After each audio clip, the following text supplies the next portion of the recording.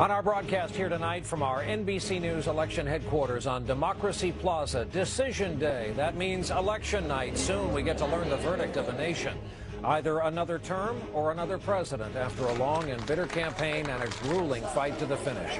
Tonight, what we'll be looking for as those first returns start to come in. And after the storm, in the cold, without power, after losing so much, they came to cast their ballots. Tonight, the extraordinary election effort to make sure everyone gets to vote while so much human suffering continues. Nightly News, this election night Decision 2012 begins now. This is NBC Nightly News with Brian Williams, reporting tonight from our election headquarters on Democracy Plaza. And good evening from our spectacular location here tonight at Rockefeller Plaza in the center of New York City, transformed for the evening into Democracy Plaza, our NBC News election night headquarters.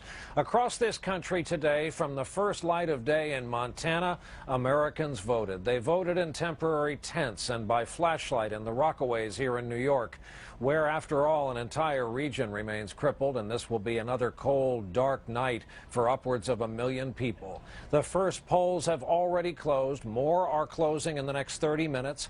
People are still lining up to vote tonight in the state that may, at the end, be the greatest prize of them all, Ohio. The candidates are spent after an exhausting home stretch. President Obama got off the trail in his hometown of Chicago.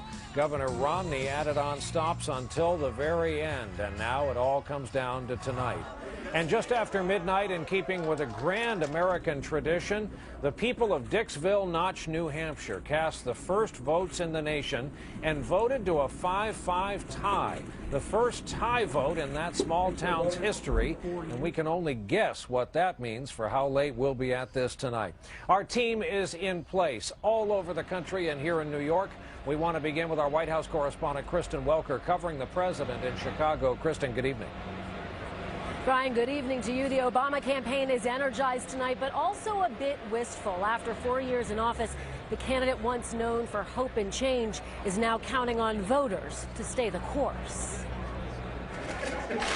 My name was Barack Obama, you know, the president of the United States. President Obama campaigning tirelessly in the final hours before the polls close, stopping by a Chicago campaign office to stress the importance of turnout. We got to round up some votes.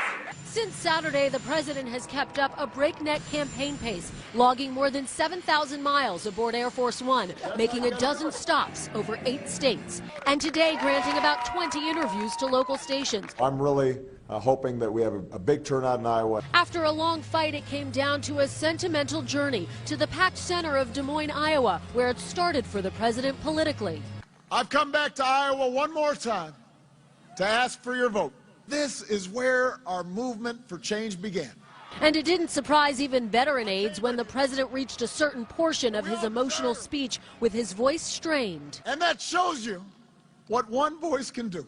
And tears flowing down his cheek. It was the last event of his last presidential campaign. As you know, this is a pretty emotional time for us because this is the final event of my husband's final campaign. Today, our NBC affiliate in Des Moines asked the president about his tears. A photographer got a little tear going down your left cheek. Was that the cold out there, or was that emotion?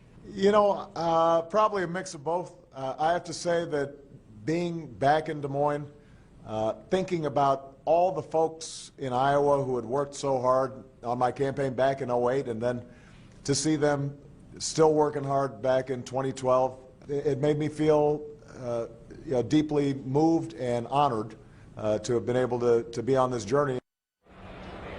Now, this final stretch has taken on the feel of a family reunion, with aides from 2008 rejoining, some growing good luck beards, others wearing good luck charms. The president's tradition, a game of basketball with some of his closest friends and advisors. In fact, we have a shot of him with one of the folks who played today, former Illinois State Treasurer Alexi Giannoulias, who said the president's team won by 20 points.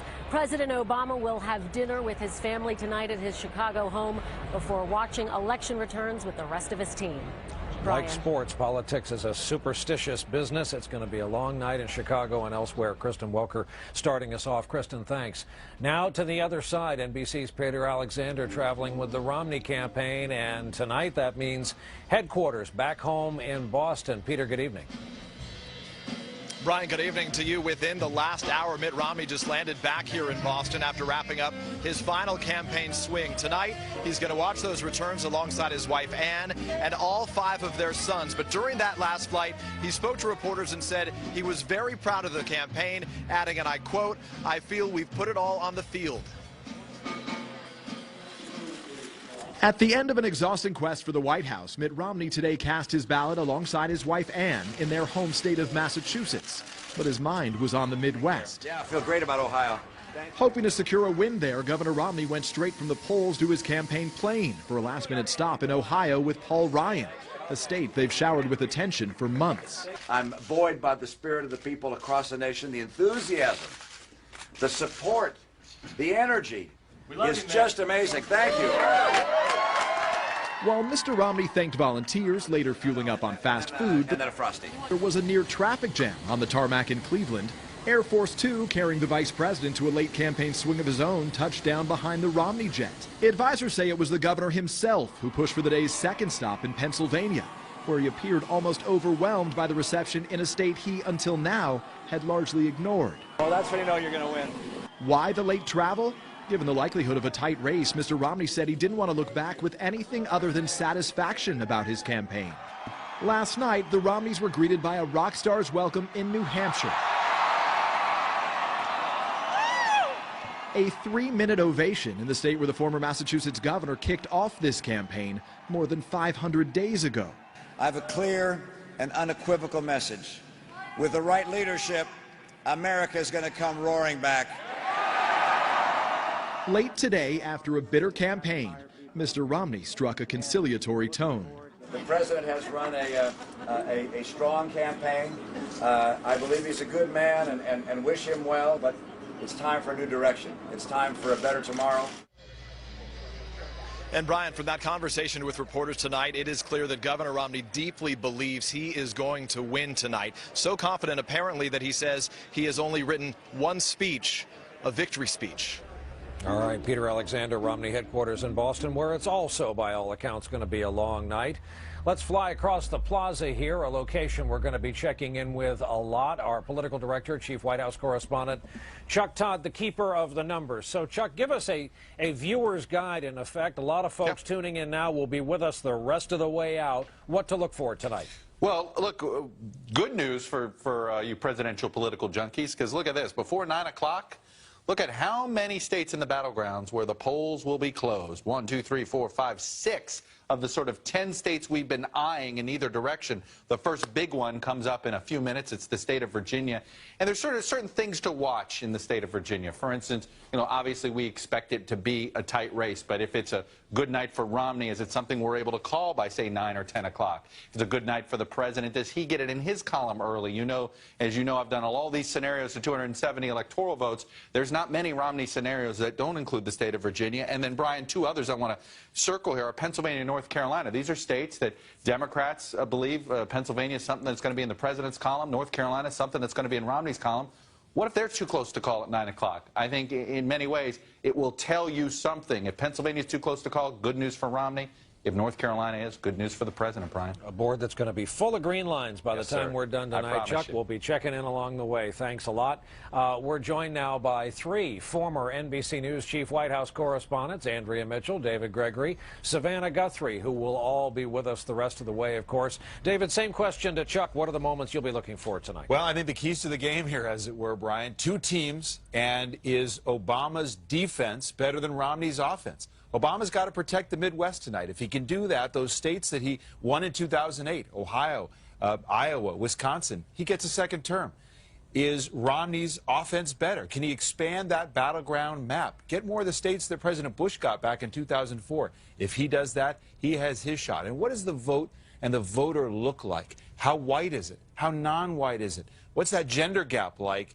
And what about men, white men in particular, for one side or the other? We're going to be paying a lot of attention to that. Savannah, we got to barnstorm around on Air Force One for about 24 hours last week, and what struck me is over and over, and it sounds ridiculous but true, it's not '08, and you and I were talking about this before we went on the air, in so many ways. When you think about 2008, that was the night, of course, this country elected the first African-American president, and now 4 years later, if you look at the data, if you look at our polls, this is a country more racially divided politically than it has been ever before. The president is winning margins with non-whites of upwards of 66%, losing whites by 21%, and that fact alone may well be what's determinative depending on what the electorate looks like tonight. So I think about how divided this country is, not just along racial lines, along gender lines, but also along political lines. We know this is going to be an extremely close race no matter what happens. And what does that tell us about how we'll govern for the next 4 years? That's right. Whoever wins that 270 tonight is in for a lot of partisanship. To Andrea Mitchell. Andrea, you're covering the Senate and House races tonight, and there's a lot of closely watched contests. And speaking of partisanship, we're going to be watching to see whether the Democrats, first of all, can retain the Senate, control of the Senate. They have more to defend, 23 out of the 33 seats, but the Republicans have some self-inflicted wounds that they themselves would acknowledge, with Todd Akin and Richard Murdoch in Missouri and Indiana, the candidates who spoke so controversially about rape. We're going to be watching women. 18 of these candidates in both parties in the Senate are women. That is an all-time high. And we're watching the House, of course. Republicans expected to retain control of the House, but what's going to happen to the Tea Party and to the partisanship in the House? Andrea Mitchell wrapping up our purely political subtext so far tonight, and it must be said, by this time tomorrow night, this plaza will likely be full of swirling snow from a huge storm that's going to add insult to injury to this region.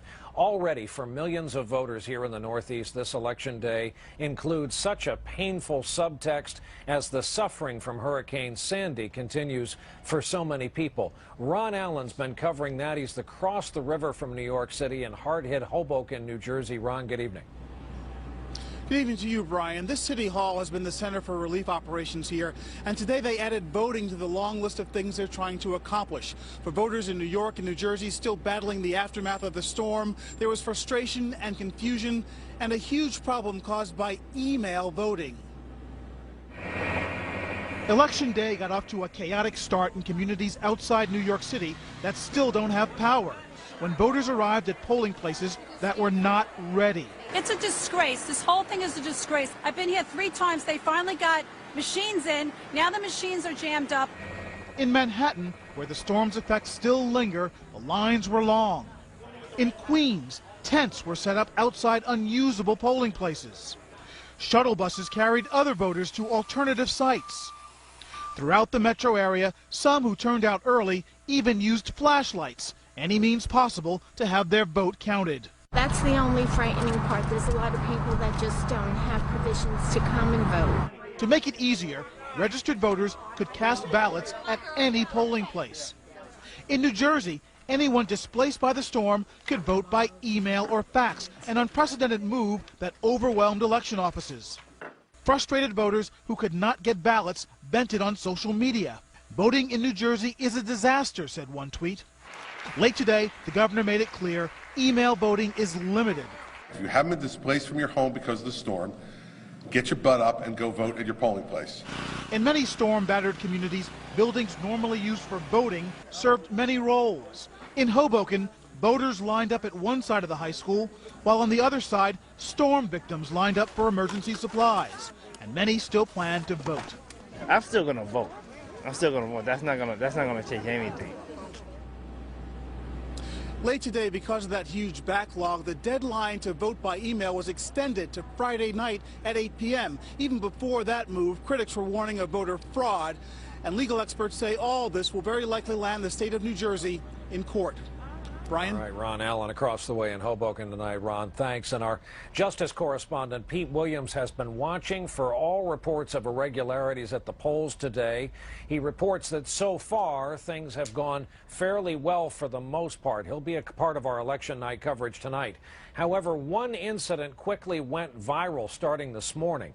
It happened to a voter in Pennsylvania today as he filmed himself pushing the electronic screen, the Obama button. The machine checked checked off Romney's name instead. He tried it again, same thing, eventually figured out how to touch the screen in such a way that allowed him to choose the candidate of his choice. He reported the problem to poll workers. We're told the machine was recalibrated and returned to service. When our broadcast continues from Democracy Plaza this election night 2012, this other big story we're following, the continuing suffering from Sandy and how that has led to a vital new mission for the U.S. Marines.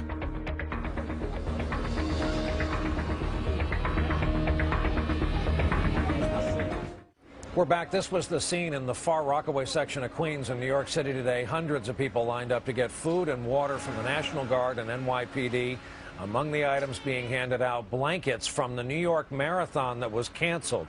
In one area particularly hard hit, Staten Island, the problems are piling up. As the old saying goes, when you got a problem, send in the Marines. Well, they did, as NBC's Stephanie Gosk found out there today. Marines on patrol, but this isn't Helmand Province. It's the storm-ravaged streets of Staten Island. It was hard to look at, you know, it was hard to watch. 50 Marines in a community that needs the muscle, especially the Merkins. It's a huge job. And we said just, no problem, we can do it. Lily, a kindergarten teacher, can't talk about her home without crying. Water was high, water was like that. Russian immigrants, they worked for years to save enough money to buy their house. Demolition is the only way to save what's left. So of course it's big help. I really appreciate it. We cannot do by ourselves such a work. This is the kind of work that is needed all along this block, and people are coming by to help out, but they're charging $3,000 to do what these Marines are doing in here for free. In just an hour, the job was done. When I walk through these streets, it's like nothing I've ever seen before. These homes were ripped off the foundation. In fires and floods and winds, everything damaged this place so bad. Based at Camp Lejeune, they were getting ready to deploy again to the Middle East when they got the call to come to Staten Island.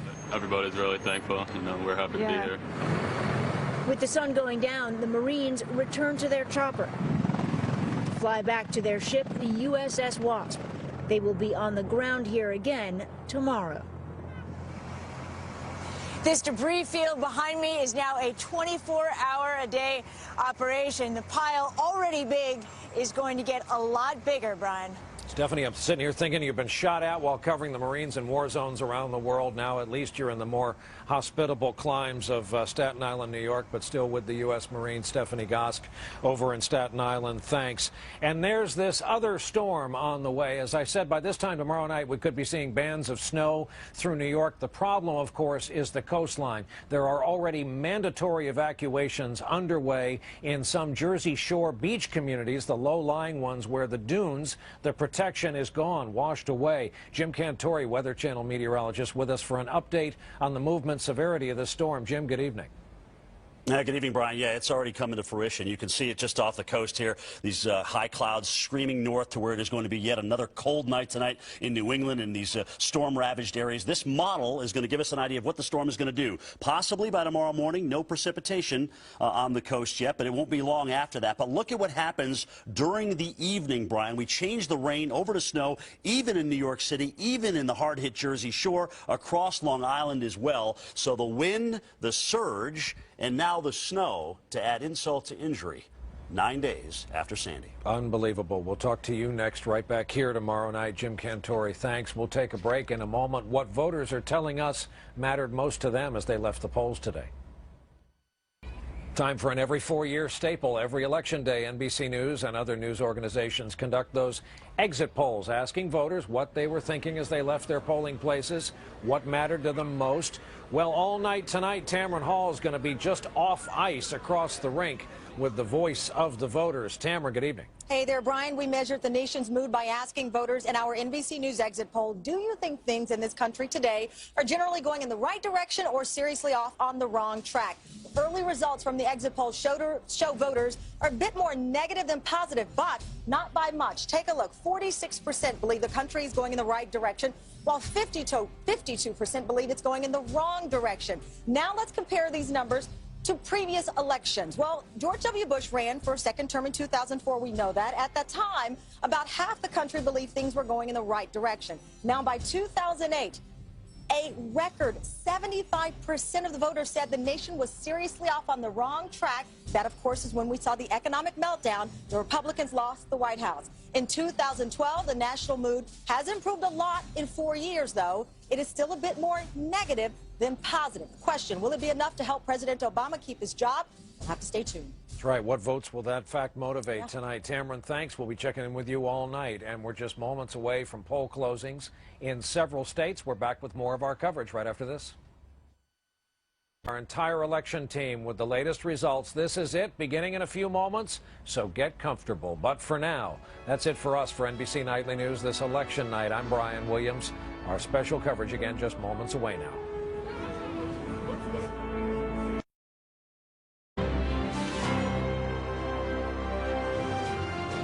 From NBC News, Decision 2012, Election Night. Live from Democracy Plaza, here's Brian Williams. In the shadow of the magnificent Rockefeller Plaza, what's been transformed into Democracy Plaza for tonight and for the event, this now begins our Decision 2012 coverage. Pull up a chair, get comfortable. We have every reason to believe we're going to be at this for a good long while, and we will all be learning these results as they come in together, starting right now. We have the first closings to bring you, beginning with the Commonwealth of Virginia. In the race for president, right now at closing time, we consider it too close to call. In Georgia, it appears voters there have elected, in our second closing of the night, in Indiana, rather, Mitt Romney. And note that is a net pickup, a state President Obama won last time. We were going to now go to Kentucky, where Mitt Romney has been declared the projected winner there. Let's see here. South Carolina should be next, and we have this too early to call at this hour. 9 electoral votes on the line. Up in the state of Vermont in New England, we are projecting Barack Obama will repeat there. 3 electoral votes, hangs on to that state. And then 2 Senate races, 2 of the many we're going to be following as we look at the electoral vote map. Sparse, but it's early yet. Remember, 270 is the number the victor needs to get to by the end of the night. Now to those Senate races in Vermont, and this is, sorry about that, this just came in Georgia, the presidential race, too early to call between Obama and Romney. All of this are coming into us as you see them. And now, Vermont Senate, Bernie Sanders, the independent incumbent, will be going back to the U.S. Senate. We're watching closely the Indiana Senate race between Donnelly and Murdoch, and that is too close to call, but the hour is early. So let's take this opportunity, since we have our first results early on, to introduce part of our team with us here in our studio over the plaza. David Gregory, moderator Meet the Press, and our friend Savannah Guthrie, of course. David, have at it. We have a few results. Well, we do. We have a Virginia, not a result, but that we're already seeing it's too close to call. We're going to be watching this, of course, because this is critical for Governor Romney. I'll repeat the key for me, which is how good is Romney's offense? How good is the president's defense? Romney has got to take back Virginia, which President Obama won 4 years ago, and Virginia is a key to it. So at this point of the night, it's still early. Romney wants to be performing early. He'd like to put that away earlier in the night, rather than have it drag on. We've been together now for a couple of these, and all of us have covered politics and the White House specifically. Savannah, tonight, the dynamic every time is different. A lot of votes are already in before the first votes were cast in person today, and you and I were saying during NBC Nightly News, this is not 08 this year. No, it's a different year. You have to think back where we were 4 years ago. We elected the first African-American president. Now we're going to see an electorate that's more sharply divided along racial lines. And in fact, those margins that each candidate runs up with either white voters for Romney or non-white voters for President Obama, that could be the key to the ball game. I think about Virginia. It is a state that really reflects the changing nature of demographics in this country. It's a state that was reliably red for years and years and years. Obama obviously won it in 2008, but he's going to have to work hard to hold on to it tonight. There has been an increase of Latinos in that state. You see the women vote being very important in that state, but it's going to be a very tight one. Let's go down to Chuck Todd, his perch across the way in our main headquarters building in 30 Rock, in his studio, the keeper of the numbers. So, Chuck, the night is going to be about the road, as you nicely put it there at the top of your graphic, the road to 270. It is going to be that, and what we're going to watch early on, I'm going to give people a little bit of a tour of what I have a little bit, but as I was telling you nightly, a lot of the major battleground states are going to have polls closed. You know, we already have Virginia's the big one. In less than 30 minutes, North Carolina and Ohio, those polls close. And by the way, North Carolina, more than 50% of people already voted, and they voted before today. Keep that in mind with the early vote. By 8 o'clock, you throw in Florida, Pennsylvania, New Hampshire. So we're going to have a good idea. And one of these things is watch what's called and what isn't about 9 o'clock. If Pennsylvania is still too close to call and we're into 10 o'clock at night, that's a good night for Romney. North Carolina is still too close to call, way into 10 o'clock at night. That's a good night for the president, because both of those states are ones that are assumed to be in the slightly lean Obama for Pennsylvania, slightly lean Romney for North Carolina. And by the way, I want to let folks know, when they heard you say, Brian, too early to call in a state like Georgia or a state like South Carolina, just want to let people know the reason for that is we didn't exit poll in a lot of the contested states. We wanted to spend extra money to get it right in places that are doing all this early vote these days. We had to spend a lot more time, a lot more data, a lot more research to do that in other states that are in the presidential battleground. So we're actually waiting for more results to come in. That's why you may see us take a while to call certain states. And then while I'm here with my toys, Brian, just want to show you a few other things. Watch here. We got Virginia. We're going to start seeing results come in. And as they come in right now, with those polls closed, the thing I'm watching all night tonight is going to be not just the turnout, but it's going to be the turnout and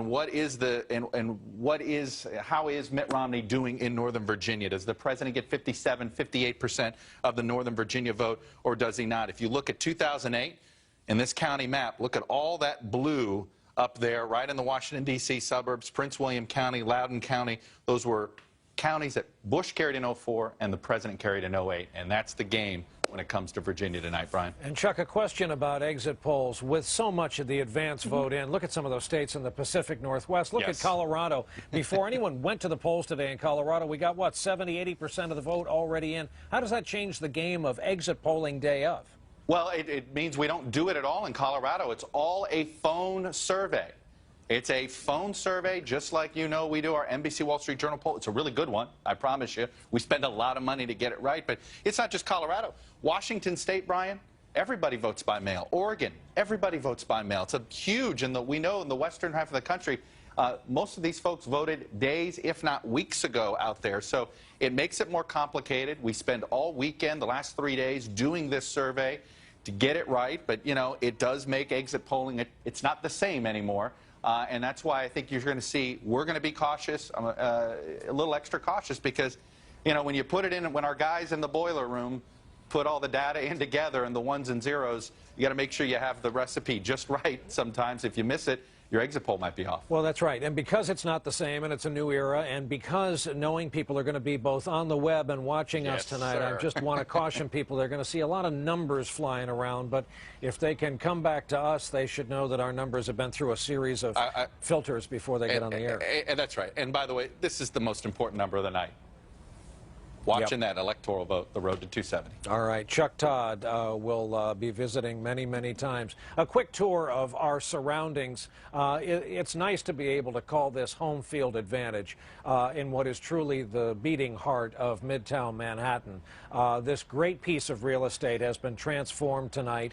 The iconic, world-famous skating rink, open for business for the winter, is closed to visitors tonight so that we can display the electoral map, as we have done in election cycles past, as Prometheus looks down upon it all. And up on the building, the product of John D. Rockefeller Jr.'s dream during the Depression, ended up being a pretty successful construction project. We're going to be projecting the twin bars to get to the lofty number of 270. All of us know folks in those facing offices, and they've all promised to be good tonight while they're on camera. Let's go into our newsroom across the way. Tom Brokaw is going to be, of course, a part of our coverage all night. And Tom, here's a very basic question. So you get to 270.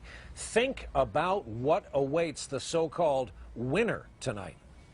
Well, I'm going to talk, Brian, as well about that, but also about, as Chuck gives us the big picture, I'm going to talk about the up close and personal to give our viewers an idea of what to look for as these votes come in and as we get results from our exit poll. President Obama, going into this day, and his whole campaign was organized around this, was to get out their vote. The voting age population in this country has expanded considerably since 4 years ago, and that means it's a more diverse nation as well. So he's counting on a very heavy turnout of the African-American vote, and especially the Latino vote, which is one of the bigger prizes in American politics these days. And keep your eye on the Asian American vote, which is also creeping up in that American voter profile. As for Governor Romney, well, we've seen in the last couple of days where he hopes to win. He's been going back and back to Ohio and then again to Pennsylvania, looking for the white male vote, for the suburban married woman vote, for the suburban married male vote, and for those independents who might have voted for Obama 4 years ago and are not at all happy with his performance since then, and they want him out of office. So that's what I'm going to be keeping track of here tonight, and those will be the ingredients that will add up to an electoral victory for one man or the other, Brian. All right, Tom Brokaw, thanks. And across from Tom in the same studio, NBC's Andrea Mitchell, who's going to be watching the Senate and House for us all night. And Andrea, I know you have races you're particularly zeroing in on. Well, first of all, Virginia, you talked about how close it is on the presidential, too close to call. That close race is being mirrored in the Senate race, where you've got two former governors, George Allen and Tim Kaine. Tim Kaine, most recently the former Democratic National Chairman, going at each other. George Allen also trying to reclaim the seat that he lost re-election in 2006, and that was 50-49 to Jim Webb, who's now retiring from the Senate. That was so close. It was some 9,000 votes, and it took us all night to get there. So that's a very close race. And also Massachusetts. You've got a consumer celebrity star, a Democratic candidate, Elizabeth Warren, trying to challenge Scott Brown, who was elected, of course, to fill out the remaining term of the late Senator Ted Kennedy. And that is also expected to be a very close race with a lot of money. She has been a fundraising juggernaut. All right, Brian? Andrea Mitchell, who we'll be talking to all night, along with the cursory music that it's great to hear every 4 years. Andrea, thanks. Lester Holt is straddling two worlds for us tonight, both watching the gubernatorial races around the country and any and all reports of voter irregularities. And on the latter, Lester, there was a few incidents on the web today, became kind of sub-memes on the web, but I know you're watching it nationwide to see if anything boils up. Well, let's talk about that thing on the web first. It was widely seen on YouTube. A voter went into a Pennsylvania polling site using electronic touchscreen voting. This person kept trying to vote for Barack Obama, and watch what happens. Mitt Romney's name punches up, tried it several times. This has gone viral on the web. He reported it to the precinct officials. They looked into it. It was a glitch. The computer, that particular polling computer, was recalibrated, and the person was able to vote for the person they wanted. But keep in mind, 25% of Americans will be voting electronically, so we're going to see this kind of thing, glitches. No suggestion anything nefarious going on. Now, speaking of Pennsylvania, there's been a little confusion there today. This all goes back to that law that went into effect requiring voter ID requirements. That went before a judge. The judge said, I'm not going to rule it unconstitutional, but let's not put it in force for this election. However, at the same time, he said it's okay if poll workers ask for your ID. So you can see the confusion there. There have been some reports of of people going to polling places, and they've been asked for their ID. That's perfectly legal. We have no confirmation anyone has been denied the right to vote, but it has created some confusion there. And finally, Brian, we're keeping a close watch on the 3 states here, the tri-state area of New York, Connecticut, New Jersey, New York, areas that were battered by Hurricane Sandy. We saw people today, you showed on Nightly News earlier, voting in tents, in makeshift voting precincts. Officials in all these states have made provisions to allow people to vote, to make sure people aren't denied their right. New Jersey has taken a special step today, basically saying anyone who's doing email voting, and they allowed that for people displaced by the storm, they're now saying those votes can be submitted as late as next Friday and still be counted. We've never seen anything quite like that. It's extraordinary, but you could argue these are very extraordinary times, Brian. Yeah, Lester, it's unbelievable that in Brick Township, New Jersey, near where my roots are, which most of it is inland, they're evacuating tonight on election night because of tomorrow's storm, hopefully after casting their votes. Lester, thank you for the role you're going to play tonight in concert, I might add, with a lot of people in our Washington bureau tracking the same things.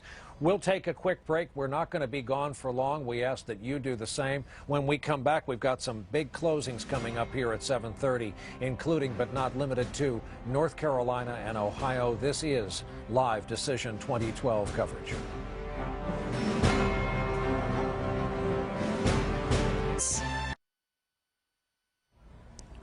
We're back. Our coverage continues. As you've seen, we have our first early results, and the first ones that are where the polls are closed while we're waiting for the results, including a very big state, and that is Virginia. All night long, when we call a state for either Romney or Obama, unless we noted it was a state they each got respectively, both parties, last time. This was an Obama state last time. It's why they call it a battleground.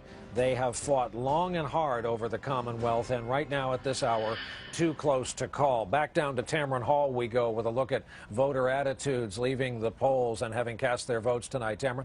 Hey there, Brian. So we ask Americans which is the most important issue facing the country right now. And take a look at how the people responded. A big majority, say 60%, it's the economy, followed by trailing significantly health care, the deficit, and foreign policy barely registering. Now, digging a little deeper into these numbers on the economy, we ask voters, what's the biggest economic problem facing people like you? Well, 40% indicated unemployment, and almost as many, interesting, said rising prices, with fewer saying taxes and housing.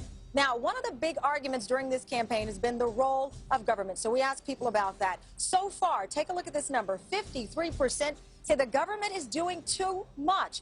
41% indicate they feel the government should be doing more to solve problems. So another little bit of insight to what people are thinking tonight, Brian. Cameron, thanks. We want people to know we're not being coy. We know no results that we're not passing along, but we can all look at those numbers to try to figure out hints as to the storyline we're going to be covering tonight. Let's check in with the Obama campaign, which right now is a campaign at rest. They're exhausted. They're wrung out. Both sides are. The president went from Des Moines back home to Chicago, where he spent the day. Kristen Welker covering for us.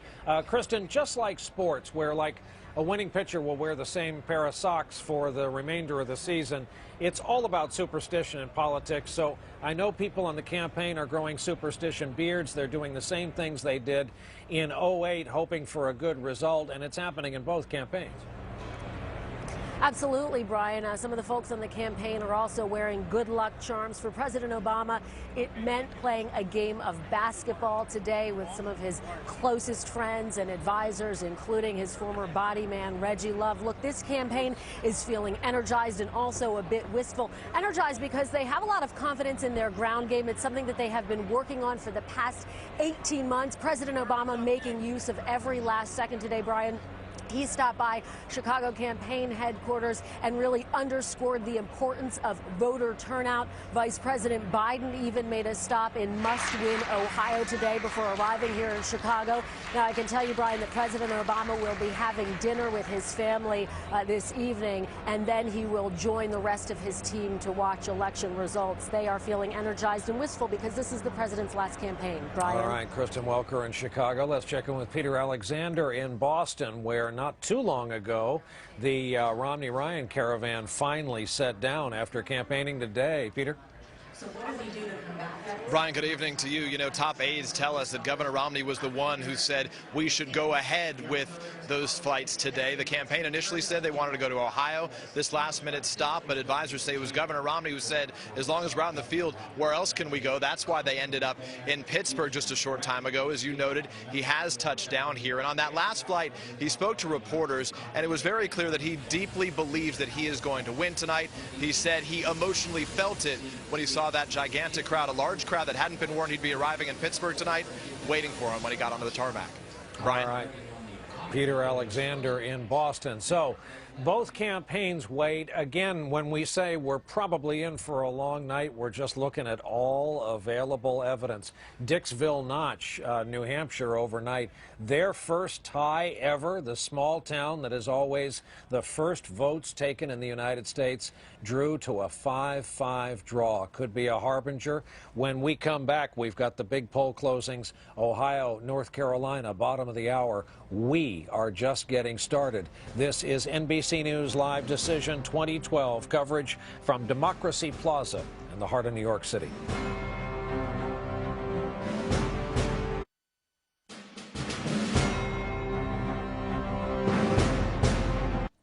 And welcome back to NBC's continuing coverage of Decision 2012. I'm Craig Melvin. For those of you just joining us, polls now closed in 6 states. We start in the Commonwealth, Virginia, that critical battleground state with its 13 electoral votes, 1% of the vote in. Too close to call at this point, Virginia. Back in 2008, President Obama won the state by the same margin that he won the national election, so we will be watching closely to see if he does that again, 53 to 46% 4 years ago. We also have results right now from Georgia, 16 electoral votes at stake. Too early to call in Georgia, too early to call in the state of Georgia. Also in South Carolina, it's too early to call there as well. And in Kentucky, we can go ahead and call that one. This is Governor Romney's first pickup of the night. Governor Romney at this point projected to win the state of Kentucky, also projected to win Indiana as well and pick up its 11 electoral votes. And in Vermont, President Obama's first pickup tonight. President Obama at this point projected to get that state's 3 electoral votes. And here's our look at the Electoral College map as it stands right now. Governor Romney, 19 electoral votes. President Obama, 3 electoral votes. That means we've got a whole lot of electoral votes out there. Long way to go tonight. Several key Senate races in those states as well that we're keeping a close eye on. A tight race expected in Indiana where Democrat Joe Donnelly and Tea Party candidate Richard Murdoch are going head-to-head there. You can see in Indiana it's too close to call. Back in Virginia, former GOP Senator George Allen trying to reclaim that seat. Taking on former Virginia Governor and Democratic National Committee Chairman Tim Kaine. At this point, 1% of the vote in. Too early to call, too close to call, I should say, in Virginia. So, in our first batch of poll closings, as expected, Virginia, too close to call at this hour. The Commonwealth, too close to call. Both candidates campaigning hard in Virginia over the last few days. Joining us now from Richmond, Virginia, NBC News correspondent Tom Costello at the state capitol there. Tom, good evening to you, sir. Hi, Craig. You're right. It's been too close to call for the last couple of days. Going into this last day, yesterday we had President Obama up by a single point. Interestingly, as I made the calls this afternoon, I talked to the state Republicans and the Democrats and to the election board, all of them reporting very heavy voter turnout today. Lines sometimes anywhere from 2 to 4 hours long. And in the key counties, those counties being Henrico County, also Loudoun County up in northern Virginia, Fairfax County, Prince William County. Those are going to be critical counties to see how this state goes. Now, you recall that in 2008, this state went for President Obama, but it has been reliably Republican for decades. So how has it gone since 2008? Well, it turned to a Republican governor in 2009, and it made some Republican state choices as well in 2010. So the question is, will the Democrats get the vote back out again for them to keep this in Obama's hands, or might it go to Romney? Interestingly, when you talk to the Dems tonight, they said, we're confident we got the votes we needed in our precincts. You talk to the Republicans, they say the exact same thing. And right now we're looking at a very, very close race indeed. So we're going to be watching those northern Virginia counties because they could be the tale of the tape. Lastly, I want to let you know that we're watching this key Senate race between the former governors Tim Kaine and George Allen. As we went into tonight, we had Tim Kaine up by about 3 points. That was yesterday. It will be interesting to see how that plays out. George Allen has really hitched his wagon to the Romney-Ryan ticket. So as goes Romney-Ryan, it could be the case that so goes George Allen's Senate aspirations. Back to you. Tom Costello in Richmond, Virginia tonight. We'll be checking in with you throughout the evening. Tom, thanks, sir. Appreciate that. Joining me now, American University professor of government Jennifer Lawless, who has been a student of the campaign. Jen, thanks for joining us this evening. Thank you. The perception, turning back to the presidential race here, the perception is that while the Romney camp has the edge on enthusiasm to a certain extent, especially according to what we just heard from Tara Wall, the Obama team has that legendary ground game. Which side wins out there? It's all going to come down to turnout. So if the Obama campaign is able to turn out the voters, even a large portion of them, not all of them, that they were able to turn out in 2008, then it looks very good for Obama, because the best predictor of whether somebody's going to turn out to vote is whether they're mobilized and they're actually told to go to the polls, not just whether they're enthusiastic. So much has been made during this campaign of independent voters and undecided voters. At this point, what can you tell me about the role that they're going to have on this election? They're going to be decisive in all of the key states tonight, and it's kind of difficult this year to predict what's going to happen because we've had relatively few undecided voters relative to years in the past. The one thing to look for as we move forward and wait for the Virginia results to come in is this could also be a referendum tonight on whether the polls have been right, because all of the polls have indicated that Virginia is going for Obama. So if Romney wins Virginia tonight, that's a bad night for pollsters. That's a bad night for pollsters indeed. Jennifer Lawless, we will be checking in with you throughout the course of the evening. It's also going to be very interesting, Jennifer, to take a look a little bit later at the gender gap. Much has been made of the chasm between the two candidates with regards to women. So thank you so much. Thank you. We will have more results for you after the break. When we come back from a short break, more results. Stay with us. NBC News, continuing coverage of Decision 2012.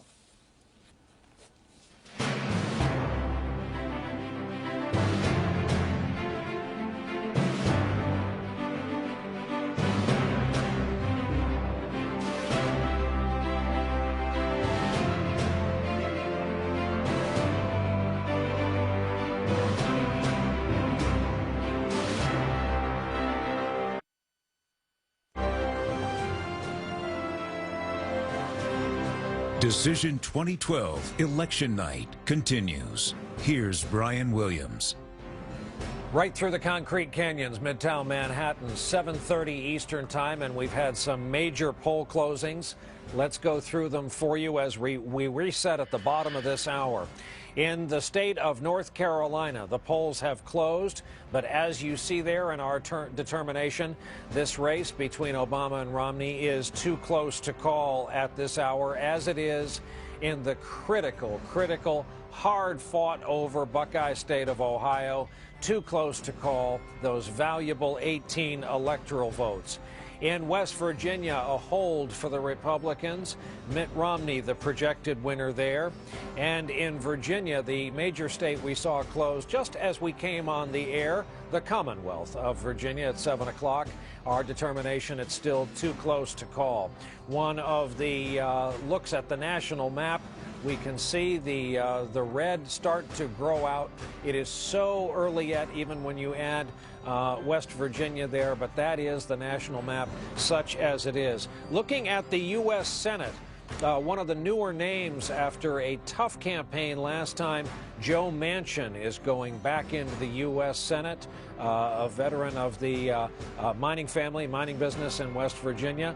And the Senate race in Ohio between Sherrod Brown, Josh Mandel, the returning war veteran who has given Sherrod Brown more of a race than I think the Democrats predicted, is at this hour, as the polls close, too close to call. David Gregory, what do we make of it all so far? Well, look, let's remember, what's the key for Mitt Romney tonight? It's to go on the offense, to turn a 2008 Obama state into a 2012 Romney state. So that's why when we look at North Carolina and we look at Virginia, he wants these races to be over soon. He wants those states in his column soon. If he's going to have a Southern strategy of sweeping the South and then moving north, those he'd like to have them wrapped up early and not late. It'd be a bad sign for him if we're still talking about this after every half hour that it's closed in both North Carolina and Virginia. It gets very difficult on the electoral map. And then we talk about Ohio. Defense for the president. If he holds Ohio tonight, Brian, that's the Midwestern firewall. It's really critical for both sides.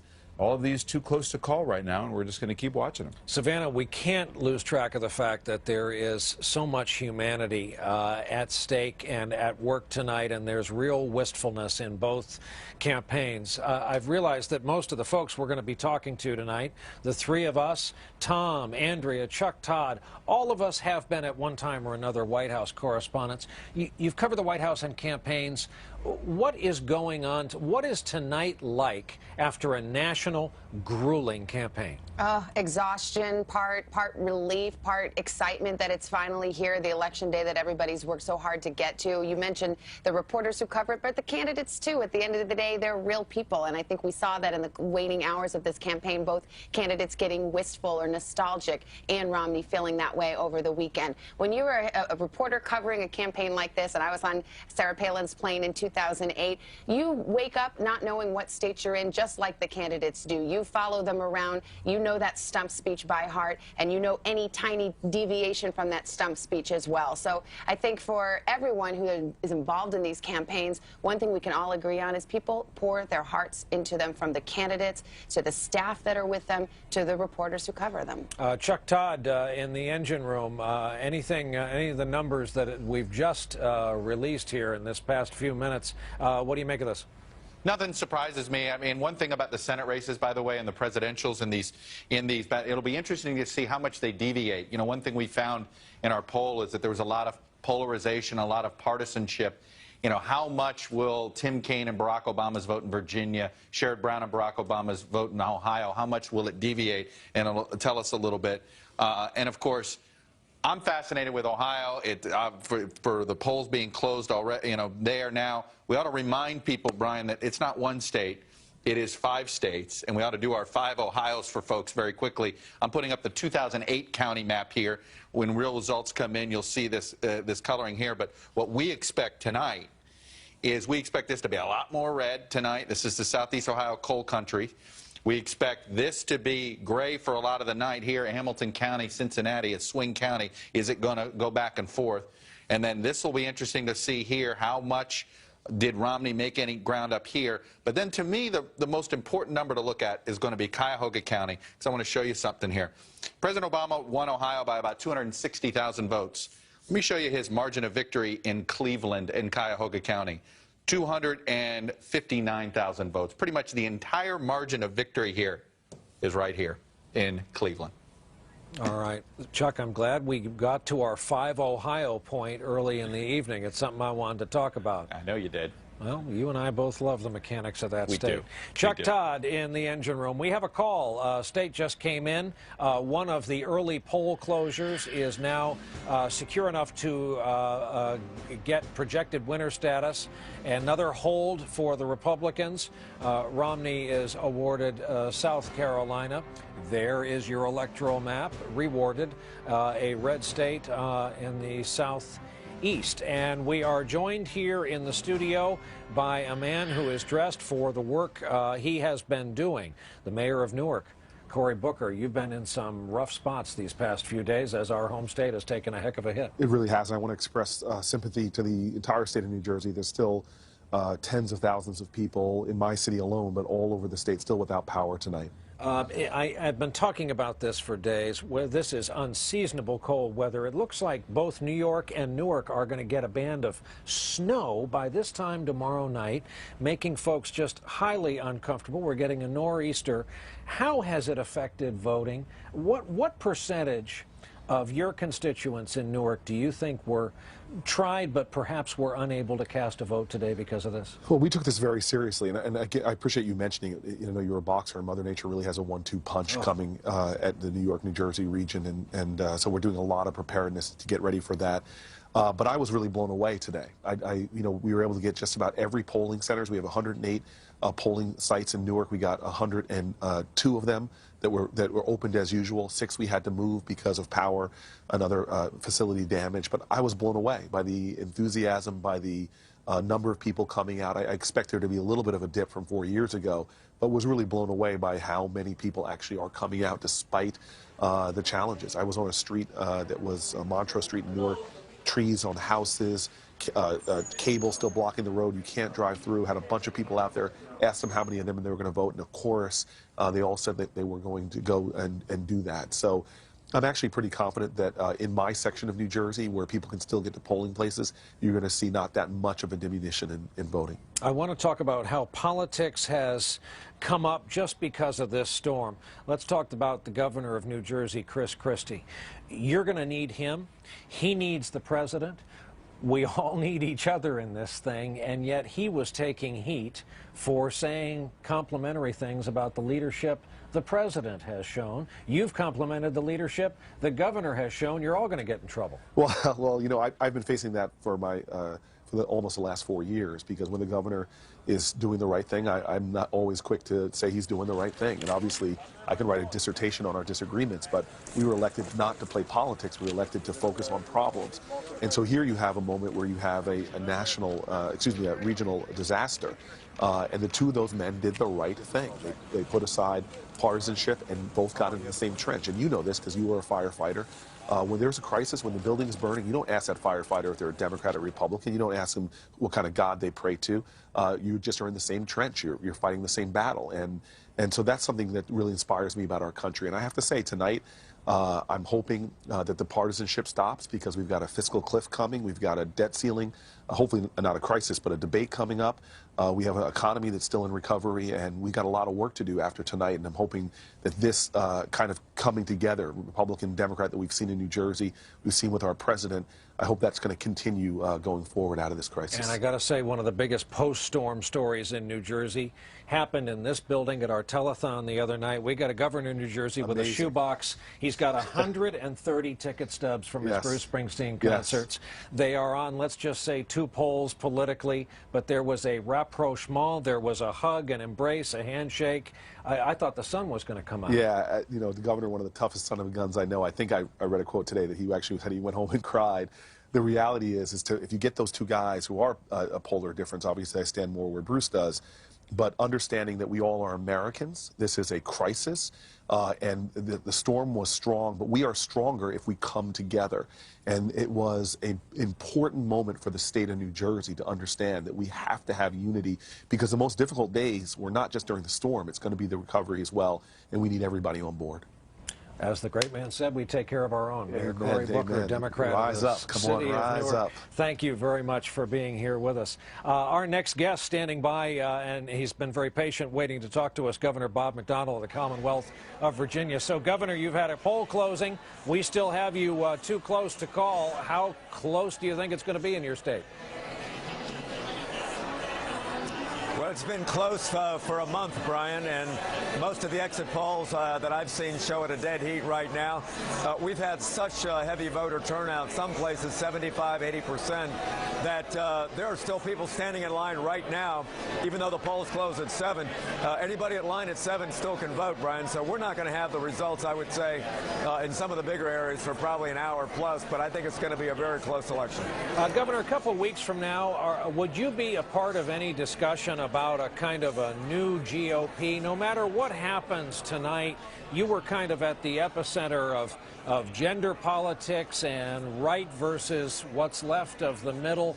Are you concerned over where your party is, where the center is defined?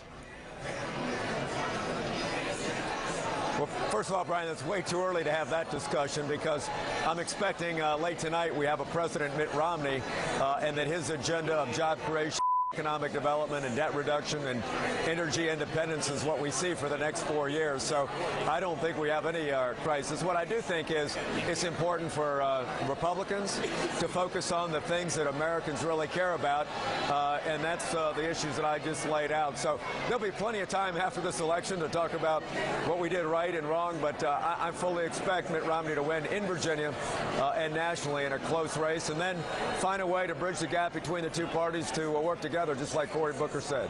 All right, Governor Bob McDonnell, Commonwealth of Virginia. What's going to be a perhaps a long and dicey night there until we get a result. Governor, thank you very much for making time to talk to us tonight.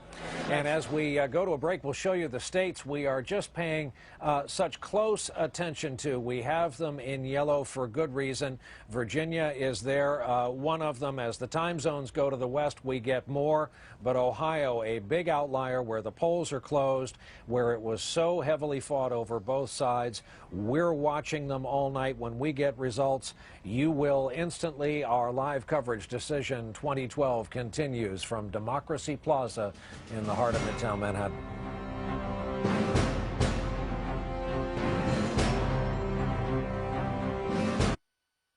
We're back here in New York, 7:45 Eastern Time, and one way of speaking, we're coming into the heart of the order. We've got some big states outstanding, and coming up at 8, we have a slew of poll closings to get to. Unclear, because we don't know in advance how many of them will yield actual results. We're watching all of it. When we get a result, we just fly on the screen and interrupt whatever conversation we have, but along the lines of tonight's election night and how much it reflects recent times. Over to Tom Brokaw. Tom, our friend and pollster Peter Hart has a specific area of study. He loves studying the week of election night and the days prior to elections, because after all the spending and the shouting, sometimes the events on the calendar leading up to these things can give us the result, no matter all the king's horses and all the king's men have tried before. Well, Brian, playing to your rock and roll sensibilities, if we were to call this political year a rock and roll concert, we'd call it Rolling Thunder. It really began with those Republican primaries in the early part of the season. They were long and rancorous. We had everything from 999 to oops to Michelle Bachmann. And finally, Mitt Romney emerged from all that and got beat up during the summer by the Obama campaign very early on. We moved into the conventions in August, and then look what happened just beginning in September until just now. In September, we got the 8.1 unemployment rate reported actually on the 7th, but they got the numbers on the 6th of September. And then on the 11th of September, on the anniversary of 9/11, we had the attack in Benghazi. 4 Americans were killed, the first American ambassador in more than 40 years at this point. And that's still something to be resolved by the Obama administration. Moving on then into October. October 3rd, the debate in Denver, highly anticipated. And for some reason, still not fully explained, President Obama fulfilled Clint Eastwood's empty chair. He seemed not to be present. And it was a kickstart to the Romney campaign. From that debate, however, we went on very quickly to more unemployment numbers. These were more encouraging for the administration. They went down, as you know, to 7.8%. And there was a lot of suspicion about that, but they held up. Then the debates continued. First, the town hall debate. And then we had the debate in the foreign policy debate, which was moderated by Bob Schieffer. And those debates, according to the people who were watching them, in the last 2 at least, the president kind of reclaimed the high ground. Now let's go into this final month. We had not only the unemployment rate going on, but we had, as you know, the unemployment rate going back up a little bit, but there was job creation. All of this in the midst of Sandy. A hurricane of, well, actually a tropical storm as they define it, but a hurricane in the lives and minds of everybody who was in the path of it. In the judgment of a lot of people, including Republican operatives, it did stall whatever momentum Governor Romney seemed to have at the time. So that's what we've been through just in this year alone, and it's going to be a long and stormy ending to this evening as well. And Tom, because we're allowed one more Springsteen quote, he got up campaigning for the president yesterday at one of the rallies and announced to the crowd that the president's performance in that first debate freaked him out, along with a lot of other passionate, loyal Democrats. But we will see what result we're headed toward tonight. Tom Brokaw. Across the room from Tom is Andrea Mitchell, covering Senate and House races. Andrea, what do you like? Well, first of all, let's look at Indiana, because that is still too close to call, even though the polls closed at 7 Eastern. That is a very hard-fought race, and that is Claire McCaskill. First of all, Joe Donnelly, rather, and Richard Murdoch where the issue of rape, it's one of two races, that and also the Claire McCaskill-Todd Akin race, where rape unexpectedly became a really tough issue and tripped up Republicans who were really expected to win. So Richard Murdoch now trying to win this seat. He defeated Richard Lugar and won the primary, but Joe Donnelly putting up quite a fight, too close to call. And then also we've got what I just referred to in Missouri, where Claire McCaskill, the incumbent, is really fighting hard. Todd Akin abandoned by all Republicans, including Mitt Romney, but did get a lot of Republican money back in there because they think that this is one seat that could mean the difference between defeating the Democrats and regaining control of the Senate. Andrea Mitchell, thanks. Over to Lester Holt, who's watching both governor's races and any voter irregularities that hit our radar screen tonight. Lester? And Brian, I want to talk about some of the propositions, down ballot items out there. Same-sex marriage is on the ballots in several states, but keep an eye on Maine, Maryland, and Washington, where for the first time voters could vote to legalize same-sex marriage. Also, marijuana. Washington, Colorado, and Oregon have ballot items that anyone could become the first to legalize the recreational use of marijuana, allowing those 21 and over to have small amounts of marijuana. That could run afoul, of course, of the federal government because it's against federal law. We're also watching health care. Alabama, Montana, Florida, and Wyoming, they're all considering laws that could reject the mandate that individuals have health care. Of course, it would be largely symbolic because it's federal law, but that's another interesting set of propositions to be watching throughout the evening, Brian. All right, Lester Holt, thanks. Back here to David Gregory. David, what do you have so far? Well, one of the things is we were listening to Andrea. We have to remember a week from tomorrow, Congress comes back in session. So balance of control of the Senate is very important, whether the Democrats have narrow control, not just the presidential outcome tonight, but how are they going to deal with this fiscal cliff that's approaching, the expiration of the Bush tax cuts. You've got drastic cuts, half of which are going to be in defense. All of that's coming. I want to show you the polls coming up at 8 o'clock, the list of the closing polls at 8 o'clock. Alabama, Connecticut, Delaware, D.C., Florida, Illinois, Maine, Maryland, Massachusetts, Mississippi, Missouri, New Hampshire, New Jersey, Oklahoma, Pennsylvania, Rhode Island, Tennessee. A slew of them, a slew of battlegrounds among them. We are just getting started. Stay with our live coverage. We'll be back after this. From NBC News, Decision 2012, Election Night. Live from Democracy Plaza, here's Brian Williams. We are back, 8 o'clock in the East now. Slew of results, a lot of it. If there's someone in an adjoining room, call them in. This is too much to repeat. Let's go through the polls that have just closed and what we know. President, Florida, too close to call. This is our Uber list at 8 o'clock, so we're still watching that. In New Hampshire, too close to call at this hour. 4 electoral votes on the line. Illinois, the president holds his home state. Barack Obama. Pennsylvania, too early to call, but we are showing an Obama lead at this hour in Pennsylvania. Officially too early to call. In Georgia, Romney, so a hold for the GOP there. In New Jersey, too early to call, and this is storm related. This is the pure mechanics of voting and counting the vote. We're going to see this on a couple of New Jersey results tonight. In Massachusetts, Obama. In Tennessee, Romney as the projected winner. In the state of Maryland, Obama. These are all holds for the respective parties, meaning no change since the last election cycle. Ditto Alabama, Mitt Romney. In Connecticut, Barack Obama, the projected winner. In Oklahoma, Mitt Romney, the projected winner. In Mississippi, Mitt Romney, the projected winner. In Rhode Island, Barack Obama stitching together New England again, as they hope to, in Delaware, and they appear to have been successful. Ditto the District of Columbia tonight, and the great state of Maine, where the president will receive those 4 electoral votes. In Missouri, a big prize, too early to call. 10 electoral votes. Let's look at the national map and see how the blues and reds are stitching together when we add them all in. These regions that we've seen the last couple of cycles remaining largely in place.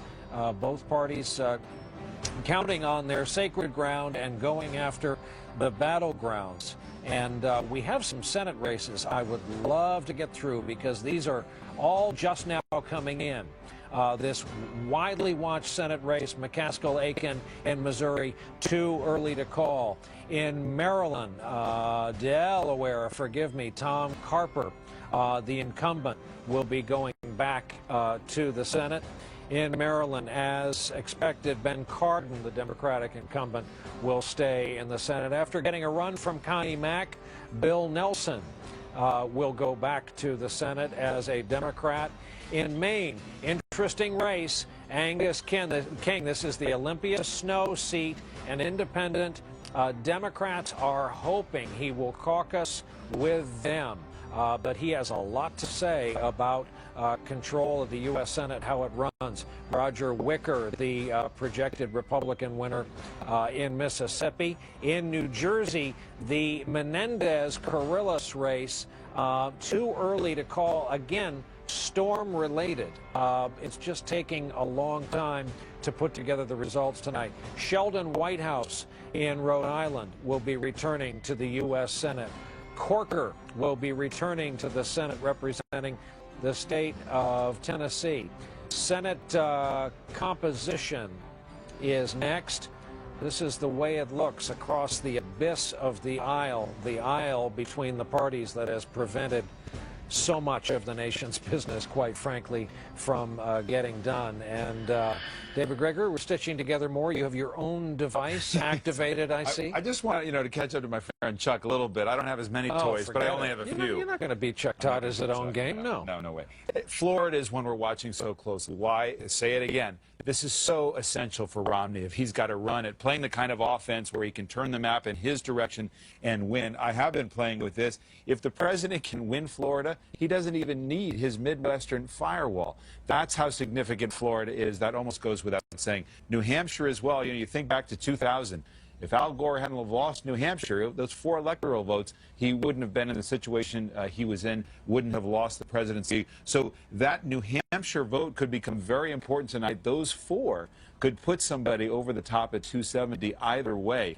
It's going to be very interesting to watch. Savannah, what's your favorite drill down on this list we've just been through? I like to look at Pennsylvania, obviously too early to call, but I think this is something that the Romney campaign made a late 11th hour effort to try to win. Right. They thought they could pick off some undecided. They thought they could, and many Republicans have gone down that road, tried to pursue Pennsylvania, only to be disappointed. But what Romney advisors felt was, look, there are places in the suburbs around Philadelphia where people aren't happy with the president. There's Western Pennsylvania, but there's also a strong machine for Democratic politics in Philadelphia. Democrats, the Obama campaign feels positive about it, thinks that they will be able to pull it out. I asked someone, why didn't you go earlier into Pennsylvania if you saw the margin tightening up? And what one Republican advisor said to me is, we didn't want to give them that much time to ramp up that machine and get that organization going in Pennsylvania. Democrats point out they do have organization in Pennsylvania. So it would be, listen, if Pennsylvania suddenly went Republican, that would be a game changer for the night. Absolutely. Chuck Todd over in the engine room. Chuck, you've got a device over there that can put Gregory's to shame, I'm just saying. And after Mayor Booker and I kind of got all jerseyed up, it strikes me we're talking about Florida. You're from there, so have at it. I do. I want one piece of housekeeping, though. In Maine, we only called 3 of the 4 electoral votes, and this is something that, remember, this is one of our outside issues to watch for tonight. Maine and Nebraska, the 2 states that award their electoral votes by congressional district, and Maine's 2nd district don't have enough information. Romney might be doing a little bit better there, so I just want to let people know that's why you might be doing the math and you're going, hey, you seem to be 1 short. We have not projected that 4th one. But I also want to talk about Florida here a minute. Look at all, tell you what just reported in. So the polls close at 8 o'clock, and you may be wondering, well, where'd all this vote come from? Well, this tells you this was the early vote / absentee vote. So we know the president won it. We knew polls had won it, but what did he win it by? And it looks like he got about a 50,000 vote margin. Is that enough? Is that going to be enough for him to do and overcome what is expected to be a good Election Day vote itself for Mitt Romney? It's going to be something to watch tonight, but I thought what was great about Florida is we know it. The first stuff they reported out right at 8 o'clock, they dumped their early vote in. That's why we assume it's about 43% of the vote. And this was the raw total margin of that early vote. So that's why there's so much Florida vote in already, Brian. And Chuck, we also knew that the minute Ohio closed, that same thing was going to happen. And you know we'll be gutting it out on the ground in Ohio tonight, county by county. We will, but and I realize here you didn't let me geek out a little bit on Florida. Go here. ahead, man. And I ought to do it a little bit. There's Florida sort of two keys here. There's margin states where the president's got to run up the score. That's South Florida. Of course, everybody who remembers 2000 remembers how blue and how important those counties were to Al Gore. But then there's the run up the score part for Mitt Romney, which is the Panhandle, northern Florida in general. And then there's the old I-4 corridor, which we're watching, and the county to watch is right here. It's blue right now. It's Hillsborough, and blue there, Pinellas. What does that mean right now? Those two counties, very important. They're Bush 04 counties. They were Obama 08 counties. If they stay blue, it's going to tell me maybe the president can win Florida, because that means he's leading. Right now, all this means is the president won the early vote in those counties. So very interesting there. One more margin county to watch, and this goes to the sort of the tapestry that is Florida, that makes Florida different, and that is the Puerto Rican vote in Orange County, which is Orlando. How big is it? Did the president get over 60% of Hispanic vote in Florida? We know he thinks he's going to get 70% nationwide. 60% in Florida would be a huge number. He only got 57 last time. Could be enough for him to overcome what is going to be good Mitt Romney vote there in the Panhandle, and frankly, good Mitt Romney vote down here in southwest part of the Florida, too, when you talk Sarasota, Fort Myers, et cetera. All right, continue to hone in on it, Chuck. There's only pride in it. Appreciate it, sir. Chuck Todd in the engine room. Let's put up presidential in Wisconsin. Do we have? Wait, okay. Governor Scott Walker is with us from the state of Wisconsin. Governor, are you in the prediction business tonight? Oh, I think it's going to be close. I mean, you're talking about just a little bit of time left. 8 o'clock tonight, Central Time, is when our polls close. I would imagine the way the polls have been all day today, there very well will be people in line still at 8 o'clock, and they can legally vote as long as they're in line by the time the polls close in just a short bit here. I think it's going to be close. I think Romney's going to win, but it's going to be by an inch. This is a state, remember, that has gone for Clinton and Obama, but went twice for me, both 2 years ago and again 5 months ago. This is a very, very competitive state, and one in which I think in the end it's going to be close, and probably will be much later tonight before we know the ultimate results. It's been such a wild time. Who would have guessed a few years back Wisconsin would play such a role in the national political conversation? You, of course, played a huge role in that. How do you explain Wisconsin politics to an outsider? Well, it's hard to tell. It's you know, for years historically, it's been what I call a 40-40-20 state. About 40% leans to the right, 40% leans to the left, and the big battle every year is for that 20% in the middle that are kind of the swing independent voters. Like a lot of states in the Midwest, we vote the person even more than the party more often than not. And so there have been bold personalities in the past that have won both on the Republican and Democrat side. It's interesting. 2 years ago, everything in our state was Democrat. That all switched in the November 2nd, 2010 elections. We had the recall elections, and we actually won by a bigger margin. It's really hard to nail down. What you typically have in two big urban areas, Milwaukee and Madison, that go overwhelmingly Democrat. You have the rural areas that go Republican. And then the battleground are key places like the Fox Valley, which goes from Fond du Lac County all the way up to Brown County, the home of the Green Bay Packers. That's a place that Obama won 4 years ago. It's a place I won in 2010 and won big earlier this year. That's going to be one of the key places to watch tonight. Not to be gross and mathematical about it, but in percentage terms, what do you think the placement of your buddy Paul Ryan on the ticket has done for whatever the end result is going to be when the polls close here in about 50 minutes in Wisconsin? I think it has an impact, particularly, remember, Paul's congressional district. He's not a statewide candidate, but in the first congressional district, it's almost evenly split. And for him to eat into a little bit of the vote in places like Janesville and Kenosha, which are blue-collar union towns, historically go big. In fact, his district went for Obama 4 years ago. It went for Bill Clinton. Just taking off a few percentage points could be enough to be the difference in the state as close as Wisconsin. All right, Governor, thank you very much. It's going to be a long 50 minutes and perhaps then some in Wisconsin, which, as we say, suddenly is playing a big, huge role in national politics, following a great tradition, we might add. Governor, thank you. We're going to take a break. When we come back, we will reset the table, look at everything that's closed, look at the poll closings we are coming up on, and what we know about the battleground states right after this.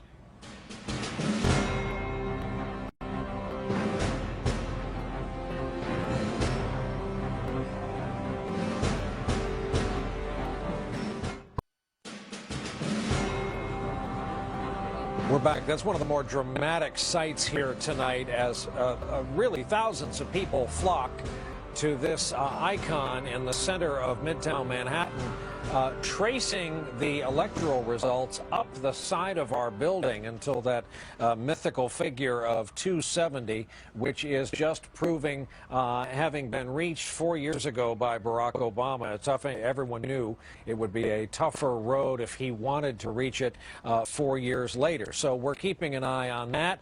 All these poll closures we have, of course, one of the big ones we're waiting for, incomplete result at this hour, is the state of Ohio. Across the way here, Tamron Hall's been looking at some of the exit poll information we have from Ohioans who cast their votes. Tamron? So, Brian, it's no doubt about it at this point. The bailout was popular in the Buckeye State. We've talked so much about it. About 6 in 10 said they approve of the federal government's aid to the auto industry. That is a big number, of course, for the president, especially when we look a little deeper into the numbers. For those who approve, if you will, of the bailout, look at this. 75% of those folks went the way, three-quarters of those went the way of President Obama. Now, you dig a little bit deeper in this. So it looks like the auto bailout may have helped Obama do better among white working-class voters in Ohio than he did in many other parts of the country tonight.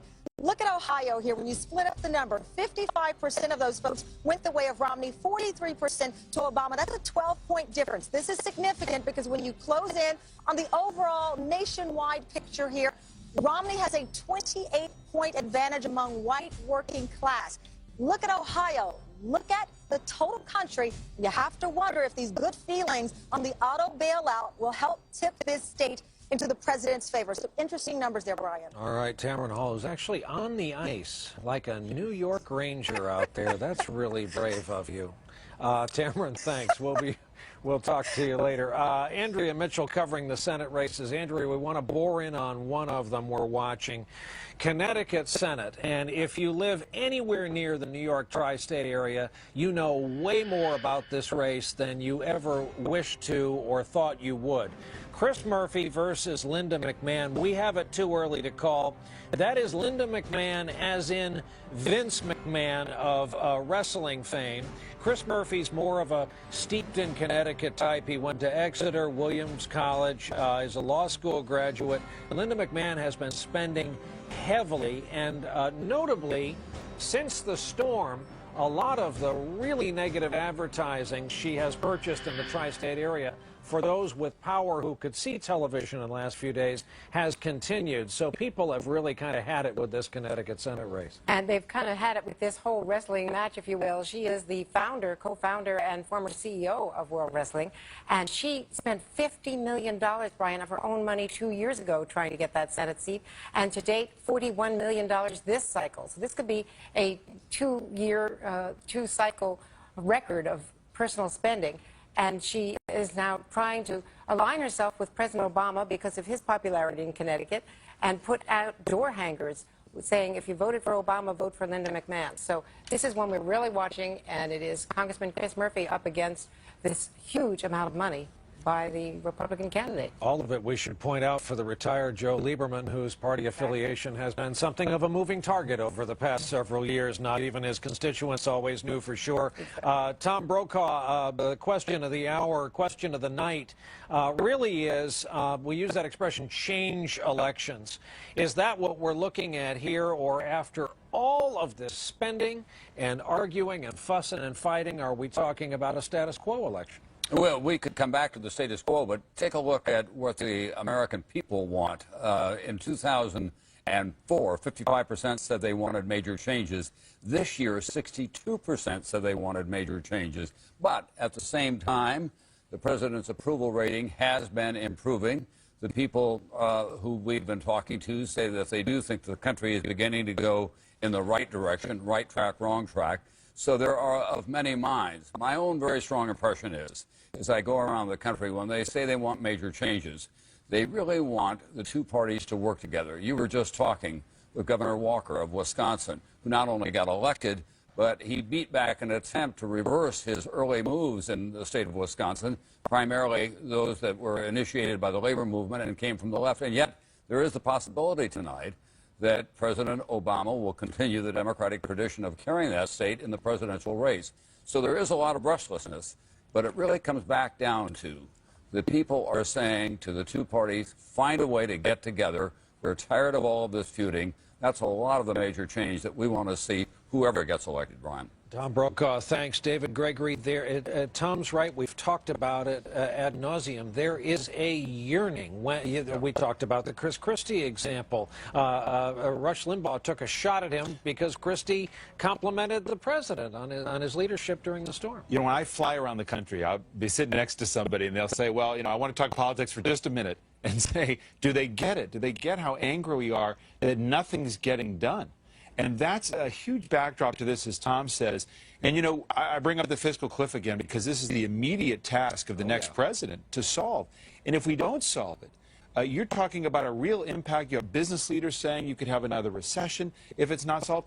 And I don't see where the break comes from. Maybe we get that tonight with this election. Savannah, if only in terms of self-preservation would they do it?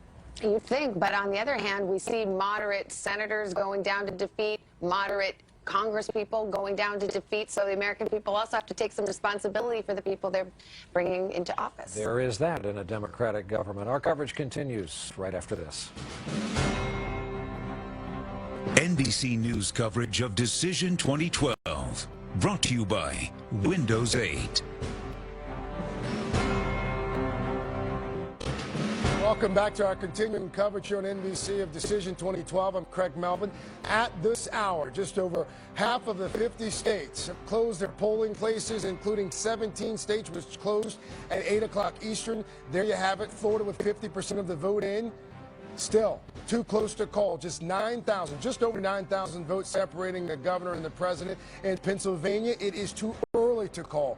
It's 20 electoral votes up for grabs there in Pennsylvania. In New Hampshire, 4% of the vote in, too close to call there. Just 9,500 votes separating Governor Romney and President Obama. In Illinois, we can call it, though. The president, no surprise, winning his home state and its 20 electoral votes. He is the projected winner there in Massachusetts, where Governor Romney served. President Obama, the projected winner there. He will get that state's electoral votes. And in New Jersey, hit so hard by Hurricane Sandy just a week ago, too early to call in New Jersey. 1% of the vote is in. At this point, Governor Romney leading in New Jersey. So this is where it stands right now with your electoral votes. There you have it. The states that President Obama has won: Connecticut, Delaware, D.C., Illinois, Maine, Maryland, Massachusetts, Rhode Island, and Vermont. The president has 64 electoral votes. Meanwhile, Governor Romney, right now, Governor Romney has 82 electoral votes. There are the states that the governor has won so far. Running the Deep South, running the table in the Deep South, no surprise there: Alabama, Mississippi, South Carolina, Georgia, so on and so forth. So far, everything stacking up pretty much how we thought it would in the presidential race. With the president in Chicago, NBC News White House correspondent Kristen Welker, who is standing by. Kristen, what did the president do today? Oh, well, Craig, the president made every minute count during this final day that the polls were open.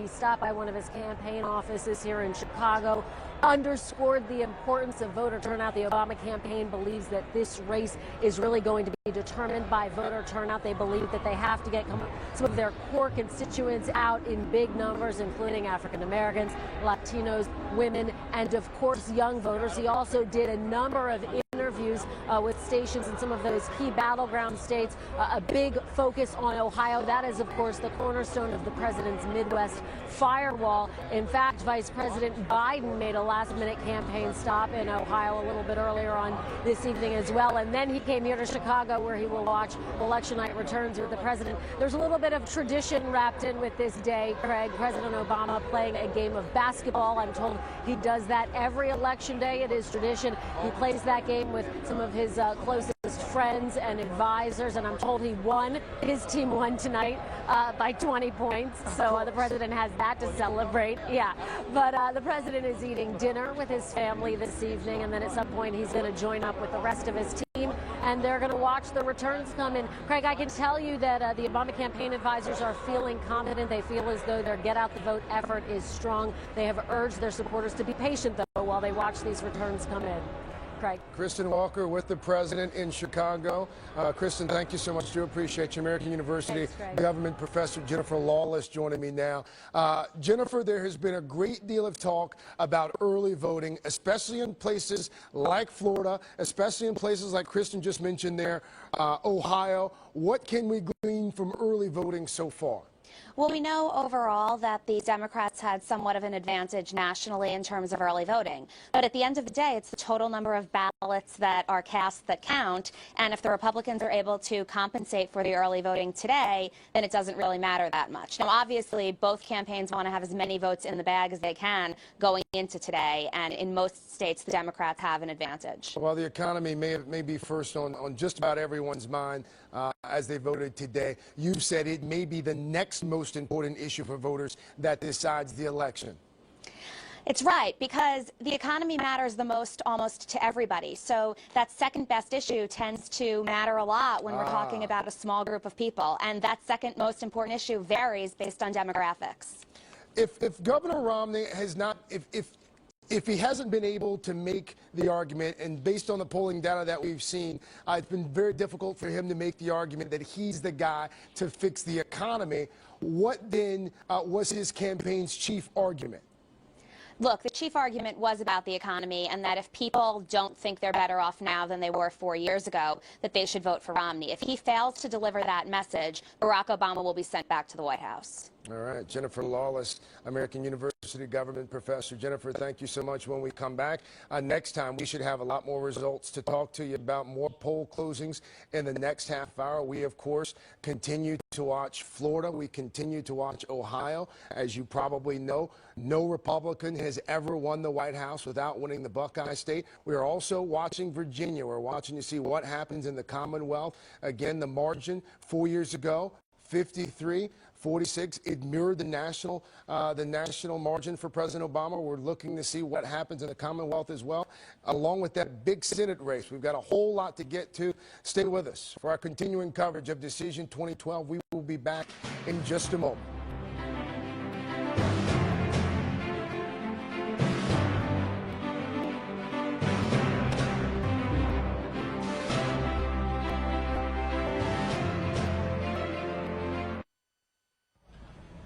We are back 8:30 hour here in the East Coast, and we have only one poll closing for the 8:30 half hour. That is the state of Arkansas, and we are ready to call it. Another hold for the Republicans.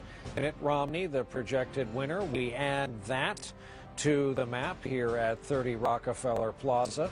And we see, if you've been noticing, the kind of predictable pattern these last few election cycles, where the various veins of red and blue are, how the various parties try to stitch together an election. Arkansas is going out on the ice.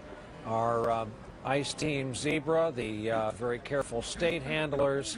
This is an elaborate process. They lay the state down. They squeegee it, and then these guys come and spray it down with water, to the thrill of the crowds assembled around the perimeter of the rink. Let's look at the battleground states.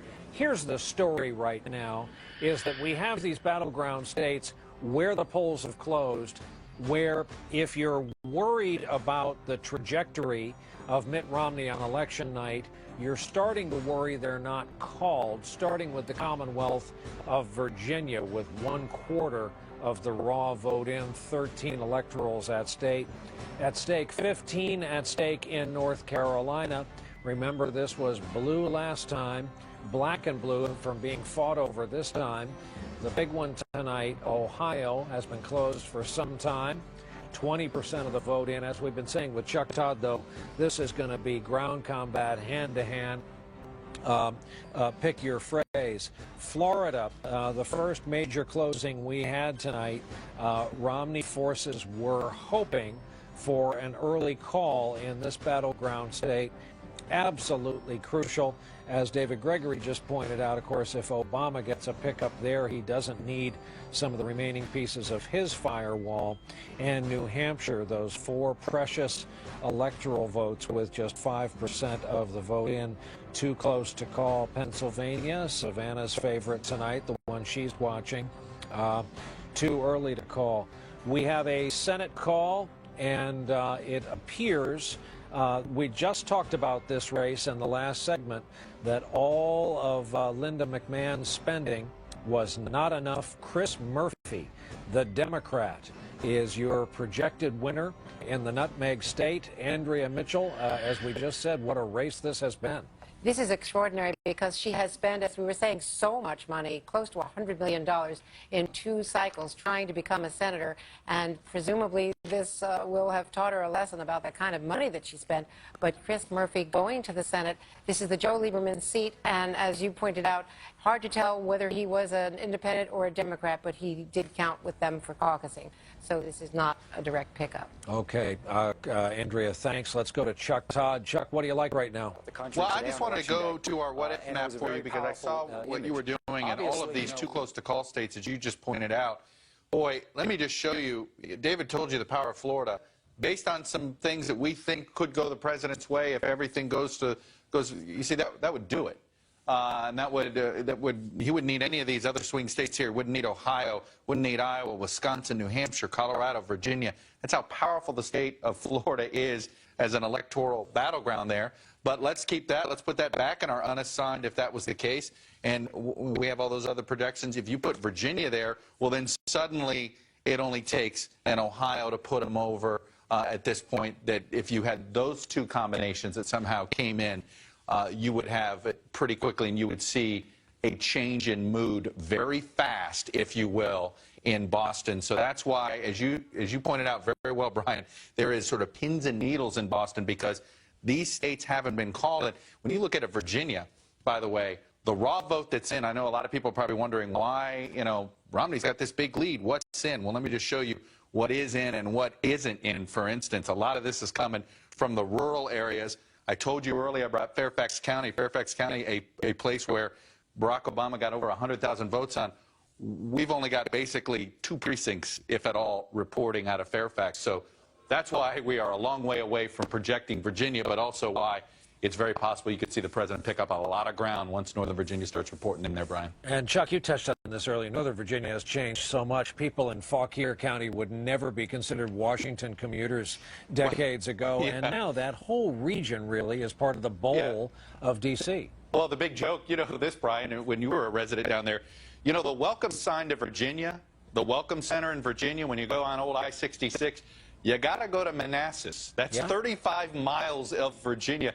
The rest of old Virginia, if you will, they didn't bother with Northern Virginia getting the Welcome Center. It's in Manassas, but the dirty little secret about Manassas is that's a county, Prince William County, that's a county that President Obama carried 4 years ago. Yeah, so right. Northern Virginia basically is growing into a mega state that may make it very hard for Democrats to overcome in these for Republicans to overcome this advantage in Northern Virginia. Going forward for they're going to have to do something to change the math there if this is what happens to the state of Virginia. All right, we love geeking out with Chuck Todd. Chuck, thanks. Right. And over to Lester Holt. Lester is looking at both the gubernatorial races and any irregularities at the polls. And Lester, we're counting on you all night. I know you're working with Pete Williams and his team in Washington. You have an item out of Virginia, correct? The item is what's still going on there, and that is that people are still voting. Polls close at 7 o'clock. That's over an hour and a half ago. There were long lines, we're told, statewide from Northern Virginia to the south to the coast. People in line at 7 o'clock who rightfully are still being allowed to vote. At one point, there was some confusion even as to whether to release the results. The state decided to hold off, but it appears some of the counties were independently releasing votes. So the state is continuing to release that information. An official says it's been an error-free day there. He says the biggest issue has been long lines and, quote, we love lines. That's the word from Virginia. They're still voting, Brian. All right, Lester, please stay on it for us. Thanks. We're joined by Republican Senator Kelly Ayotte of New Hampshire. And Senator, I guess the first question at this hour, what are you hearing from home base, the Romney campaign? What I'm hearing is, for example, I've been focusing on New Hampshire. Great turnout in New Hampshire. Many Republican areas, Londonderry, Derry, Merrimack, Bedford. We're seeing a great turnout. Last night, a great rally in New Hampshire. So that's where my focus has been, Brian, and I think it's a really close race here. And you have the possibility up there of joining, I guess it's Washington State, and having all female elected representatives. That is a possibility tonight, Brian, and we'll see what happens at the end of the night. I think there'll be some very close races here, but, you know, we've always had a tradition of a lot of women running for office in New Hampshire, and, you know, we're the only delegation on the Senate end that's bipartisan women representing the Senate. It's the first time in the history of our country here in New Hampshire. Senator, if Mitt Romney is victorious tonight, becomes the 45th president of the United States, what kind of a Republican Party would you like going forward? I certainly would like a Republican Party that's focused on getting our fiscal house in order, really addressing the debt, and then creating the best climate for job creation in the world here in America. And I think those are the priorities of Governor Romney and Paul Ryan. That's why I got in very early, even in the New Hampshire primary, Brian, for Governor Romney, because I knew that would be his priority, and I think he has the right skill set to make that happen for our country. Do you think your 4 electoral votes are among the most expensive and fought over in all of the country? I do. New Hampshire is very important tonight, just as we are in the First in the Nation primary. Voters here take very seriously their civic responsibility, so I know they're looking close. They look closely at both of the candidates. And so, yes, a lot of money has been spent in New Hampshire, and New Hampshire appreciates all the time that the candidates, both candidates, spent here. Senator Kelly Ayotte, thank you very much for being with us tonight from Brian. New Hampshire, where, again, a bunch of states are going through a long night. David Gregory, I keep saying we're not being coy. We're not in receipt of any information that we're trying to hint about. All we're saying is, if you're in the Romney organization, you would probably like some of these battlegrounds to have closed by now or very soon. Right. We're just watching this raw vote come in, and we understand in these states, as Chuck has been explaining, as that comes in, you know, the percentages change. We don't know the outcome. But I look at the white down there on the rink, and I look at Florida, I look at North Carolina, I look at Virginia. If Mitt Romney's going to have a big night, he wants that to get filled in red sooner rather than later. The tighter it is, the more opportunity for the president to eke it out, and it just means that the role for Romney is to play offense. It means he's not playing that enough, so we'll see. Savannah. I'm just thinking about the swing states and what different election those voters there had. I mean, when you live in a state that is not a swing state, you really don't have the experience that they had if you live in Ohio, Virginia, Florida. They are under a barrage of ads from each side, also from the independent groups who have flooded the airwaves. I have a figure here that in the swing states, 71% of voters that they had personally been contacted by one of the campaigns. And this actually speaks to one of the things that the president's campaign talks a lot about, their ground game. They have supreme confidence in their ground game. I mean, they say things like it's the best ground game that American politics has ever seen. And so they are counting on the fact that they've been able to turn out those voters in huge numbers, and that will make up with any deficit they may have with independent voters. The luckiest people this election cycle may be the owners of local television stations in battleground states because of the money being spent. There was a trade journal in our business talking about all the new weather centers and Doppler radar and reporters getting hired because it's been very good for the local television business after all these ads. Let's take a look at the travels of the Romney campaign. We've put this together just the last 72 hours. The other night we said, you look at these, and it looks like the hub and spoke map for a regional airline in your seat back pocket. If you can follow those red arrows, of course, it's all the states we've been talking about. Yesterday's New York Times pointed out how the business of campaigning has changed, how if you lived in North Dakota, you could conceivably see a presidential candidate years ago. Not anymore. Here's the president's travels in the last 72 hours. And look at all the stops they touch. We wanted to let you know, by the way, the staff, the Obama staff, watching returns at the Fairmont Hotel. Their victory celebration is going to be at McCormick Place tonight. Malia and Sasha Obama, the first daughters, flew to Chicago with their grandmother tonight. First families having dinner together at their home in Hyde Park. They don't get to see home very often, since home is the residential floor of the White House. First Lady's brother and the president's sister join them for dinner tonight. They'll all join the staff later at the Fairmont Hotel. The Romneys are watching returns from their hotel suite near the Boston Convention Center, and their victory celebration is, they hope, that's what they're calling it, at the Boston Convention Center. All 5 sons, all the grandkids.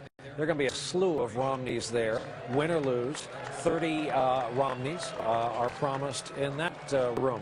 We're going to take a break. We have some crucial closings, and we're waiting on some critical battleground states when our coverage continues.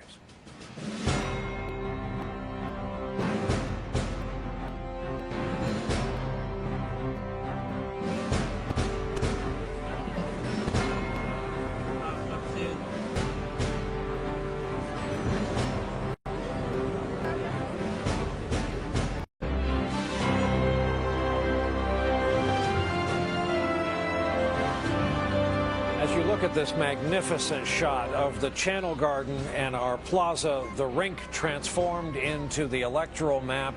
30 Rockefeller Plaza transformed into Democracy Plaza, ringed with American flags for election night.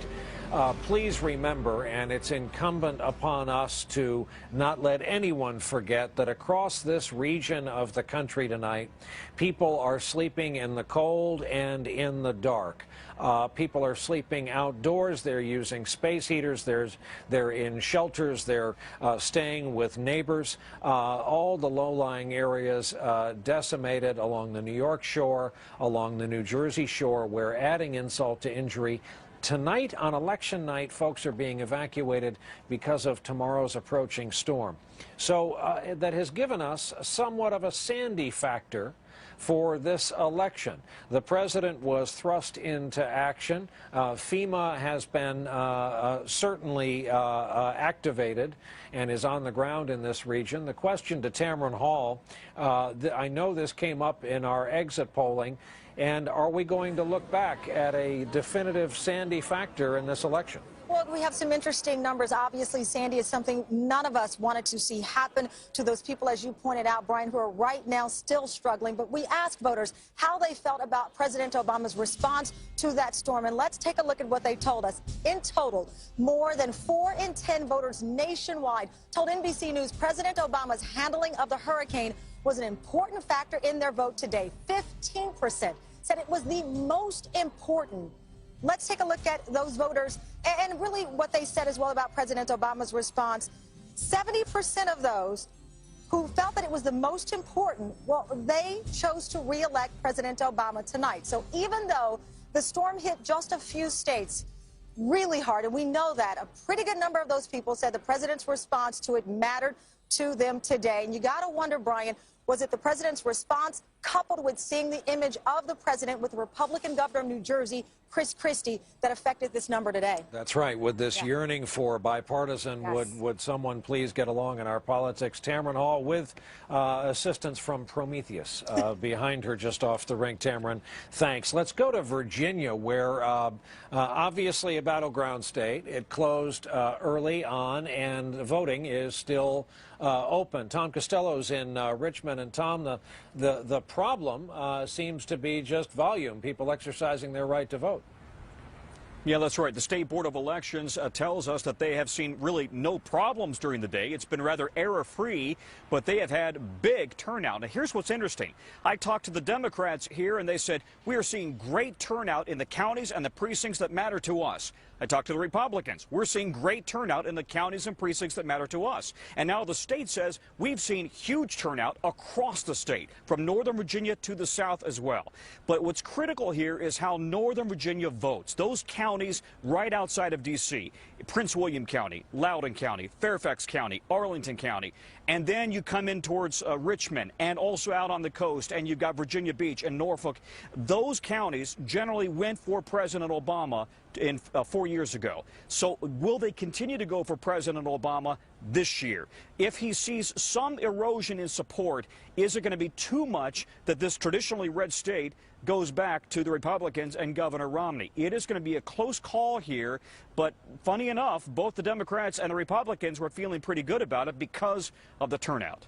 All right, Tom Costello in Richmond. Let's go to Chuck Todd. Chuck, let's try to walk up to the line of deciphering some of this. What does big turnout in Virginia mean? What does it mean that Florida's hanging out there undecided? What does it mean that we've got North Carolina in the wings? Well, I'll tell you this. In North Carolina, one of the counties I'm watching there, Wake County, it was a big swing county, Bush 04, Obama 08. Romney is leading in that county. That could be a leading indicator there that North Carolina, but the fact is it's tight, and it shows you that it's there. But one thing I want to jump out at me that jumps out at me in Florida, I've been looking at these county returns very closely, and I'm obsessed here a little bit watching Orange County. Orange County, Brian, in 2000 was a quintessential swing county in the I-4 corridor. I want to show you what the margin of victory here was for Gore in Orange County. It was 6,000 votes in Orange County. 6,000 votes, total vote here, 200, it looks like 274,000. Now I want to show you Orange County right now as it's been coming in for Obama and Romney. And the president has a nearly 60,000 vote margin.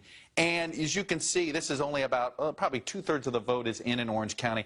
He could get that margin up to 100,000. This is that Puerto Rican vote I've been telling you about that is something that has just taken the Republicans by storm. Orange County was Mel Martinez was a Republican, got elected countywide there. I don't know if a Republican can get elected in Orange County anymore. All right, Chuck Todd, drilling down into the numbers in Florida, one of the states hanging out there that we are waiting for. Let me preview 9 o'clock poll closings, please. At 9 o'clock, we learn Arizona. Notably, at 9 o'clock, we get a closing in Colorado, where prior to today's voting day, 70–80% of the vote, advance vote, has been in. Kansas, Louisiana, Michigan, Minnesota, Nebraska, New Mexico, New York, North and South Dakota, Texas, Wisconsin, and Wyoming. Sooner or later, before you know it, we're going to get some real results here. Our coverage continues after this. Welcome back to our continuing NBC News coverage of Decision 2012. I'm Craig Melvin. We have had one more poll closing in the last half hour. In Arkansas, we can go ahead and project, NBC News projecting Mitt Romney as the winner of Arkansas. He will get that state's 6 electoral votes. Updating you now on other states around the country. Virginia, still too close to call. 36% of the vote in the Commonwealth, about 129,000 votes separating the two. North Carolina also too close to call, with 60% of the votes in, still too close to call. From North Carolina, we go to another state, another key state in this race, perhaps the biggest of the battlegrounds, Ohio, too close to call. About a quarter of the vote in. President Obama enjoying about a 197,000 vote lead there. Florida also too close to call, the Sunshine State, and it's 29 electoral votes at this point with 63% of the vote in. We can't call it yet in Florida. Also can't call it in Pennsylvania. Too early to call in the Keystone State. 52%, 47% net right now. President Obama leading, but still too early to call. In New Hampshire, it is too close to call. President Obama and Mitt Romney there. Too close to call in New Hampshire. And in New Jersey, storm-ravaged New Jersey, it is still too early to call, although President Obama is enjoying a substantial lead there, but just 1% of the vote in there in the Garden State. So here's where we stand right now with our electoral votes at this hour. Governor Romney, 88 electoral votes. President Obama, 64 electoral votes. Of course, the magic number, 270, the road to 270. A very long one still. Just shy of 9 o'clock here on the East Coast. We just mentioned New Jersey, even as the residents of New Jersey are still trying to recover from the devastation left behind after Hurricane Sandy. They also headed to the polls today. New Jersey is also where we find NBC News correspondent Ron Allen tonight. Got to be a tough time, I would imagine, Ron, for lots of these folks trying to even get to their polling places, much less find the time or energy. Yeah, even think about voting, Craig. It's cold here. There are still hundreds of thousands of people in the New York, New Jersey area who don't have power. They have a lot of things that they're trying to do. But we met so many people today who said they were still determined to get out there and exercise their vote and make their voice heard in this process. Now, here in New Jersey, they're going to have quite an ordeal trying to count the votes because they really changed the process this time around. In the weekend leading up to the election, they let people vote in county clerk's offices around the state. They tried to make it easier so people could vote. They also had email voting, fax voting here, which created a lot of complications. But the bottom line is that there was a determination to make voting easy, to make the system accessible to people. Now they have paper ballots to count, they have provisional ballots to count. People are allowed to vote in whatever district they wanted if they were registered. So there's a lot of moving parts here. And while New Jersey may not play a role in deciding who the next president of the United States is, there are big questions down the ballot. There's a Senate race here. There are congressional races here. There are statewide elections, of course, and there are local elections. And if things turn out to be very close in any of those contests, there could be some challenges because of the unusual procedures that they've been using here in the face of just this unspeakable, unthinkable tragedy that hit this state. Craig? Ron Allen from New Jersey for us tonight. Ron, thanks. Joining us now, Trevor Potter, election law expert, former chairman of the Federal Elections Commission as well. Mr. Potter, the residents of New Jersey going to get some extra time to vote this week, as we just heard from Ron. This seems unprecedented, is it not? It is unprecedented. There's been a federal law in place now for about 150 years that requires that voting occur on the same day in the United States. And so, as far as we know, this will be the first time that people have been voting after Election Day.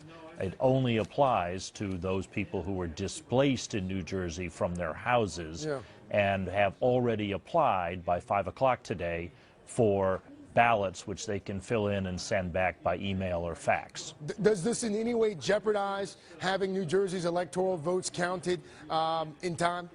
That's a good question. I think the answer is no, and the reason for that is that the votes that come in after Election Day will be separated out. There'll be provisional ballots, and the state will be able to separate those out from everything else. And presumably they will count all the regular ballots and the absentees and so forth. Then they'll count these others separately. And if there's any question, what they'll say is we'll go with the first count and just exclude these later provisionals, maybe use them only for state and local elections, but not for the presidential, which would affect the electoral votes. Former chairman of the Federal Elections Commission, Trevor Potter. Trevor, before I let you go, in one word, characterize what you're seeing out there tonight with regards to voter irregularities. Just one word. It's confusing. We're seeing some irregularities, but I think there's no sign that it is so far affecting the outcome of the election. We will have to leave it there. Trevor Potter, thank you so much for joining us. In the next hour, folks, in the next hour, 14 states will close their polls worth more than 150 electoral votes. Stay with us for NBC News.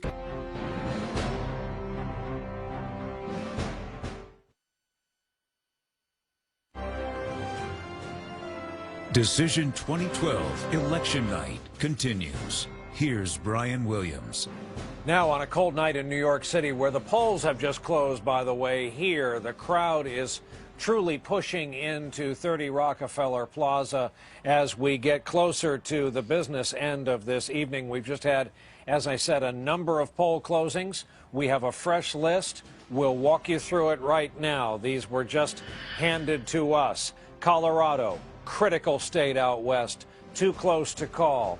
Minnesota, too early to call. Note the distinction. Wisconsin, too early to call. Obama leads. Obama leads Wisconsin, though officially too early to call. A hold here for the Republicans. Big state of Texas, a lot of electoral votes. Mitt Romney, as expected. In New York, President Obama, as expected. In the state of Michigan, President Obama. In Louisiana, Romney, stitching together the red Republican South. Through the Midwest, in Kansas, Romney. New Mexico, President Obama. In Nebraska, Mitt Romney. North and South Dakota, paint them red for Mitt Romney. Wyoming, Mitt Romney. Arizona, where the polls just closed, too early to call. 11 electoral votes. Let's take a look at the new. As of 9 o'clock in the east, 6 on the west coast. The new electoral map. The red for the Republican Party now runs border to border, north to south. And you see the familiar blue of the Democrats, what familiar from the last election cycle. Let's look at some of these Senate races and how the balance stands right now, because we've had some results in the closely watched Stabenow, for example, in Michigan, the projected winner, the incumbent, going back. In Minnesota, Amy Klobuchar is going back to the Senate, as is Kristen Gillibrand here in New York. Hardly had to break a sweat in her re-election campaign. Interesting guy, Ted Cruz in Texas, running with Tea Party support. Princeton undergrad, Harvard Law. Barrasso going back to the Senate, Republican incumbent from Wyoming. And in Nebraska, a very interesting Senate race there. We have it as too early to call. Bob Kerrey, the former senator, Medal of Honor recipient, former head of the New School, running against Deb Fischer. To Chuck Todd we go. Chuck, a whole slew of numbers there, and we have a lot of battlegrounds hanging out there with no result. We do, but, you know, the Michigan call, the fact that was a poll close call, that tells you a little bit something. You know, had that been, again, what Mitt Romney's campaign had been pushing, is that their national momentum would naturally make states like Michigan, Pennsylvania, perhaps Minnesota closer, and at least we wouldn't be able to call them right away. So the Michigan call, a little bit of a clue here. But look, we're talking about, this is so far not exactly the night that I think that Romney would hope for. None of these have been called yet, but there is good news for him in the state of North Carolina, a state that the president carried, but we're not close to calling it yet. He's got a very narrow lead.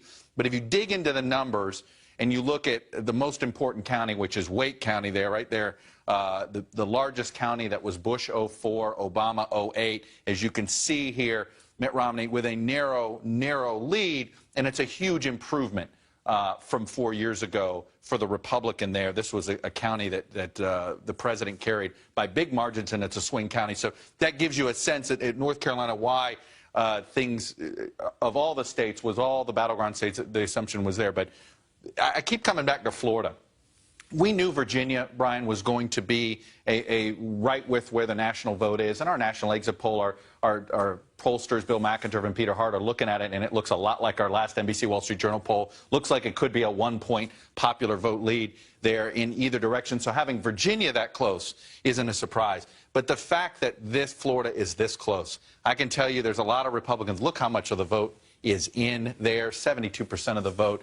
The president's lead is holding on. He's getting those big numbers. I told you earlier about how well he's doing in the I-4 corridor, in particular Orlando. He's doing very well. But see here, blue, this was the other part of Florida I was telling you about, Hillsborough and Pinellas. These are very important swing counties, Bush 04, Obama 08. If they're staying blue, we're at 72%. We're not saying all the votes counted in there, but that's a good sign for the president. A lot of blue in that I-4 corridor, not a good sign for Mitt Romney right now. Hey, Chuck, as I show people the outside of our building, can you call up Ohio and pick 1 or 2 counties you like looking at and tell us?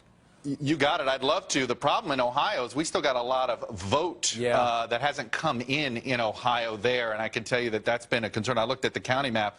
We don't have a lot of county returns. I can tell you that John Yang did some, went into Hamilton. He's in Hamilton County, and I've been telling you, Hamilton County, that Bush 04 county, Obama 08, in the early vote, the president led 52 in the early vote. That was John Yang. He went directly and got those results from the county there, just among the early vote. We're still piecing it together here in our boiler room, but that's potentially a good sign for the president. They hit numbers that some Republicans didn't expect the Democrats to hit again in Hamilton County there, Brian. All right, Chuck Todd, thanks. We're going to check in real quick with Kristen Welker and Peter Alexander. They are in the respective crowds in what both campaigns are calling their victory celebrations tonight, because campaigns are nothing but wishful thinkers. Kristen, you first. What's the mood there? Then we'll go over to Peter in Boston.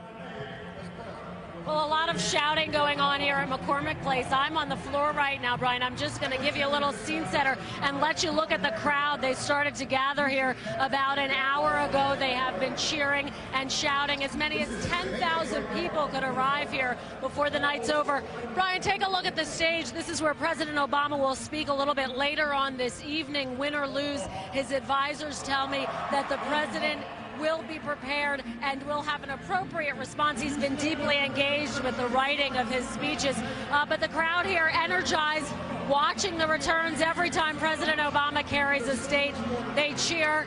They are anxious to learn the results, though, Brian. Kristen, forgive the interruption. The Garden State is on the board. Despite a struggle to vote for folks along the coastline, we have two results just in from New Jersey for President Barack Obama. That's a Democratic hold. And in the Senate race that pitted the incumbent Menendez against the challenger, Joe Kyrillos, a son of Middletown, New Jersey, the son of a Greek physician, a proud local Greek family. Kyrillos has been turned away. Menendez will be returning to the U.S. Senate, though Kyrillos, a close friend of Governor Christie, will return to play a role, no doubt, in statewide politics. There is the electoral vote. David Gregory, you've been sitting here. You've been taking it all in. You've been talking to some folks. What do you got? Well, a couple of things I think it's worth underlining. The Midwestern firewall for the president. It's Ohio, it's Iowa, Wisconsin. We've been tracking Ohio. Chuck talked about it. He's leading in Wisconsin. If he plays good defense in the Midwest, he gets a second term. There's also the Latino vote. 16% in Florida. That could be a big story here. Colorado as well, such a large percentage. And tonight, Mike Huckabee, a former governor, of course, saying on another network, quote, "I think Republicans have done a pathetic job of reaching out to people of color." Romney's made similar comments along the way. The president has said recently, if he gets a second term, in his words, it will be because he thinks the Republican Party did a dismal job with Latinos, the fastest growing voting bloc in the country. And Savannah, whoever wins this, the problems for the losing party are laid out in pretty great detail and great relief. No question about it. And picking up on the point that David's making, the Latino vote is potentially decisive in a lot of states. You look at a state like Nevada, where the president is leading. I think on our battleground map, we have it as a lean Obama state. Nevada is basically the basket case of the country in terms of the economy, one of the highest unemployment rates, one of the highest foreclosure rates in the country. How do you explain that the president is holding on? A couple of reasons. One, Harry Reid has quite the machine in Nevada, but also because of this issue of the Latino vote. And I think whatever happens, whatever the outcome is tonight, the Republican Party already has and probably will portion of the electorate. It was telling that 2 weeks ago the president added a campaign event, 2 o'clock in the morning Eastern time, in the employee cafeteria of the Bellagio, not to meet the folks on the casino floor, but to thank the Food and Beverage Restaurant Workers Union for their support. Hugely important politically out there in Nevada. Tom Brokaw has been listening to this and wants in. Tom? Well, I've been following this whole Latino voter development for a long, long time. A lot of very senior Republicans have been grinding their teeth and slapping their heads saying, how can we miss this? Just this past week, Governor Haley Barbour of Mississippi said, you know, we think we're going to do well with Latino voters. They're Catholic, they're family-oriented, they're hardworking. But in fact, it's the whole debate over immigration. that makes it so hard for the Republicans to get back into the Latino vote again. And a lot of the Latino voters, obviously, are at the lower end of the socioeconomic class. And so in states like Colorado and Arizona, and now increasingly across the country, Brian, as we're all aware in New York and Connecticut and even in Iowa and the food processing plants, there's an expanding Latino population. It's the fastest growing voter base in America, and the Republican Party, at its peril, if they don't begin to connect to them, will be on a losing end for some time. Well, and there are a lot of people who are aware of that. That message may be driven home later this evening. Tom, we have a call, Pennsylvania Senate. One of the ones we have been waiting on, Bob Casey, has been seeking a second term. Here is your current Senate balance. And right now, real quick, Andrea Mitchell tracking Senate and House. Andrea, what's the House snapshot like right now? Well, the House snapshot, very likely both sides concede that it is going to remain Republican, but you've been talking about a House that is 290 to 140. It's been a strong Republican majority and very, very conservative. And just judging by the number of Tea Party supported Republicans who have won their primaries and are not challenged very seriously, this is going to be a more partisan House. All right, that's kind of hard to believe. Let's go back to Peter Alexander, who is at Romney headquarters in Boston. This is when spinners start to infiltrate the crowd. They know where the press bullpen is, Peter. They know who you are. You've been covering this campaign. Longer night than they expected, some of these battlegrounds. What are they telling you? Well, they're telling me they expect this night's going to go on for quite a while now, Brian. Let's give you a tour if we can, if you'll indulge me. Walk with me through some of the crowd here that's listening to some of the returns as they come in. We'll give you a sense of where the governor is hoping he'll be giving his victory speech tonight. Aides say that he is at peace right now, that he feels very confident. As you look at this, a much more modest setup than the governor mocked from the DNC convention in 2008 with those Greek columns. That's been a typical part of Governor Romney's stump speech throughout the course of this campaign, having traveled with him since last December. And if we pan the camera this direction, you can see all the lights in the background from the press from around the world right now. They are cheering as they hear returns coming in, early returns from states like Colorado, Florida, and of course Virginia, places this group knows it has to do well. The governor's spending this evening with his family. You know, Brian, he has 18 grandchildren. We're told 16 of them are there, as well as 5 of his sons and their five wives between them, as well as his wife Ann, enjoying a little food together today. And for a candidate that's not much of a sports fan, a lot of talk about football, saying he's going to leave nothing on the field. Brian. As we said, win or lose, we're going to have a slew of Romneys on that stage, as we did at the convention. Peter Alexander, thanks. We have a board to show you. Look at this raw vote. This updates live as we watch. This is Florida, which we appropriately have labeled too close to call. We got almost 80% in now. 9:13, 9:14 p.m. Eastern Time. 193 votes, David Gregory? Well, it's close, and that's why I think some of Chuck's analysis here on these bellwether counties will be so important as this vote continues to roll in. What does it tell us about how some of that vote will break later on? Again, we have to underscore the point here at 9:14 in the East that Mitt Romney at this point wanted Florida to be in the bag. He wanted it red on the ice back there, and so he could move on to new battlegrounds. That's right. We're going to take a break and continue our coverage after this as we still await some critical battleground states. We're back and we have another call. If you don't think this was a big state, ask the Romney campaign why they added an event in the final hours of the campaign in Pittsburgh. Pennsylvania has been held by President Obama and the Democrats with its 20 electoral votes, really the first of the big powerhouse states. We have been able to call your projected winner. There you have the raw vote. Let's go into Chuck Todd with how this changes the math. Well, I'll tell you, it changes the math big because, you know, as we told you, now there is no backup plan for Mitt Romney if he can't carry the state of Ohio. That's the problem here. If he doesn't carry Ohio, he suddenly would potentially run out. I can just do our quick slider here for you a minute. If somehow the president who is leading in Ohio right now gets Ohio, the path for Mitt Romney gets very shaky because Look what you already did. You said Wisconsin here. I mean, it would put a lot of pressure on him to be able to carry Wisconsin. Florida, frankly, too close to call, but he has to sweep all of these. Pennsylvania was the Ohio backup plan. So as you can see, if all of this went Mitt Romney's way, and again, New Hampshire's too close to call, Virginia's too close to call, Florida's too close to call. The raw vote obviously has the president leading in Ohio. We've characterized Wisconsin as the president leading there. That would be enough all by itself. So no backup plan, if you will, for the president, for Mitt Romney there. And that goes, look at this map, Brian. We talk about the blue and the red. I think the most important thing is the gray. And it's these southern gray states. Yep. Florida. It hasn't been called. That's right. Florida, Virginia, North Carolina. Virginia.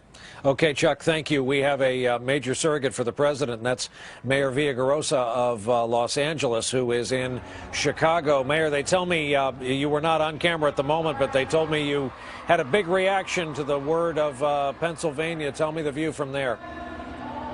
Well, I did have a big reaction because, as Chuck said, it was the Romney backup plan, and that plan is beginning to evaporate as we speak.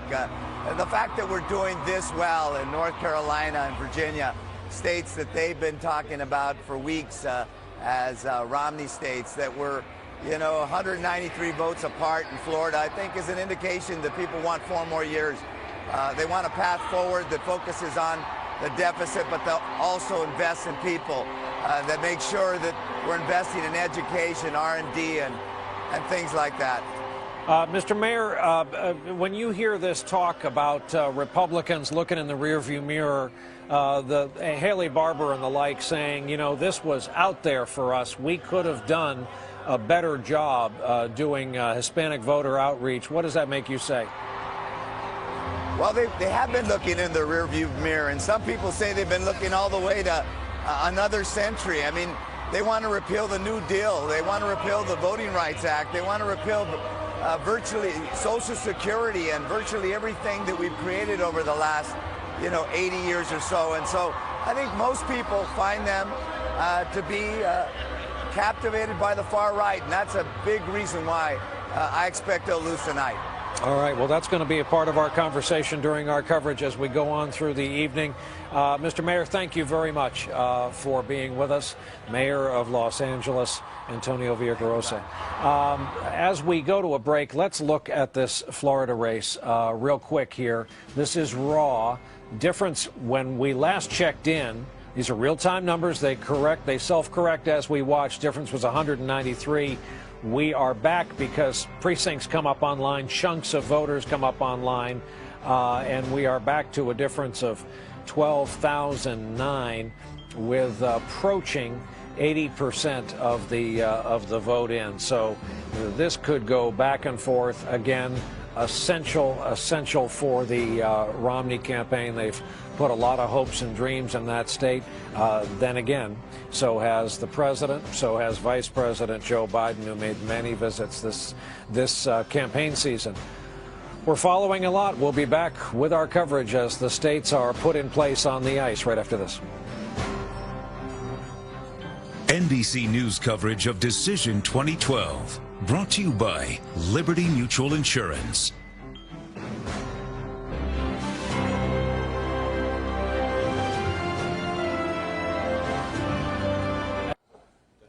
Welcome back to NBC News, continuing coverage of Decision 2012. I'm Craig Melvin. 14 more polls around the country have closed since the top of the hour, including some more key states in the presidential race. Here we go. First, Colorado. At this point, it is still too close to call in Colorado, with 32% of the vote in, about 55,000 votes separating the two. We can call it in Michigan, though. President Obama, the projected winner, according to NBC News, in Michigan. He will get that state 16 electoral votes. We can also go ahead and let you know that Wisconsin is still too early to call. It is still too early to call in Wisconsin with just 1% of the vote in. We can call it in New Jersey, though. The Garden State will go to the president. NBC News projecting the winner there will be President Obama. Also, Pennsylvania, arguably the biggest call so far. Pennsylvania, 20 electoral votes. NBC News projecting President Barack Obama will win Pennsylvania. Right now, here's a list of the states. This is where we stand at this hour. These are the states that the president has won, bringing his electoral vote total to 148. And here's a list.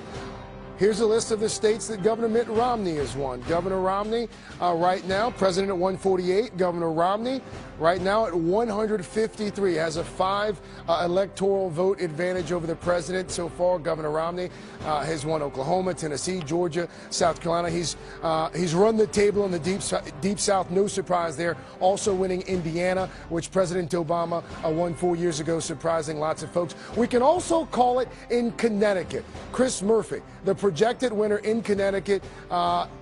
Chris Murphy defeating Linda McMahon of the World Wrestling Empire there. She was the CEO of WWE. And this one, the other big race, it's one of the big Senate races we're watching in Virginia, still too close to call. 46% of the votes in.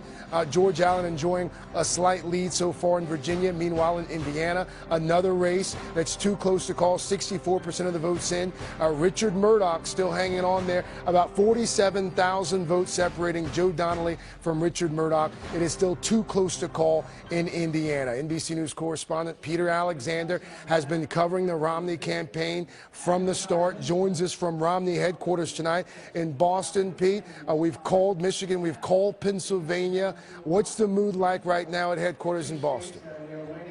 Covering them for the last 11 months. Not that anybody's keeping track, Craig. Right now, these folks are confident. These folks are confident that this is certainly going to be a late night at Romney headquarters. We were just marching on the floor behind us here. They're expecting close to 4,000 people tonight. And they claim they're doing quite well in the areas they need to do well. Coal country, Southwest Virginia, like Roanoke and Richmond, the southern portions of Ohio State, just across the border from Kentucky, in and around Cincinnati, as well as the I-4 corridor in Florida. But those are areas where they really need to swell their totals in order to knock off the president tonight. Mitt Romney is spending this evening with his entire family. About 28 of the 30 Romneys, 2 of the youngest Romney grandkids, are not with him this evening. They're wisely napping, and you can't blame them for doing that. But a top advisor told me that Governor Romney is really at peace right now. He spoke to reporters earlier today on his plane, making 2 last-minute stops, one in Ohio, another in Pennsylvania. Advisors say that second stop, the first stop was the campaign's idea. The second stop was Governor Romney's. He said, as long as we're already out, Craig, why don't we go somewhere else? That's why they made that stop in Pennsylvania today. But as you've seen, obviously, that was a failed effort, as it turns out that the governor lost that state. All right, Pete, Peter Alexander there in Boston with Mitt Romney, has been covering him for the last 11 months. We're going to come back to you a little bit later, Peter. Thank you so much, sir. All right, thank you. Join me now once again, American University government professor Jennifer Lawless. Jen, let's talk battlegrounds here. Pennsylvania, we've called Michigan. We just heard from Peter there that Governor Romney made last-minute pushes in Cleveland. We know he was in Pittsburgh today. What was behind those last-minute pushes? Well, I think both Pennsylvania and Michigan were a backup plan. And because Barack Obama has won both of those states, it makes Mitt Romney's path to 270 a lot less flexible. So I think his attempts in the last few days to try and expand the map were just in case something like this would happen, but they don't seem to have worked. He was attempting to shake some trees there for votes in Pennsylvania. That's what it sounds like you're saying. You just heard from Congressman Clyburn a few moments ago. He said he was confident. One of the reasons he was confident for the president was because North Carolina hasn't been called. Virginia hasn't been called. Can we read anything into the fact that those states haven't been called just yet? I think it's a little too early still to read into the fact that they haven't been called. If in another hour they haven't been called, I would say that that's good news for Barack Obama.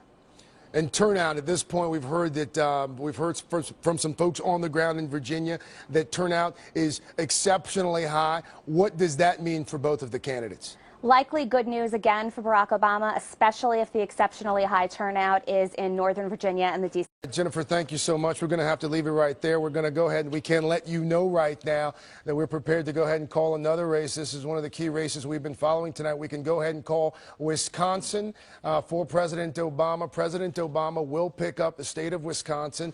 He is the projected winner there, expected to get that state's 10 electoral votes. Of course, this is another one of those states where the GOP spent some time and spent some money over the past few weeks attempting to put Wisconsin in play.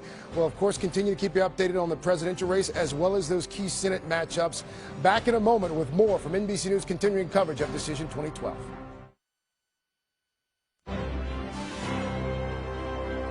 Notice what state they're preparing on the ice. As somebody just put it, Paul Ryan's home state has fallen to the Democrats. President Obama, net keeper for the Democrats. Wisconsin and its 10 electoral votes. David Gregory, talk to me. Well, again, Paul Ryan's home state. This is very important. A lot of Republicans talked about his congressional district being one with a lot of Democrats in it, and that augured well for his impact in Wisconsin, a state that Republicans have been trying to make a move in, a state that had been very well organized by Republicans because of the fact that Scott Walker, a Republican, was re-elected through the recall. Johnson, the senator, re-elected. So a very strong ground machine. Not enough. The Midwestern firewall is holding for President Obama those 10 electoral votes. If he wins Ohio and he needs Wisconsin, he's just about there. It's very, very important. Wisconsin's such a great state and so rich and interesting politically. We've been following Florida. I want to go back to the drama. Let's look at the live vote total board. What separates these two men? Obama, 81% of the vote in now, 636 votes between the two of them. Savannah Guthrie in the state of Florida. Well, remember the difference in 2000, 537 votes. If we see that number on the screen, I think there's going to be post-traumatic stress disorder for a couple of Bush Gore veterans of the campaign. And in fact, some Democrat just emailed me right now and said 2,000 beepers are going off for all the lawyers who are already in Florida because everybody knew this would be a tight Do they race. still use beepers down there? One other note on Florida, a veteran strategist watching the Florida vote says this could be 20, 30,000 votes favoring the victor. If that's the case, even if Romney wins it, it tells you something about how tough it's going to be for him to play the kind of offense he wants to play. Hey, veteran Florida-based NBC News correspondent Mark Potter, what's it like down there in Florida? Well, you guys were talking about drama, and we have more of it. In this state, where most of the polls closed at 7 p.m., people are still standing in line to vote. The Secretary of State says there are 4 counties in Florida: Lee County in the southwest, Miami-Dade in the southeast, Broward in the southeast, and Orange in the middle of the state, where people are still standing in line. Most importantly, in Miami-Dade County, there are people that may still be in line for another hour or two, according to the Secretary of State. In fact, he said that that would be considered an underestimation of the time. And in a neck-and-neck race that is so important, that has everybody biting their nails, he says that the voters will all get a chance to vote. They'll all be counted tonight, but we're going to have some delay. And again, in Florida, typically so, more drama. Brian? All right, Mark Potter in Florida. To Twitter users, there's a rogue retweet going around that we somehow called the Massachusetts Senate race. We did nothing of the sort. No one has. No one's going near it. It's too early yet, so please. Let's put that down as we look at the battleground states before we go to Chuck Todd. We have called Pennsylvania for Barack Obama. That was one of the early big names. Hello, Chuck Todd. Let's look at the battleground states, Go Chuck. for it. If you want to pop them up really fast, you did Florida. And what's interesting about Florida, there's a lot of vote left to be counted down in South Florida. Miami-Dade County, we already know there are people, voters in line, but there's still a lot of vote there. There's a lot more potential Democratic vote here. Florida is going to be razor tight all night. But I got to take us back to the battleground map and the importance of this Wisconsin call, because it really starts, we showed you, it really starts messing up the Romney path. It is narrowed big time.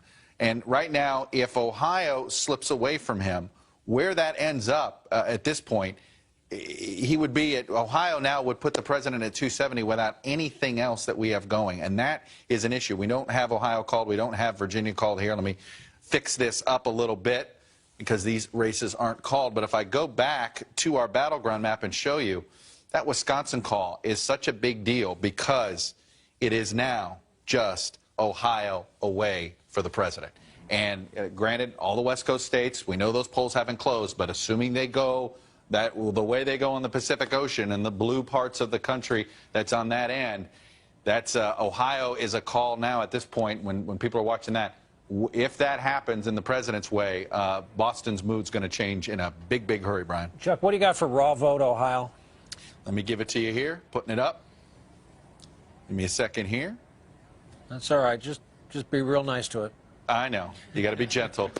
Not even half the vote in, by the way. That's important to note. Almost all of this is still, as you can see here, the president with about 160,000 votes in. But look, we don't have a lot of Cuyahoga County, and I told you earlier, 260,000 was the raw vote total for the president out of Cuyahoga County. Let me just show you how little of Cuyahoga is in here. So we still got about half the vote out in Cuyahoga. So we still got a little ways to go in Ohio before anything can be fully characterized. But the president continues to lead in the raw vote. Let's go to Tom Brokaw in the newsroom. Tom. Well, watching that, Brian, I'm just struck once again by the schizophrenia in the American political landscape these days. You know, there was great joy in the Republican Party when they captured the state houses in Ohio and in Florida and in Wisconsin. And yet tonight, 2 years later, the President of the United States has won Wisconsin, fully competitive in Florida, just a narrow margin, as you have been, and fully competitive in Florida, just a narrow margin, as you have been, and he's got a real shot at winning Ohio. And what does that say about what happens tomorrow, whoever wins the presidency, about getting the country stitched back together again? Because as you look at this map, you know, we are a very fractured landscape, and no one can count on anything lasting more than 20 minutes at a time. John Kasich got elected in Ohio. The governor, a very imaginative guy, took on tough budget issues and then very quickly found himself in some difficulties, made some recovery from that. Governor of Wisconsin, Governor Walker, obviously, a big hero to the Republicans. And yet tonight, he's lost the state of Wisconsin to President Obama, who is seen as the archenemy to many and who share his political philosophy. So we have a really fractured American political culture at the moment. And the big issue is, how do you heal it once this is all over? Tom Brokaw, thanks. And as we think about whoever is, quote, lucky enough to get to 270, just think of what that job brings, the rank partisanship, the economic challenges. U.S. Senate hasn't passed a defense authorization for the first time in over half of a century. 3 Supreme Court justices in their mid to late 70s, which, of course, motivated a lot of the votes on either side cast across this country tonight. Let's look at the battleground, starting with the only of the big brand names that we have been able to call so far, and that's Pennsylvania within the last hour. Wisconsin, of course, part of the list. But here's Virginia, closed early. There we are, not yet 60% in. Here's North Carolina. What an interesting fight for this during the last cycle. Interesting all over again tonight. Look at that raw vote separated by 92,000. In Ohio, New Hampshire, 4 electoral votes, 14,000 difference. Right now, the raw favoring President Obama. Colorado, man, did they spend a lot of jet fuel campaigning this year in the fight over Colorado. Always that westward swing. Minnesota, too early to call. Very tiny percentage of raw reporting in so far, but of that 2%, the president leads.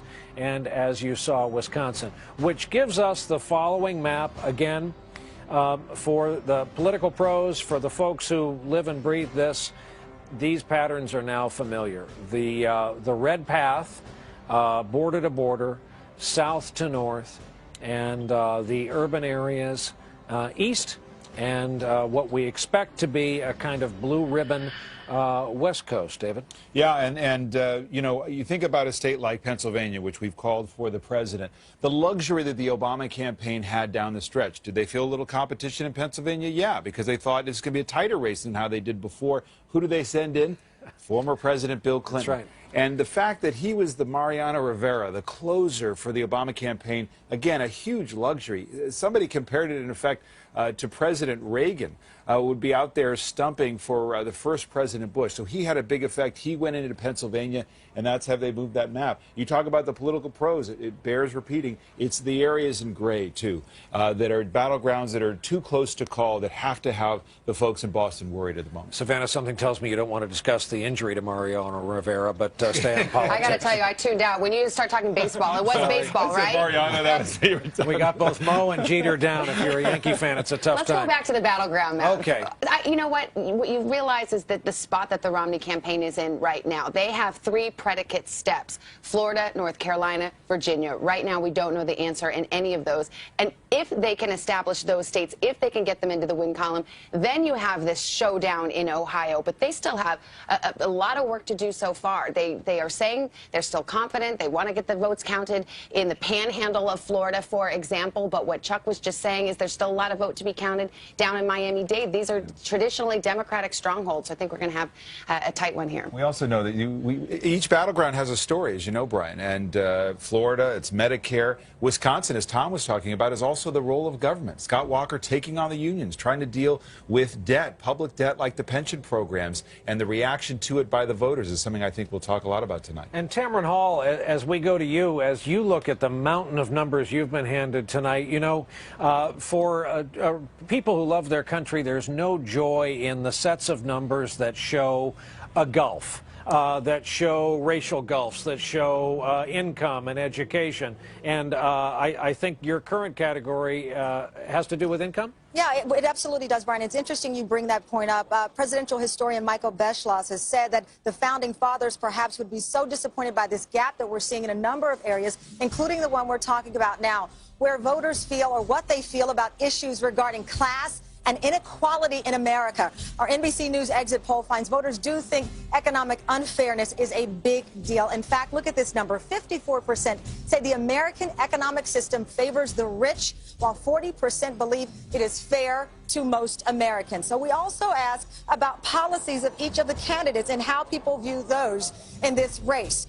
With Mitt Romney, folks say 52% of them anyway believe his policies would favor the rich. 35% believe they would support the middle class. And just 2% think Governor Romney's policies would favor the poor. In comparison, let's look at President Obama's numbers. 31% believe his policies would favor the poor, while 43% believe they would favor the middle class. Only 10% think Obama's policies favor wealthy Americans. So we'll keep an eye on this as we wait for some of these battleground results to come in. And you got to wonder if fairness and inequality will play a role in some of the outcome as we go on with the night, Brian. All right, Tamron, thank you. We have a big call, and this was rumored to have been a call we made earlier. We did not, because we did not know until this moment. Elizabeth Warren is being projected as the winner of the Senate race in the Bay State, Commonwealth of Massachusetts. This is the Ted Kennedy seat. This is Scott Brown, who won with his pickup truck riding around. The man who called Elizabeth Warren Professor Warren at every chance he got. What a campaign, David. It involved her assertion at one point that she was Native American, and this had something for everybody. It really did. I moderated one of the debates up there. 5,000 people in the audience. So much intensity in that race. And don't forget what Scott Brown represented. He was the vote against health care. He was the backlash that really represented and carried Republicans to the House and led the charge in the midterm election. He was also somebody who tried, as a Massachusetts moderate, to work with the president. Even had campaign ads that showed that the president had worked with him, and yet it wasn't enough. The feeling was that the Obama vote here would help propel Elizabeth Warren, and looks to be the case. She obviously is a strong consumer advocate on the financial crisis. She's going to be leading that charge in the Senate. Those of you keeping score, and what else are election nights but keeping score? So a Massachusetts Senate pickup for the Dems. We have another Senate call right now. Prominent seat. This is Donnelly in Indiana, and that is the seat of the pillar of foreign policy from the great Midwest, Richard Lugar, who was turned away during the primary process. Andrea Mitchell, I know you know a lot about the lineage and DNA of this Senate seat, also what went into this victory tonight. What went into this victory tonight was a statement, a controversial statement about rape by Richard Murdoch. This was a seat that Republicans were counting on winning, holding Richard Lugar's seat But the winner of the primary was this very conservative Tea Party-supported Richard Murdoch, and Joe Donnelly has pulled this off. This is a pickup for the Democrats, and a very, very important one. And we should also point out that you were talking about Massachusetts just now. Scott Brown would have had to win 20% of the Democratic vote to win against Elizabeth Warren. It was a very expensive, very hard-fought race. And also, since that was Teddy Kennedy's seat, Joe Kennedy III is going to Congress. It was the first time in 64 years since Patrick Kennedy's retirement from Congress in 2010, and of course Ted Kennedy's death in 2009, that there had not been a Kennedy, but now there is. A young lawyer, a former Peace Corps volunteer, Joe Kennedy III, 32 years old, going to Congress. People couldn't imagine the thought of Congress without a Kennedy. Indeed. So they can rest easy tonight. Andrea, thank you very much. Where to now, David Gregory? Well, Hi. I think we want to underline on the Murdoch loss there what a huge deal this is for the Republicans. They need a net 4 to take it back, to have Republican control in the Senate. And this is a huge loss. This is a race that they should have won. The rape comment, it goes to the conversations we've been having about the gender gap. And it was also a real negative for Governor Romney that he had to campaign in this environment and somehow own some of these comments. Yeah, exactly. It makes a huge difference in terms of control of the Senate. Couple of races where, because of these impolitic comments from the Republican Senate candidates, Dick Lugar losing in the primary, and you get a Tea Party-backed person who came in there, and suddenly a seat that should have probably gone Republican goes Democrat. So this is another one of those issues that will have legs, will have resonance tomorrow as Republicans look at the returns in the Senate. Big names and big results coming in now. We'll take a break. Our coverage continues after this. New calls while you were gone, still watching the outliers and watching trends, ballot initiatives. In plain English, there's a whole lot of weed on the ballot in a whole lot of places tonight. Colorado, Massachusetts, straight out legalization, or in this case, in the Bay State, medical marijuana. Lester Holt just happens to be watching ballot initiatives. This is part of your bailiwick tonight, Lester. Yeah, a whole lot of weed in the ballot. I like that, Brian. There are 17 states that have previously authorized the sale of medical marijuana, and now Massachusetts, you point out, joins those states. It's also on the ballot in Arkansas. No results there. But interestingly, 3 other states are the voters are being asked to approve the recreational use of marijuana, including Colorado, Oregon, and Washington State. In those cases, they're essentially wanting to legalize marijuana, put it under regulation, tax the distribution of it, much like alcohol. We're talking small amounts for people 21 years and older. Again, no results on those. This all sets up potential confrontation with the federal government. Federal law supersedes local law on the issue of marijuana. The Justice Department has been largely silent about this, so we'll have to see how they weigh in if, in fact, these other states vote yes. But Massachusetts has okayed tonight the use of medical marijuana, Brian. All right, Lester, thanks. As the flags wave behind you, we have a call that we're going to post here on the plaza, and that is in the state of New Hampshire. Senator Ayotte, who we talked to earlier, did not allow this as a possibility for tonight, but it has happened. A retention for the Democrats and President Obama for electoral votes in New Hampshire. The president felt so strongly about New Hampshire, he brought the former president with him, his last visit to the Granite State. There you go, and that fills in the last gray mark in New England there. Again, David, these classic electoral patterns.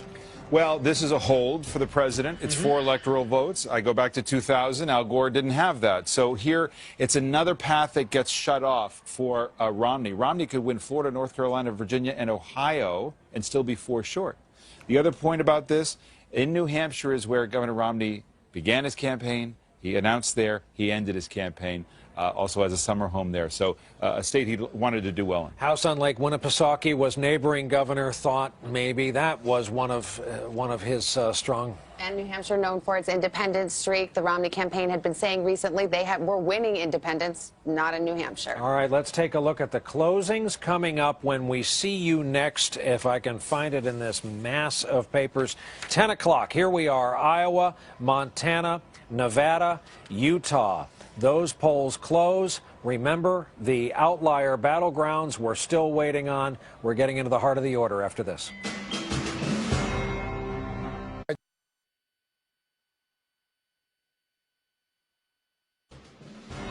Welcome back to NBC News, continuing coverage of Decision 2012. I'm Craig Melvin. We want to go ahead and update you right now on the presidential race. First, in Colorado, at this point, it is still too close to call there. 49% of the votes are in. There's about 40,000 votes separating the two men. Meanwhile, in Virginia, it is still too close to call with 61% of the vote in. There's about 94,500 votes separating the governor and the president. In North Carolina, too close to call. Too close to call in the Tar Heel state. 81% of the vote is in. President Obama won the Tar Heel state just 4 years ago by just north of 14,000 votes. In Ohio, the Buckeye state, also too close to call. Just shy of 50% of the vote in Ohio. That one's still too close. And in Florida, also too close to call. The Sunshine State, 84% of the vote is in at this point. But as you can see there, just 15,657 votes separating the two. We can go ahead and call it in New Hampshire a big pickup for the president, President Obama, the projected winner in the Granite State. He is projected to get that state's 4 electoral votes. And there's a look at it right now, the electoral map for the first time tonight, the first time that we've shown you tonight. President Obama has an edge. President Obama at 162 electoral votes. Governor Romney at 153 electoral votes. Of course, 270, the magic number. And this is a net gain for the Democrats in the U.S. Senate. We can go ahead and call it for Elizabeth Warren. She is the projected winner in Massachusetts. The Harvard law professor was in one of, if not the most hotly contested Senate race in the country. Also, we can call it in Indiana. The projected winner there, Joe Donnelly, another pickup for Democrats in Indiana. Joe Donnelly, the projected winner there over Murdoch. And, of course, Murdoch, famous over the past few weeks for making those now infamous comments with regards to rape. John Yang joining us now from Battleground, Ohio. He is in Cincinnati. He is in Hamilton County. John, I understand it could very well be a long night there. It actually could be a long night. It could end up being a long month. The key is provisional ballots. That's the nightmare scenario here. If you go to the polls and they can't verify your address, or your address is different from what's on the voting records, they give you a provisional ballot. That means they examine it and they count it. Now, on the calendar, today's election day, but all those provisional ballots, and we don't know how many there are. Last time around, there were about more than 200,000, which was about the margin of victory for Obama here. They don't start counting them until the 17th. So if it is razor thin here tonight, and the provisional ballots could make a difference, it may be until the end of the month before we know who the winner here is, Craig, and that makes Florida look like a pleasant memory in 2000. We have holograms, we have touchscreen maps, and my man John Yang decides to whip out the calendar. I love it. John Yang in Hamilton County. Thank you, sir. We'll come back to you a little bit later. American University Government Professor Jennifer Lawless joining me again now. So Jennifer, it's been a while since we chatted with you last. Since we talked, we've called Michigan, we've called Wisconsin a few moments ago, we called New Hampshire, we've called Pennsylvania as well. All of them going to President Obama. At this point, if you had to characterize the mood at Romney headquarters, what would you characterize it as, if you had to guess? Look, a Romney win is still possible, but I'm sure they're a little bit less than thrilled at this point because his path to 270 is far less flexible than the president's. We just mentioned Elizabeth Warren as well. What does she do for the status of women running for office in these big races? Well, it's definitely important. Currently, we only have 17 women in the U.S. Senate, and 2 of them are retiring. So Elizabeth Warren helps make sure that we don't wind up with a net loss there. But at the end of the day, the problem is not voters. Voters are willing to vote for women. They fare just as well in terms of vote totals and campaign receipts. The problem is that overall, we still have very few women running for office. Why is that, you think? A couple of different reasons. Women who have the exact same qualifications as men tend not to self-assess as qualified. They're also less likely than men to be tapped to run for office, whether it be by party leaders, elected officials, and political activists, or even their family members, colleagues, and friends. You are at American University. You are no doubt familiar with Virginia politics. How surprised are you at this point that we haven't been able to call the Commonwealth for either candidate? I don't find it that surprising. I live in Washington, D.C., and I've been exposed to the Virginia media market, and this has been a neck-and-neck race, and it's probably going to take a few more hours to sort through. They have been catering virtually to every single potential voter, and it seems like both campaigns have been pretty successful. At this point, this late in the race, which matters more, ads like the ones you just mentioned, or an organized ground game? Today, it's all about the ground game. The ads over the course of the last few weeks, I think, have made people very excited that it's finally Election Day and they can get real commercials back. It was all about who the campaigns could get to the polls today. And when the rest of those Northern Virginia precincts come in, I think we'll know a lot more. Who'd have thought viewers would be wishing for real commercials to return to television? Jennifer Lawless, American University. Jennifer, thanks. Few minutes. Stay right there.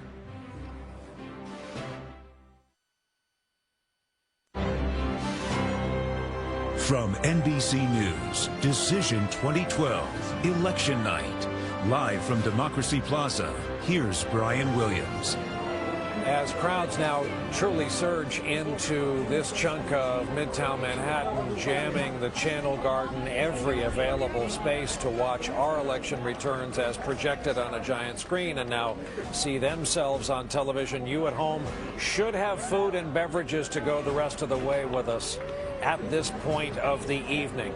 We've had some poll closings. It's 10 o'clock here in the Eastern Time Zone, 7 p.m. our friends on the West Coast, and in Iowa, where the polls have just closed. Too early to call with the president in the lead in Iowa.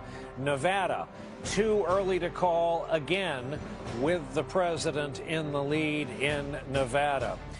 Perhaps the most unsurprising result of the night. Strong keeper for the Republicans, Mitt Romney in Utah, Mitt Romney in Montana. Let's take a look at where this leaves us now on the national map. You see the path of red through the middle and the blue flanking it on either side. Let's go back through the battlegrounds. Let's do this in order of time of day poll closings as they were handed to us tonight. Virginia, the Commonwealth, still lying out there, too close to call. 89,000 vote difference with 60% in the can. Too close to call in North Carolina. 124,000 is the Obama deficit to Romney. Ohio, we're watching this awfully closely. The president leading in the raw, but it's only half in. A lot of that was early vote, as you know if you've been following the coverage. Florida, this raw vote has been bouncing back and forth, currently standing with Obama in the lead by 40,000, but we're getting there, 85% of the way through. New Hampshire, if you've been watching our coverage, you saw us call that within the last hour. Ditto the state of Pennsylvania, the first of the big names. Colorado is too close to call at this hour. Minnesota, too close to call at this hour. Wisconsin was already placed in the president's category. The senior advisor to the president's campaign, Mr. Axelrod, is standing by to talk to us. David, let's talk about this bet you made over your facial hair and dispense with this. Was the bet, what 3 states, and was it all of them or any individually? If I'd lost any one, the mustache of 40 years would have to go. It was Pennsylvania, Michigan, and Minnesota, because the Romney folks were making noises that they had some kind of chance in those states, and I knew that we were going to win those states, so I was willing to make the wager. I will add that the other part of the wager with your own Chuck, with your own Joe Scarborough, was that if we were to win either North Carolina or Florida, that he would grow a mustache. So I'm looking forward to that. We around here are just counting our blessings. Mika didn't get in on that bet. David, I'd love to hear your predictions, starting with Florida. It's razor thin. Do you have anything? Does the Obama campaign have anything in their back pocket that gives them more confidence than the Romney campaign? Well, obviously, you know, I'm not going to get out in front in terms of making any calls here, but when you have a race that is very close, what you look at is the vote that is still out, and when you look at the vote that is still out, most of the vote that is still out is in Miami-Dade, and Broward counties, which are strong counties for the president. So we look at that, and that gives us a great hope for the state of Florida. And if I were the Romney team and looking at your skating rink there, I would say they're on a little bit of thin ice there. Oh, you had that one ready. You've been working on that for days. Well, you left me sitting in this chair for 10 minutes. Yeah, sorry, we had business to attend to. Let's talk about Florida. What are the counties that you prefer to watch? And I know the ground game can go late into the night. I'm sorry, you said in Florida? I'm sorry, in Ohio. Well, look, I think Ohio's going to be very close. Here's what and obviously there are counties that are very important to us, Cuyahoga County and some of the urban counties. And what we've seen in Ohio is that relative to the last race, we're running a little bit behind percentage-wise in some of the rural counties. We're running a little bit ahead percentage-wise in some of the urban counties. But the turnout in those rural counties wasn't such that Governor Romney is producing more votes than Senator McCain did. And, you know, that gives us encouragement. We feel good about Ohio, but again, it's too early to make any claims. David, what has surprised you tonight? You know, I don't want to seem arrogant at all, but very little has surprised us because we've been thinking about this and working on this for a year and a half. We've got very good people in the field, very smart people here who've been crunching numbers and looking at data. And all through the last several weeks when we've heard some grandiose claims from the other side, I kept saying, look, our claims are based in cold, hard data. Theirs are based on some sort of mystical faith of an invisible wave that was going to come. And, you know, tonight as this night marches on, you can see that wave is not coming. David, was it you or Mr. Plouffe who gave the president his last briefing on the data you had? And does the result on the map so far match the last set of numbers you gave the president? Gave the president before the election? Yeah, today, last night. Oh, well, you know, we have been, David and I have been on tour with the president the last 4 days as he's made his final rounds. And so we've had a lot of opportunity to talk about those numbers. And so he knew in very great detail what we expected from each state. And I think he was ready to hold us accountable for it, too. David, the screaming behind you is because Claire McCaskill was just projected the victor of the Missouri Senate race. Your reaction? Well, incredible victory. Claire was really given up for dead by so many in the political community a year ago. Untold tens of millions of dollars were spent against her by these super PACs. Claire is very tough. She's a great public official. I'm really pleased that she survived that onslaught. The other side of the coin is that she can thank her victory to some very poorly chosen words by Congressman Akin. But it does raise questions, Brian, for the Republican Party, whether they want to be defined by the Akins and the Murdochs and the people who lost tonight, because their views are so far out of the mainstream on these women's issues. And one of the problems that Governor Romney's had is that he's been too willing to embrace those views, or at least much of those views, and it's made many Americans, and particularly women, but not just women, uncomfortable.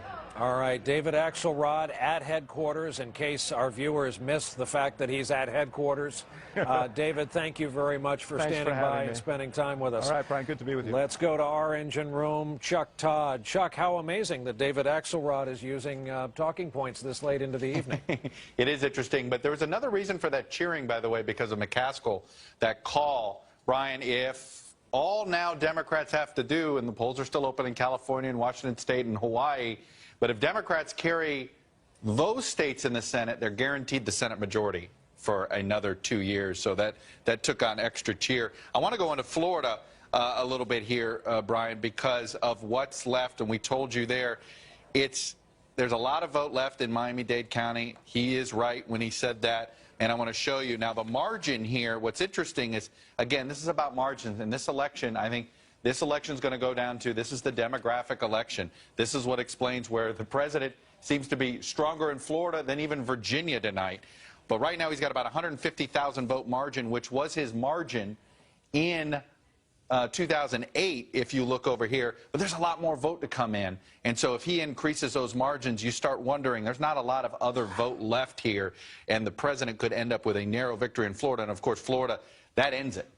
There is no path anymore because Wisconsin is in the president's column, Pennsylvania's in the president's column. You end up running out of ways to go. All right, Chuck, we just learned Jesse Jackson Jr. Has been projected to have won his seat again in Congress. Notable because he just hasn't been seen in public for months, hospitalized for what was described as depression.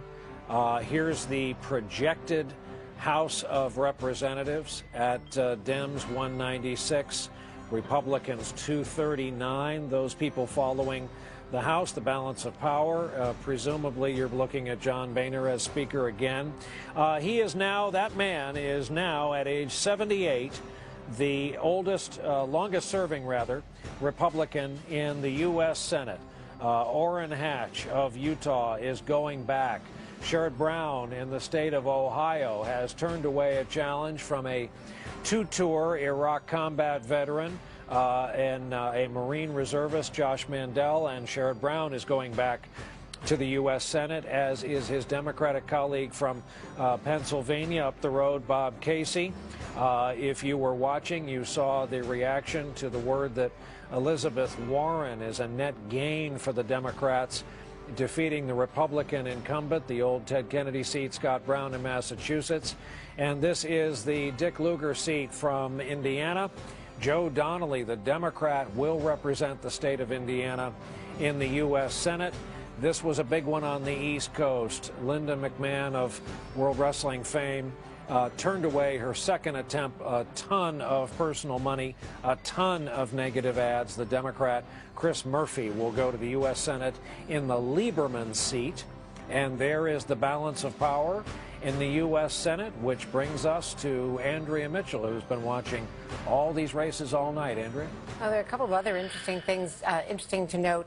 Tammy Duckworth, who is in the Veterans Affairs Administration, who had been soundly defeated before, has been elected. She has defeated a Tea Party favorite, Joe Walsh, in Illinois, so that is a big victory against someone who was very controversial. She is a double amputee from the Iraq War and an extraordinary candidate and an extraordinary member of this administration, someone very close to the president. But what you're seeing is that the House is firmly in Republican hands, as you point out, and it will be a vote of that caucus to decide whether John Boehner is the Speaker, presumably, although he's been challenged in the past by Eric Cantor internally. Presumably he will be the Speaker of the House again. But the Senate now, as Chuck Todd was pointing out, if the West Coast holds, it would be firmly in Democratic hands. And that is a big victory. That's one of the other reasons why you heard that cheer. But there was a real cheer for Claire McCaskill, because we should point out that Mitt Romney was among the Republican leaders calling for Todd Akin to get out of that seat. But other Republicans and other super PACs went pouring money in and support for him, and they really did want to hold on to that seat. So they did make a real effort for Todd Akin, and that is a big victory for those who strongly opposed what he said about rape. And Andrea, to your point, I would bet even optimistic members of the Senate Democratic Caucus are surprised at these pickups and some of these results tonight. They were surprised, and Sherrod Brown, I mean, Ohio is, as you know, still being hotly fought on the presidential level, but Sherrod Brown clearly, those votes came in for him. That was one case where he might have been pulled down if Mitt Romney ends up winning Ohio, but he outran the presidential race, and Sherrod Brown is a big victory against Josh Mandel, who is, as you point out, a Marine combat veteran. Tom Brokaw, over to you. It's consequential what's going on in these Senate races for the Republican Party, because now, in the last two elections, the Tea Party candidates, they've lost 4 Senate seats that they expected to have. In 2010, it was in Delaware and Nevada. This time it's in Missouri and Indiana. Scott Brown, you remember, was widely seen as the Tea Party candidate when he first went to Washington. He loses tonight. We just heard about Tammy Duckworth and a Tea Party opposition there. I've heard from a couple of my Republican friends that online there's already a big discussion about where they go from here. Lindsey Graham from South Carolina, the senator who is much more in the middle in the Republican Party, said yesterday responding to the possibility of Romney losing. If I hear anybody say it was because Romney wasn't conservative enough, I'm going to go nuts.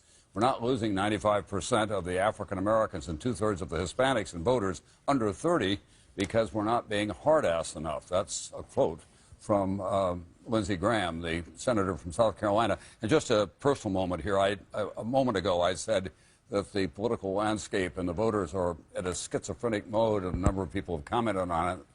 That's probably an inappropriate phrase because that's a serious condition. What they're doing tonight, it seems to me, Brian, is that they're making very individual judgments. They're not getting tagged with some kind of hard ideology that they can't move out of. Wisconsin is the perfect example of that. They elected a governor and they stood by him when the recall movement came along, and then tonight they awarded the state to the President of the United States for re-election. So I think we're going to see more of that across the landscape in the future. All right, Tom Brokaw, thanks. We're going to check in on Ohio. So many questions about Ohio, so much interest in that state. On the other side of this break, when our live coverage of Decision 2012 continues. We're back, 10:17 p.m. East Coast time. John Yang is in Ohio. There's so much attention on Ohio tonight. There's the raw. We're now over half of the vote in, 97,000 votes separating the two men. The president's in the lead, 18 electoral votes. John, what do you have? Well, I tell you, Brian, Chuck has told us so often that Ohio is a story of margins. How big a margin the Democrats can run up north in Cuyahoga County, how big a margin the Republicans can run up down south. We're still waiting to see the margins in Cuyahoga. They're still counting. In the south, in some of the rural counties, we're beginning to see that margin. Ross County and Pike County, two of the regions that are sort of in the heart of the Appalachia section of Ohio. Governor Romney's margins are thinner, are smaller than they were for John McCain 4 years ago.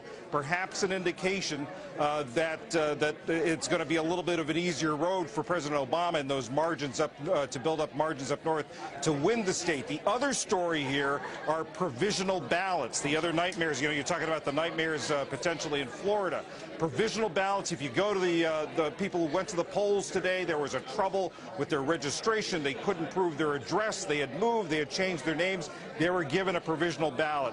The ballot place I was in, the polling place I was in Cincinnati, a lot of provisional ballots because of redistricting. People weren't sure where they were supposed to vote. In Cuyahoga, we're getting reports of a lot of provisionals.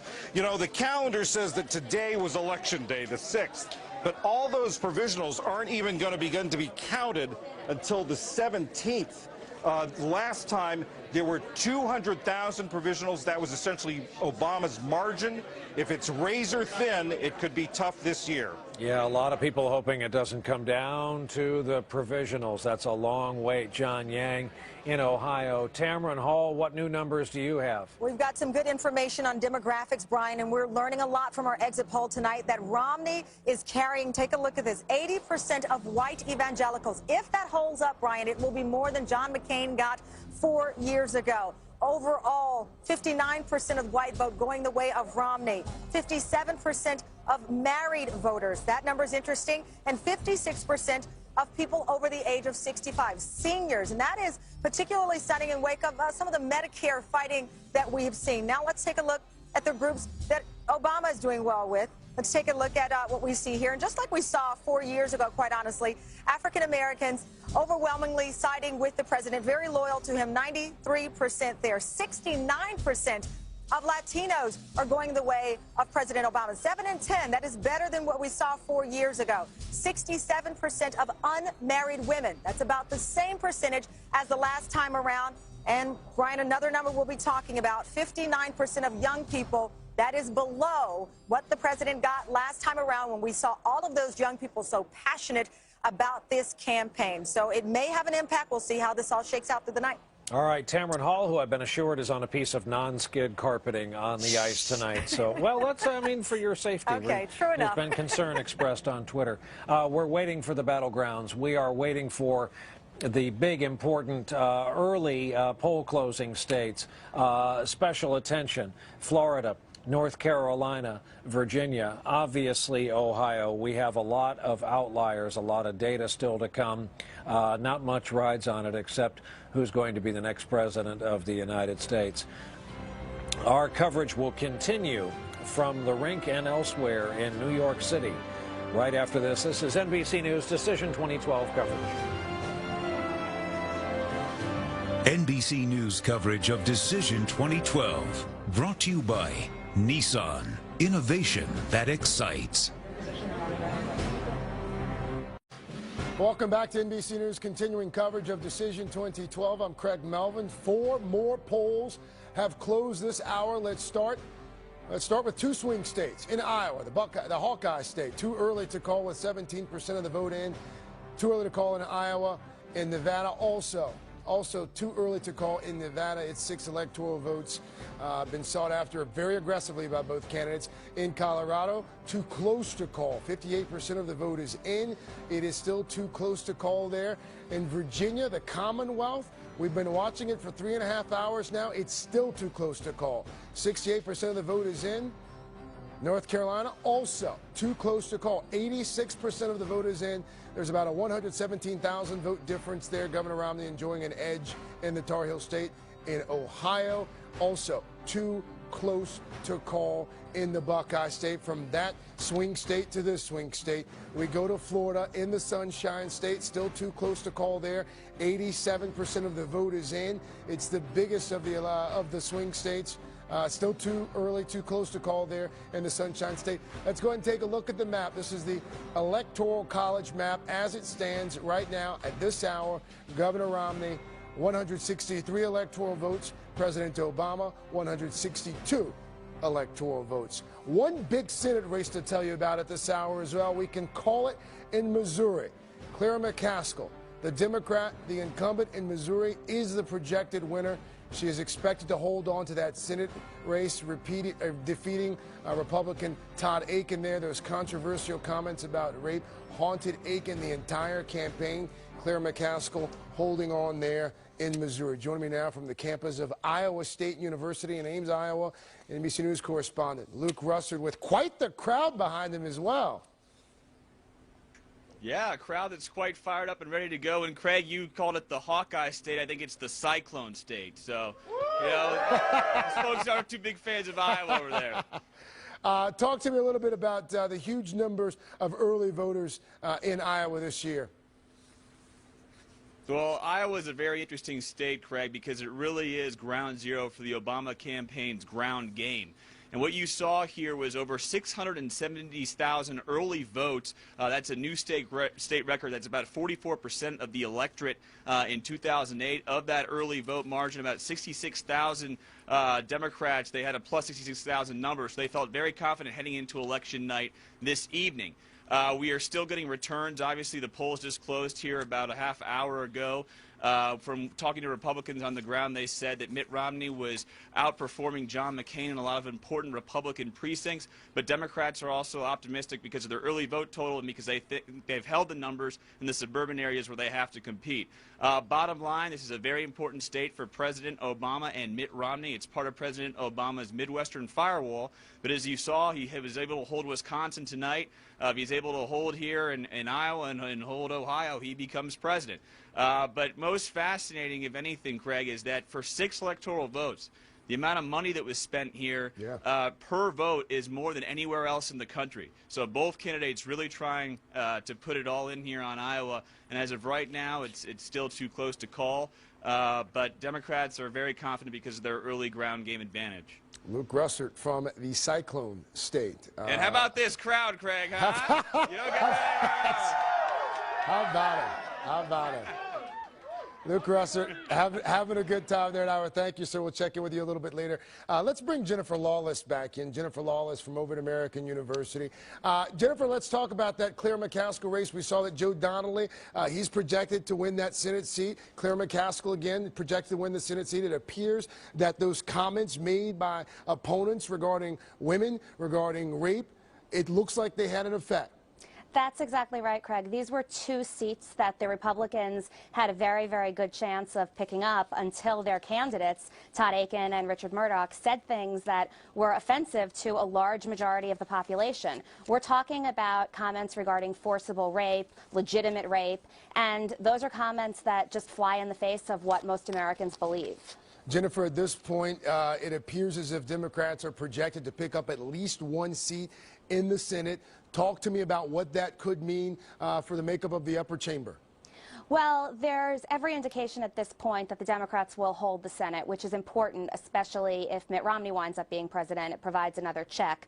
If Barack Obama is reelected, it's the two chambers in Congress and the White House will look a lot like they look right now. A couple of seats helps, but unless you've got a filibuster-proof margin, you're really not going to see a lot more in terms of governance. So it appears as if we are going to see a similar makeup in the upper chamber, filibuster-proof, not filibuster-proof, I should say, lower chamber. The margin probably won't be as significant for the GOP. If President Obama, if he is victorious, how is he going to govern with the divided Congress, the same divided Congress he's had over the past 2 years? That's a very good question, and it's one that I'm not sure anybody can answer right now. I do think that a lot will depend on what these margins wind up looking like. All right, Jennifer Lawless, American University, thank you so much. We'll come back to you in just a few moments. In the next few minutes here, polls will be closing in 5 more states. They'll be closing in 5 more states. Stay with NBC News and our continuing coverage of Decision 2012. We will be back in just a moment. Decision 2012 Election Night continues. Here's Brian Williams. Let me show you a key part of our home field advantage in this rink we keep in the backyard, and that is we're tracing the chase to 270 up the side of the building in both real and virtual terms. And you see 162, 163 of the 60-odd million votes cast thus far, and we will keep tracking it. But as to that search for 270, that goes right through the battleground states. And if you've been watching tonight, 10:30 East Coast time, 7:30 on the West Coast, you know here they are, and we're waiting for them. In the Commonwealth of Virginia, the race is too close to call, as it is in nearby North Carolina. 94% of the vote in, 67,000 between the two men. Ohio, more on this in a moment. We're going to drill down into these numbers. Obama with a slight lead over Romney. Too close to call in Florida as well. 46K separating the two men. Again, Obama with a slight lead, but that's right now. Colorado, 50,000 difference. Again, the differential goes to Obama, but it's been back and forth. Minnesota, too early to call. And Iowa, too early to call as well. Nevada, too early to call out west. The following 3 states have been called previously tonight for the president: New Hampshire, Pennsylvania, and Wisconsin. So if you ask the Obama folks, they're having a good night. The Romney folks are having a longer and more nervous night than they expected. There's the electoral map, and to Chuck Todd we go. Chuck, I have all of us have a personal interest in how Ohio is shaking out and what the county map looks like to you, what the overall map looks like to you. Well, let me give you a Florida, Virginia, Ohio update. I know that that's basically what everybody wants to know, those 3 states, what's going on, how long is it going to take to call. Let me tell you what the boiler room folks tell me. Shelley Geweiser and his team, a 0.5%, 0.5% variance in our models between the two men in Virginia and Florida. And so what does that tell you? It's one of those, we may wait till all the votes actually come in before you feel comfortable there.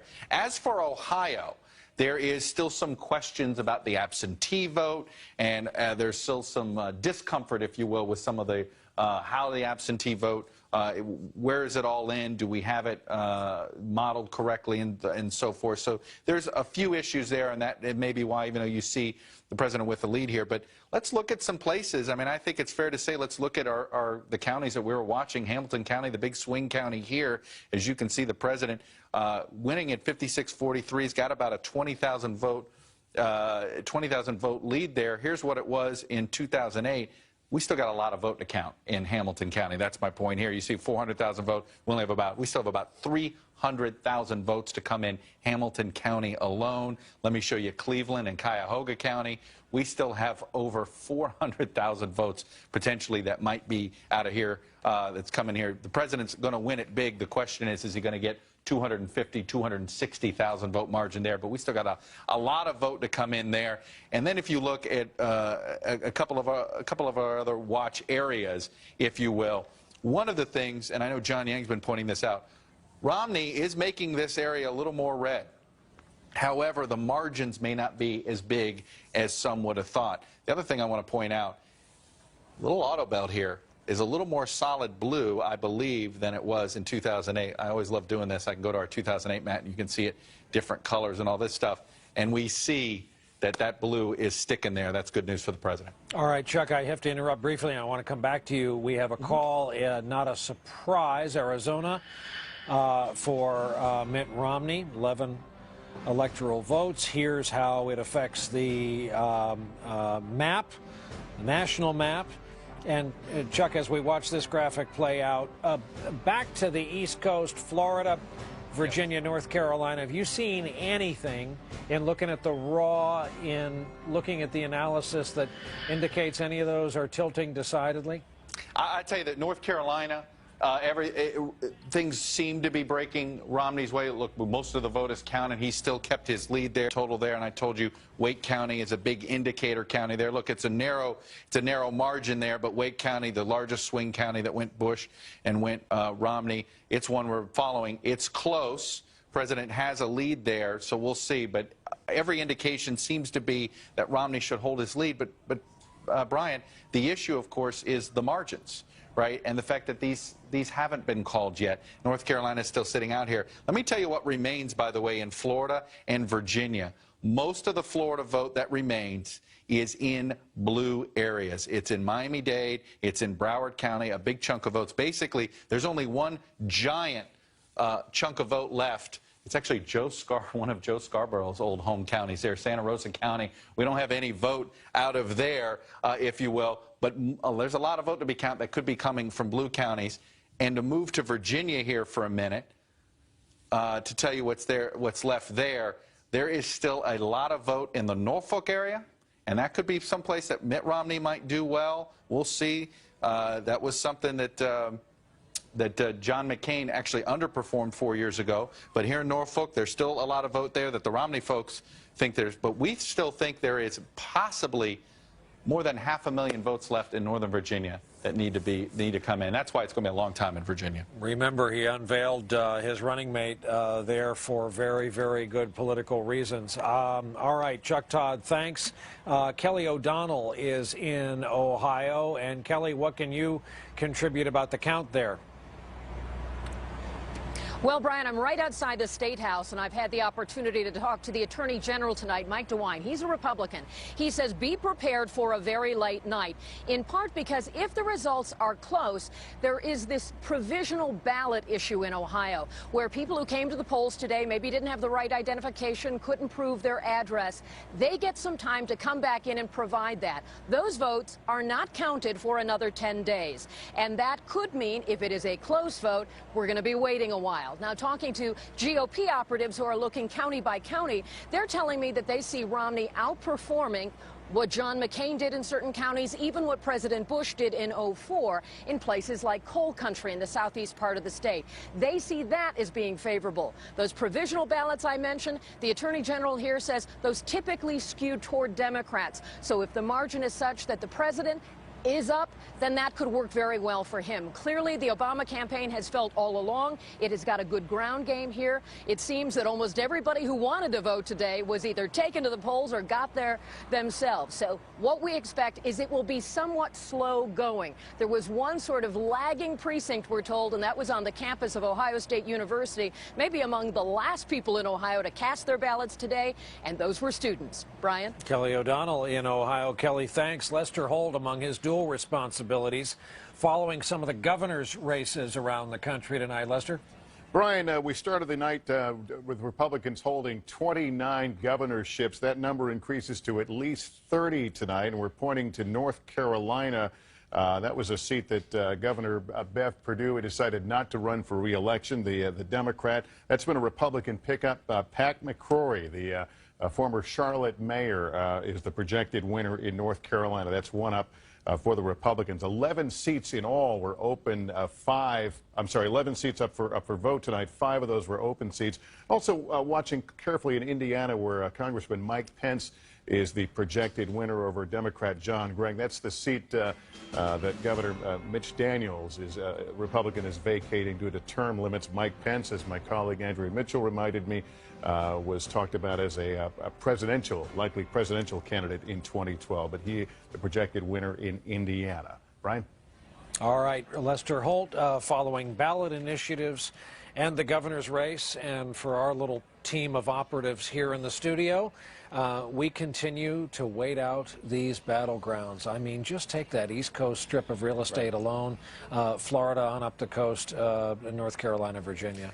Well, the fact, as I talked to Romney folks tonight, they're sweating out Florida, and it's 10:39 at night. They're not really engaging in conversations about how Ohio's going to go. Yes, it's close. We know that. Our reporting is telling us that. But if they can't win Florida, as we've talked about, how do they get there? Look, we're at a point, too, where you could take Ohio out of consideration. The president, with the rest of his Midwestern firewall, has other routes to 270. So I think that's really striking. Also want to highlight John Boehner, Speaker of the House. He's saying that the results tonight, I'm following this on Twitter, don't mean a mandate for new taxes. He's already thinking ahead to the fiscal cliff fight with, perhaps, a second term of President Obama and saying we're not going to raise taxes. So we may have a status quo where these fights just keep on going. And, Savannah, that'll amaze a lot of Americans. They just can't. I'm not sure people can take more of this battle royale over everything. Especially when you consider that we've had billions of dollars spent, and if you end up with a status quo, and it looks at least that we're headed that way, certainly in the House, we know Republicans hold, Democrats on track to hold their majority in the Senate. And then we have these huge issues before us. We talk about the fiscal cliff. For those who aren't familiar, that's when these tax cuts are set to expire at the end of the year. Net result will be tax increases for everybody if Congress doesn't act. You have these spending cuts that are going to go into effect in the early part of the year. Drastic spending cuts that the Congressional Budget Office says could send our economy back into recession if Congress doesn't act. So if we end up having some of the same players, the same party politics, maybe different players on any given day, what result does that mean? What does that mean for whether or not we can move forward with this country? And Speaker Boehner and President Obama, if he's reelected, are going to have to figure out if they can rekindle the flame and try to get that debt deal they tried to get. Boehner has said he felt the president left him at the altar. I read one estimate that 1 million ads have aired during this campaign. I keep reflecting on what that money could have purchased by way of medical research, what disease we might have been down the road toward curing. We want to welcome our next guest, someone the national audience saw addressing the GOP convention as keynoter, the mayor of San Antonio, Texas, Julian Castro. Mr. Mayor, good evening to you. Congratulations. Your brother, Joaquin, apparently won his congressional seat tonight. He did. He's my twin brother, 1 minute younger, and he won Texas's 20th congressional district. So it was a great night for him and for my family. I'm very happy tonight. Much longer and more nervous night than a whole lot of Republicans had expected and hoped for. What are you willing to say thus far about the fact things like Florida, which your camp, the Romney camp, had hoped to have wrapped up and ready to go, is not yet ready? Well, it looks like a very promising evening for the president to see the states that have come in. And I think what it shows you, Brian, is that the Democratic Party truly is the bigger tent party these days. And so this election, I believe, will be a mandate for President Obama to work in the best interest of the American people, to find places where folks in D.C. can compromise. But it's very clear that the Democratic Party now is the big tent party out there. Mr. Mayor, I misspoke. I got your party wrong. You'll forgive me. It's already been a long night. We got so many miles to go before we sleep. Of the remaining battlegrounds, and we talked to David Axelrod not too long ago.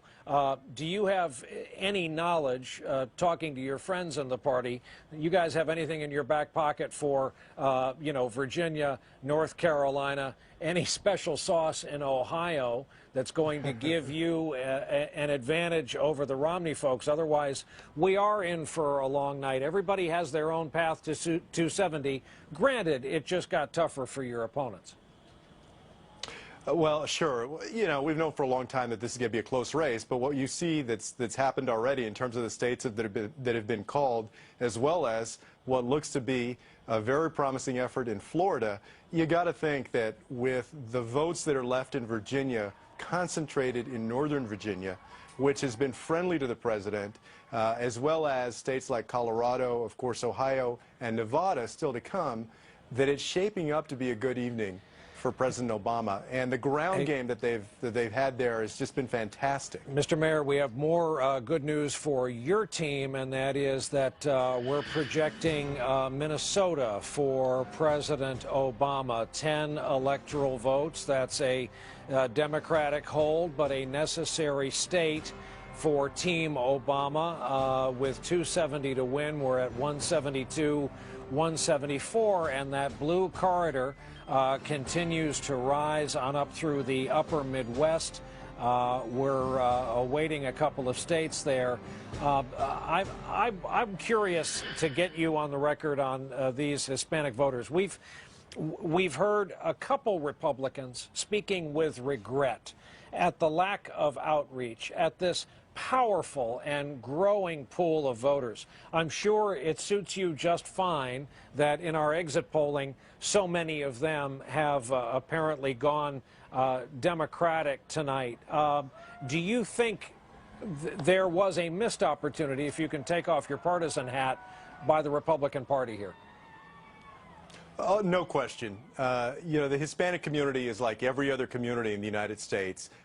It's concerned. The Hispanic community is concerned about the economy, about education, about health care, and it's listening to which party speaks better to its interests. And the Republicans had just as good a chance as the Democrats in terms of wooing the Hispanic community.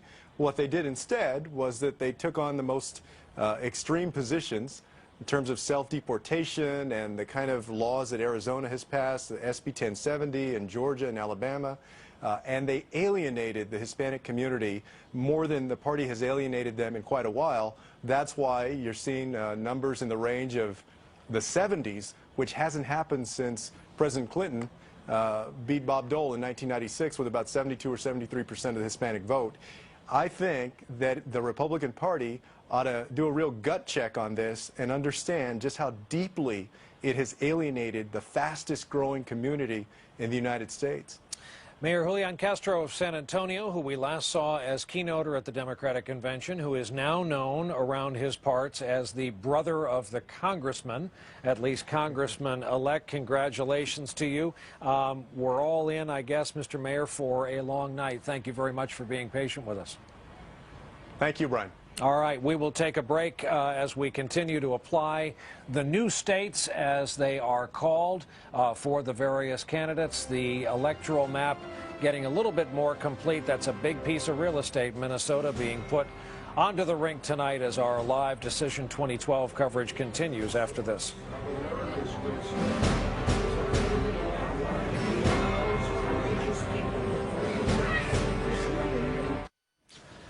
We're back, and we have a call in Missouri for President Mitt Romney.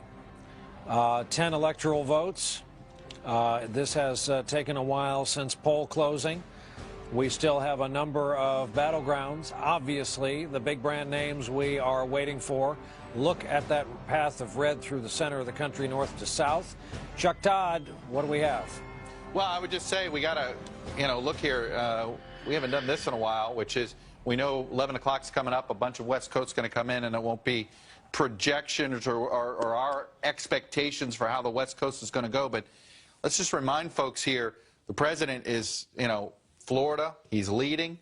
The vote that remains appears to be in blue areas. We'll see. We're 0.2% now, apparently, may separate the two in the various models, but that would put him over. Ohio, The president continues to lead. There's a lot of blue that's out, perhaps more blue. That would put him over based on some of our projections. North Carolina is something that continues. Romney continues to have a narrow lead, so let's go ahead and slip it over there. But if you look here at Virginia, Virginia would get one electoral vote away. You know, I've been playing around a lot with 269. I don't think we're going to have that issue tonight. But then you would just have Iowa, a state that we know the president is leading in early return. So the point is, Brian, there's a lot of paths here with these 5 states for the president to get to 270. It is a run-the-table situation for Mitt Romney at this point. Can't afford to lose either Florida or Virginia. Putting these together at this point, and we haven't called North Carolina, so we shouldn't be pretending anything is guaranteed in his column. But it's just a reminder: all that gray that's been down there continues to be an issue if you're in Boston. And Chuck, with your knowledge of how Florida works, with the raw vote separation, how late a night do you think we're in for? Oh, I think we have to wait for all the vote to be counted at this point. And, we're going to be talking about a specific precinct here that might be buried in a red county that we don't know about. I mean, it's sort of that close, if you will. But I tell you, when you look what it's around, the little tells to me, I go back, Hillsborough. Hillsborough has been the quintessential swing county. And he's sitting there.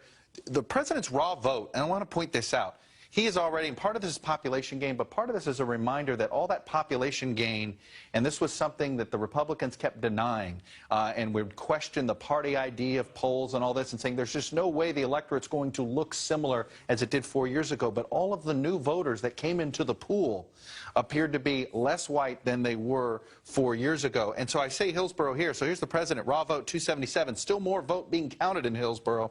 And look what his number was in 2008.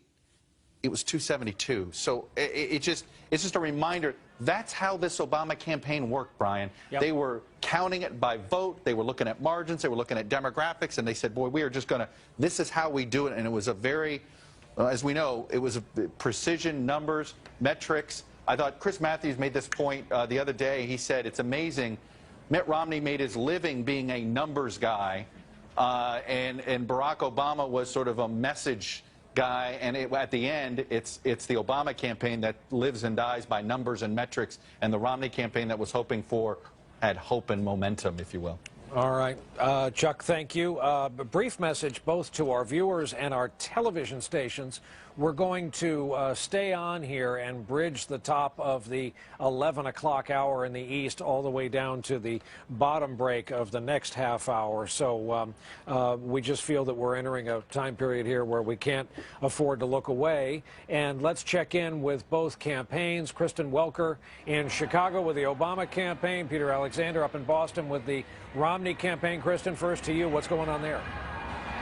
Well, a lot of excited anticipation here, Brian. The crowd growing exponentially and also cheering every time President Obama wins one of these states, Pennsylvania, New Hampshire. They just burst out into loud applause and raucous cheers. I've been speaking to Obama campaign officials who say that they like what they are seeing right now. They believe the fact that Pennsylvania was called so early, the fact that they've taken New Hampshire. They're watching the electorate essentially do what they thought it was going to do. But of course, we are a long way from the end of this race. President Obama, I am told, who was having dinner with his family at his home here in Chicago, just arrived at the Fairmont Hotel. That is where he is going to watch the rest of the returns come in tonight. Some of his advisors who were with him from the very beginning. Of course, a lot of excitement within the Obama campaign right now, but also a lot of nostalgia, Brian. This is his last campaign. Back to you. All right, Kristen Welker, thank you. Before we go to Peter Alexander, we just want to show you is giving her acceptance speech as the new senator-elect from the Bay State of Massachusetts. This victory belongs to you. You did this. You did this. You did this for every family that has been chipped and squeezed and hammered. We're going to fight for a level playing field, and we're going to put people back to work. Yeah. That's what we're going to do. Yes. Yes. To all the small business owners who are tired of a system rigged against them. We're going to hold the big guys accountable. Yeah. To all the seniors who deserve to retire with the security they earned, we're going to make sure your Medicare and Social Security benefits are protected and that millionaires and billionaires pay their fair share. That's right. And to all the young people who did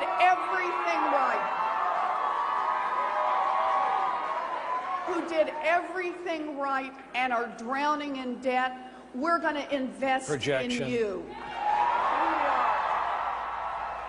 From one Senate race, let's go to another projection in a high-profile race in Virginia. Tim Kaine has turned away George Allen. Tim Kaine, of course, former head of the Democratic Party. This one was hotly contested down to the wire, Savannah. Yeah, if you want to read tea leaves, this will do as well as any, because in some ways this was a proxy fight for the Obama-Romney battle in Virginia. To see Tim Kaine squeak it out, he's very much aligned with President Obama. He was his DNC chair, somebody who was very close to him in 2008, helping him to deliver Virginia to the president in 2008. So this is huge, no question about it. George Allen, the former governor, the former senator, voted out of office and looking for redemption, but he didn't get it tonight. Also, this was Tim Kaine, somebody who campaigned Brian down the stretch, and we live in Washington, so I do, at least you used to. I see all the ads. Campaigned about working across the aisle. Yeah. Breaking Washington dysfunction. So to your earlier point, this is somebody who is really trying to speak to that in his state. Andrea Mitchell following the Senate races. Andrea? Well, one of the things that Republicans in Virginia are very concerned about is the Norfolk Tidewater area, that vote coming in. And so they've all thought that this race, as Savannah was just saying, was going to be closely connected to the presidential, that there wouldn't be a whole lot of ticket splitting here. So this is at least a harbinger of perhaps some good news for the president. Virginia, of course, is something that's now a must-win state, as you know, for Mitt Romney. Yeah, a couple of us are getting emails from friends in the Republican political machinery saying that there is nervousness about the remaining vote for their side in Virginia. We promised to go to Peter Alexander in Boston at Romney headquarters as we get ready here to bridge the top of the 11 o'clock hour in the East. Peter, sorry about that. We had some business to attend to. What's going on there right now? When I became governor of Massachusetts. Well, Brian, it was fitting that you went to that speech from Elizabeth Warren, because Scott Brown's loss here in the state of Massachusetts is particularly something that they take personal in this state. There are so many advisors in the Romney campaign that overlap in Scott Brown's campaign, and as we saw Scott Brown's concession speech a short time ago, we saw a lot of those top Romney advisors disappointed in his loss as well. You can hear the silence in this environment right now, in the words of one source close to the Romney campaign. So far, this night is stinging. Part of the silence is because of a video that's playing on the screen right now. This is the video, the bio video, that was initially intended, Brian, to play during the Republican National Committee, convention a couple months back. Of course, that slot ultimately was filled by Clint Eastwood in prime time. There are a lot of people within Governor Romney's community that feel like had they put that out, had more Americans seen that video, it really could have swayed more Americans to have a better sense of who Mitt Romney is as a person. Obviously, one of the challenges, particularly in that battleground state of Ohio, was the fact that so much money was spent disqualifying Governor Romney over the course of the summer, and Romney among those felt like this was a way to sort of put a new human face on the governor himself. All right, could go either way tonight. One of these two is going to be Victory headquarters. We are going to wait a few alert to come back to us should we have to break in with national news. It is now 11 o'clock in the East Coast. Here are the states where the polls have just closed. In California, we are projecting, as expected, with its 55 electoral votes. The Democrats will hang on to the state of California, and President Obama as well in the state of Washington to the north, 12 electoral votes there. In his native state of Hawaii, as far west as they go, President Obama will hold there. And in Idaho, Mitt Romney for electoral votes, the projected winner in Idaho. We have too early to call in Oregon. 7 electoral votes. Here's where the map leaves you right now. See some of the blue filling in on the West Coast, desert Southwest. Chuck Todd, anything you see that we should know about in the last few minutes? Well, I would just say this in every swing county that we identified. I just want to point this out. Every single swing county, I'm going to throw them in here, and then I want to run through them. I'll start west to east, Colorado, Jefferson County. President Obama is winning every single major swing county, it appears. When you look at this one, he's ahead. Jefferson County here, 51-47. And these swing counties, we call them this way. This was Bush 04 County. You go, and they were Obama 08 counties, and he's holding them. In Ohio, let me take you to Hamilton County. That was the one that we were watching very closely. He is carrying right now. Hamilton County still obviously too close to call. We're not ready to call it. But in each of these cases, Hamilton County in Ohio, Jefferson County in Colorado, Hillsborough County in Florida, Loudoun County in Virginia, all of these counties. I remember you made that joke that really scared people, actually, Brian. I think it was on, I can't remember if it was on Letterman or Daily Show, but you said, this isn't about battleground states, this is about 12 counties. And we're seeing in every one of these counties, the president has a consistent but narrow lead in all of these places. Thank you, Chuck. I can't remember for the life of me. It's been a busy season where that was. Chuck, one more question before you go. I'd love to know any math you've got that's helpful. Ohio, Florida, North Carolina, Virginia. Have you seen? I tell you, Florida, look, I'm not, this is what Shelley does. They're in the game of this. But with what looks like is remaining, look, I think that Florida's going to be decided by less than 50,000 votes. Mm-hmm. And I guess I would say I'd rather be the president than Mitt Romney when it comes to what's left to be counted in Florida. Look, there, and you know, you never know what extraneous precincts are missing that we don't know about. It's amazing. That does happen every once in a while. And, you know, we had that person that kept votes in the trunk of her car in Waukesha, Wisconsin earlier this year. So you never know in those things. And then you look at Virginia, and Virginia, right now, you feel like maybe you'd rather be Romney than the president, but boy, that's razor tight. Again, I don't want to go out on a limb on either one of those, but it is amazing to think that maybe Mitt Romney ekes out Virginia but doesn't eke out Florida. And it goes back to what I think the story of this election is going to be about, which is demographics, demographics, demographics. Okay, remember, you got to keep votes somewhere. Chuck Todd, thanks. David Gregory. Well, just to that point, you know, David Plouffe is really the architect of this re-election campaign, senior White House advisor. He said, look, it's a problem for Romney that he's got to go back to Florida on Monday and protect. And that's what we're seeing here. You're seeing, as I monitor Twitter tonight, too, a lot of Republicans there talking about the fact that the president is doing what he had to do, which is to win this sort of demographic war, as Chuck just referenced, getting young people out, getting minorities out. We talked about the Latino vote. And isn't it interesting, Brian, how, at least up until now, the president is overcoming the most important issue, the economy, deep anxiety, 7.9% unemployment.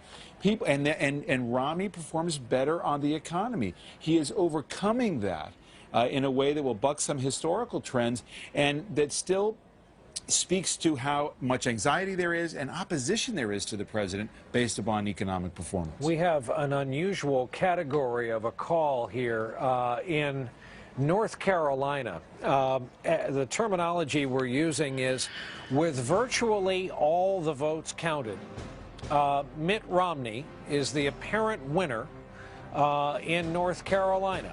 That would be a net gain for the GOP. It is a state the president took last time, taken away from the Democratic Party.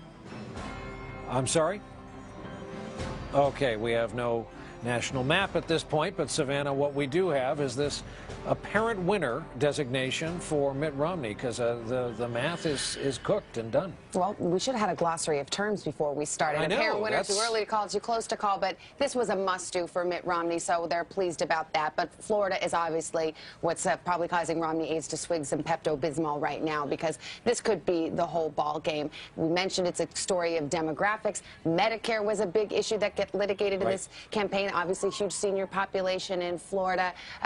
There's a big Jewish vote in Florida, and this was an issue, Israel, Iran, that got litigated on the campaign trail. So Florida has a lot to offer in terms of the issues of this campaign. And to see it come down so close, as David just observed, over and over again, we've seen in the polls that people think Mitt Romney would do a better job on the economy. It is an article of faith among political observers like us that the economy is the #1 issue in the campaign, and yet we see the president holding strong so far. Very interesting. One other note on North Carolina, the Democrats held their convention there, of course. They wanted to take a stand there. They wanted to keep it close. They wanted to send the message that they could keep this very large battleground map. And for it to get called at 11 o'clock is certainly a victory for Romney, but it's just one that he's got to have and quickly move beyond and see what else he can get. A near-death experience tonight for Claire McCaskill in Missouri. She went from being at the back end of a bad campaign to re-election. She'll go back as an incumbent from Missouri, and let's listen into some of her remarks. I also have to thank this amazing staff I work with on this campaign. We've been at it for 2 years, yes, we have. We have been going full bore for 2 years, and this is such a team. Every single part of this campaign, intellect, great strategy, a work ethic that I'm in awe of, a sense of togetherness, and that there were no egos in our team, just a focus on what we had to get done. I can't name them all. They are truly special, but I got to tell you, I got to give a shout out to Corey and Adrian, the campaign manager and deputy campaign manager, who did a great job.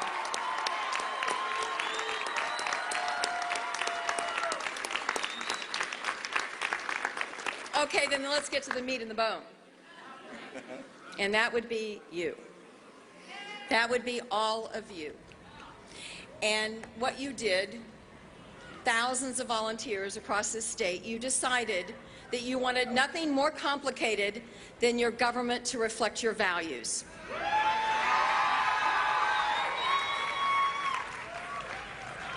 Claire McCaskill, who was roundly targeted, who was called out, frankly, by some Democrats for not being aggressive enough and trying to hold on to her Senate seat. Then came the rape remarks by Todd Akin, and the race was turned up the race despite the pleas of some ranking Republicans, and it was not to be for his challenge. She's going back to Washington. Tamron Hall down on the rink has a new set of numbers for us. Tamron?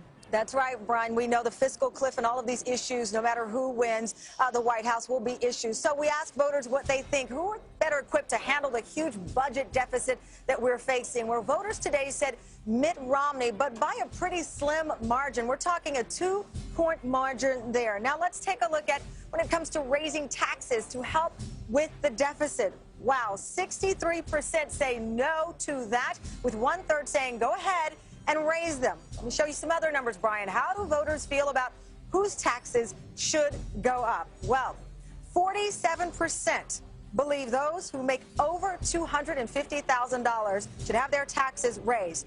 Another 13% said everyone's taxes should go up, and 35% right there say no one at all. And raising taxes on just people making more than $250,000 is President Obama's position. So far tonight, his decent numbers of voters who are in that corner. Brian. All right, Tamron, thank you. The crowd noise is because up on the building is projected a graphic of this call.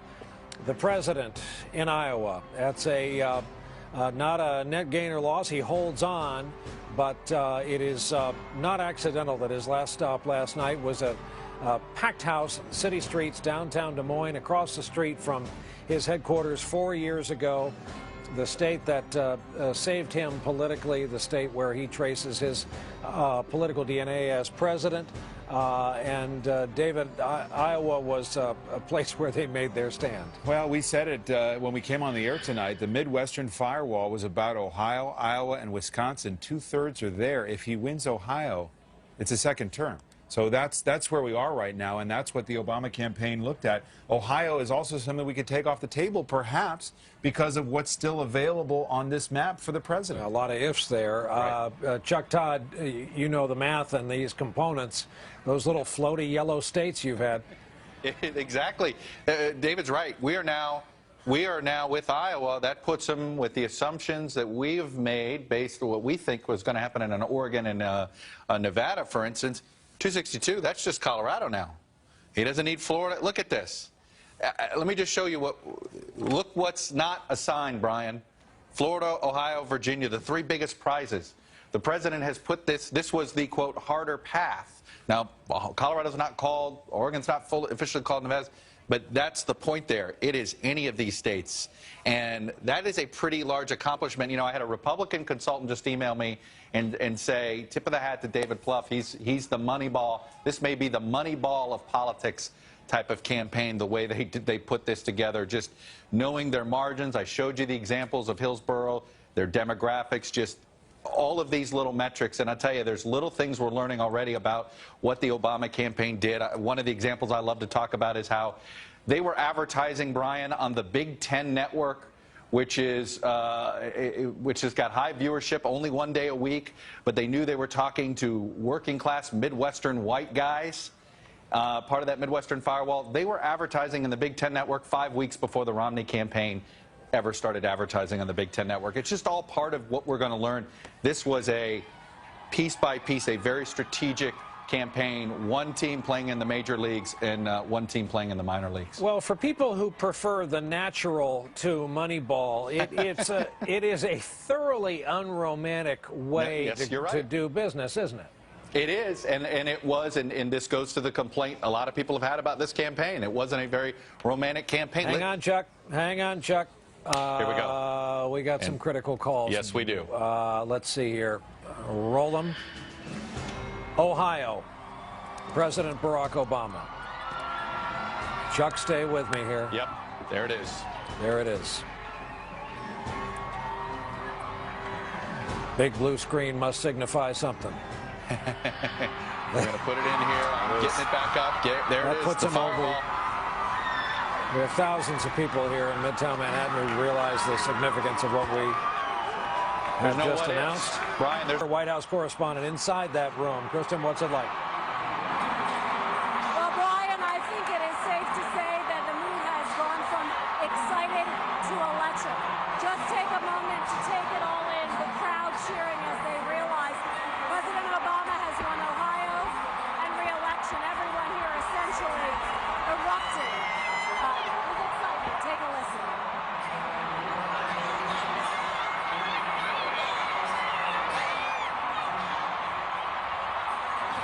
Brian, this crowd started gathering several hours ago. It has just grown exponentially. These are the people who have clocked the most time volunteering their time, their energy to getting this president reelected. At times, as we have covered, it didn't seem like it would be possible. It has been a close race, a razor-tight race until really we have just witnessed the results here tonight. This president who made history back in 2008, it appears, doing it again tonight.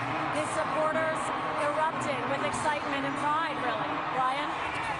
For people just joining us as we watch these pictures of celebrations from Chicago to New York, President Barack Obama has become the fourth Democrat in the last 100 years to be elected to a second term. At the age of 51, he has been calling this his last campaign. He will now become a two-term Democratic president, pushing back a persistent and determined and well-financed and motivated challenger, putting up with at least one spectacular defeat in the first of a series of 3 debates that really worried his base of support and his staff and shook the campaign to the core. A threat he was able to shake off and go on to victory tonight, cobbling together an electoral map that has its derivation in the last time around. A huge ground game. And as Chuck Todd and I were just discussing before this news came in, a scientific approach and a mathematical approach to the business of getting reelected. While we watch these pictures, I want to hear the audio of Peter Alexander, who is in Boston.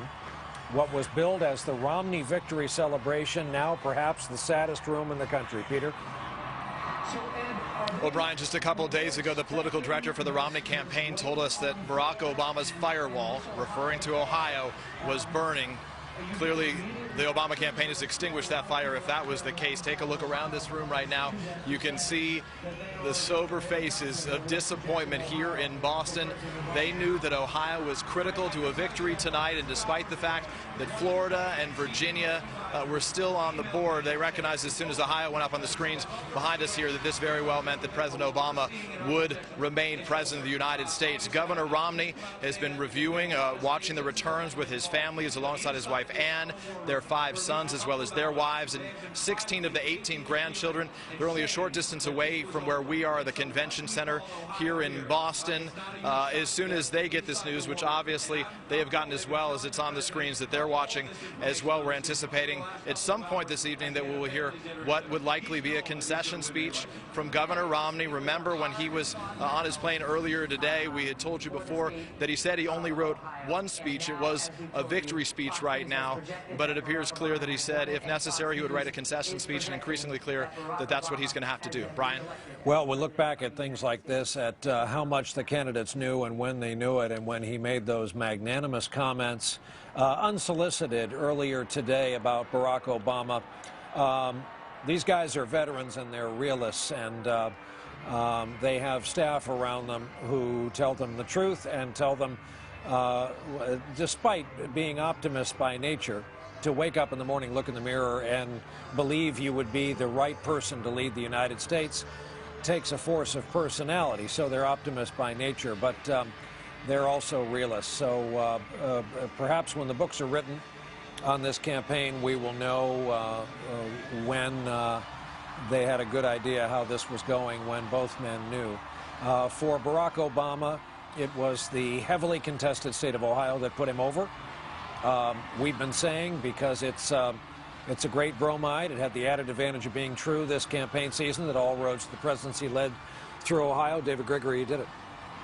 He did it. This was the Midwestern firewall, and it's really striking. In that state, what he inherited from President Bush, a poor economy, the continuity of that policy to bail out the auto companies made him extremely popular in that state, got him votes that he otherwise wouldn't have gotten. A lot of white men, working class, who were auto workers who felt saved by that policy. Look beyond that, what he was able to do, Brian, to define Mitt Romney as an alternative that was kind of out of touch with the middle class, out of touch with people's needs. It was a definitional campaign that worked. The president appeared more empathetic throughout this process. We saw that in some of the exit polling as well. He overcame a lot of anxiety about the economy. And by the way, Brian, he owes a big debt of gratitude to Bill Clinton, the former president, who at the convention in North Carolina offered a testimonial for President Obama when he said, "No one, not even me, could have turned this economy around in just 4 years." Savannah, what a nation he gets to govern for 4 more years. What a political reality he inherits. And to reference your own comments from earlier, he did this during a recession. No question about it. He now governs a deeply fractured country. I mean, here he is winning tonight, but when we look at the popular vote, I think we'll see that it's very tight indeed. So a country that is deeply divided along partisan lines. He inherits the same government, the same control. Republicans governing the House, Senate, Democrats will have control. And so in some ways, we'll wake up tomorrow and nothing will have seemed to have changed. And he faces a host of big ticket issues in terms of our fiscal situation, tax cuts that are supposed to expire at the end of the year and will result in tax hikes if the Congress doesn't act, talking about spending cuts, huge problems. And then I think this also ushers in a season of Republican soul searching And you can already see the dividing lines. Some will say we should have nominated someone more conservative. That was a refrain we heard time and time again during the Republican primary. Others will say, no, this is a time for us to turn the page. We have to reach out to a greater segment of the electorate if we want to survive as a party. Tom Brokaw, this is right now a crippled city awaiting a snowfall in a deeply blue state. It erupted outside here. You're inside the studio on the third floor. What's your view? Well, my thinking is that there's a kind of sweetness about this for the Obama campaign that goes well beyond the magnitude of what this first African-American president has achieved tonight. Re-election when 2 years ago he was so soundly defeated in the midterm elections, and a lot of people thought that he couldn't possibly recover from that because they were so motivated on the Republican side. And the state that put him over tonight is not a state that is heavily populated by Latinos. It does have an African-American population, but it is a white working-class state, the state of Ohio. No Republican has ever won the presidency without winning Ohio. And tonight, Governor Romney, despite all of his investment there, according to our projection, is not going to win the state of Ohio. So this is a historic turn. Now, the real issue is what happens tomorrow and in the coming weeks. What does President Obama do about avoiding the fiscal cliff that is coming? Because cold reality will come with the dawn.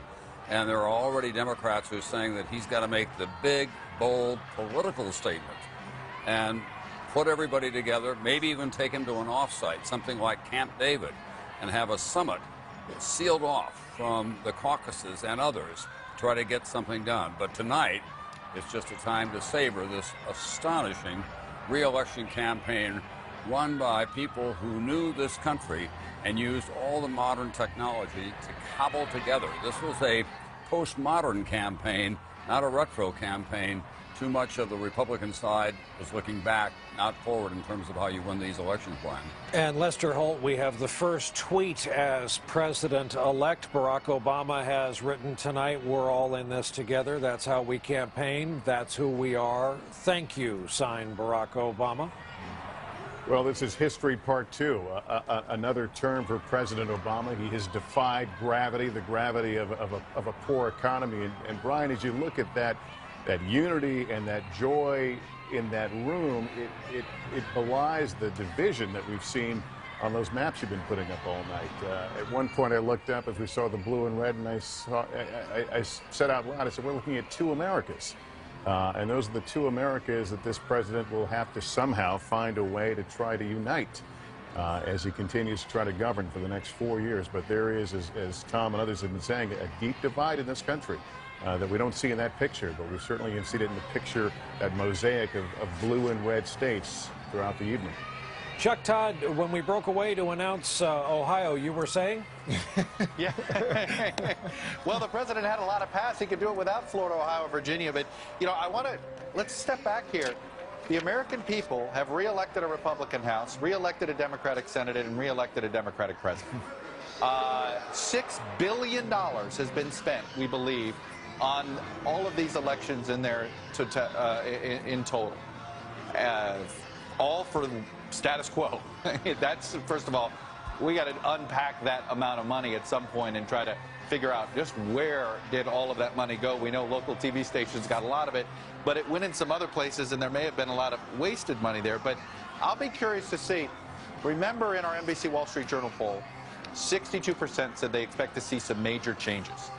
The president's going to have a couple of interesting moments. We know about the fiscal cliff, but two things I'm going to be watching when I have to do the other job that I have as White House correspondent is going to be who becomes the next Treasury Secretary and who becomes the next Secretary of State.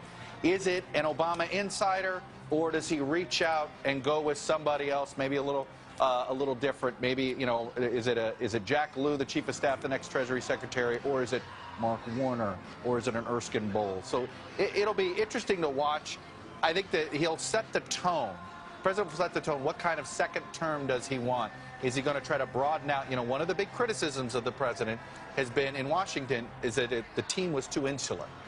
Will he break that mold with this second term?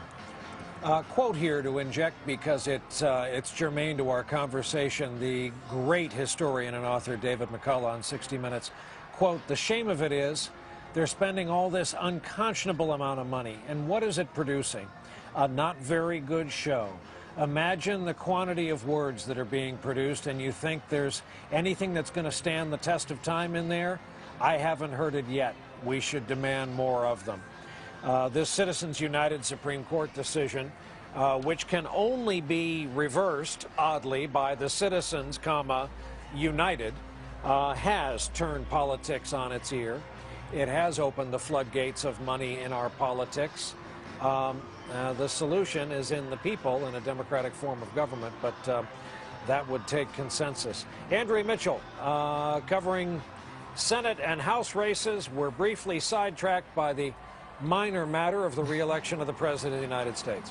Well, we haven't yet called the Senate, but in my counting, it looks to me, and talking to all of our experts, that it is now mathematically impossible, because once the presidency is in the hands, rests in the hands of President Obama, you no longer have the possibility of a tie-breaking president of the Senate, the vice president.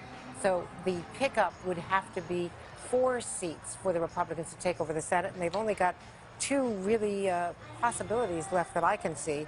They've already picked up 1, which is Nebraska, but Wisconsin and North Dakota are the only other ones that we have not yet called. So I'll await the decisions by our decision desk, but just a heads up.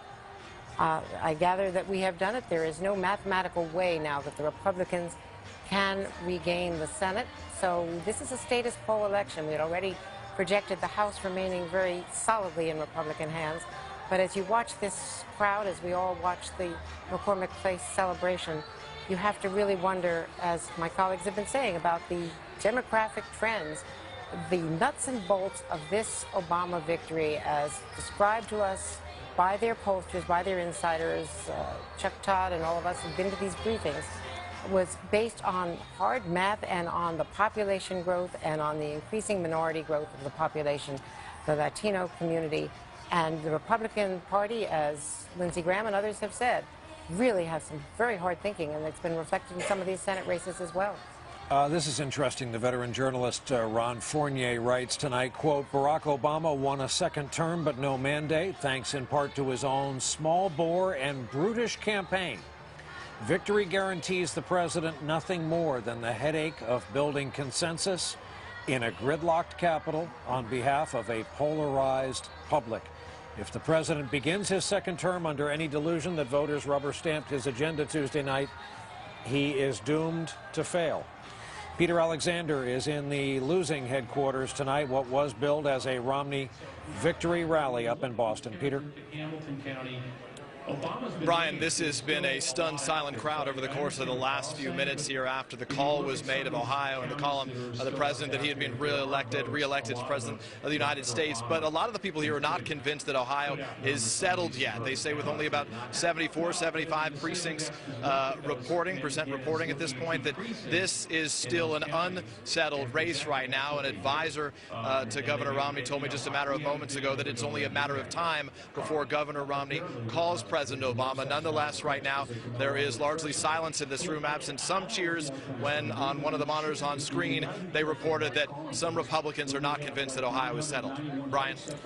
And Andrea Mitchell, it's not too early to begin a conversation about what Republicans will be talking about when they gather in groups. They're going to be talking about their candidate selection. They've got to start looking at the Richard Murdochs and the Todd Akins and the way some of those who are outside of what is considered the mainstream of American candidates, American values, for most of the middle of the country, and the way people go to the polls. You've got 53 to 54% of this electorate projected to be women.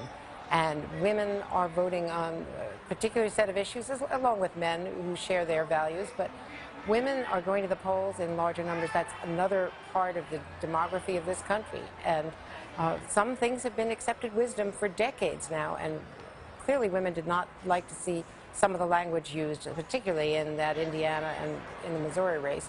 Republicans have to look very hard at that, and they have to look at their primary process, because I was talking to Haley Barbour today, and he agreed with me on our show that as a former Republican chairman, this Republican primary process did not serve their party well.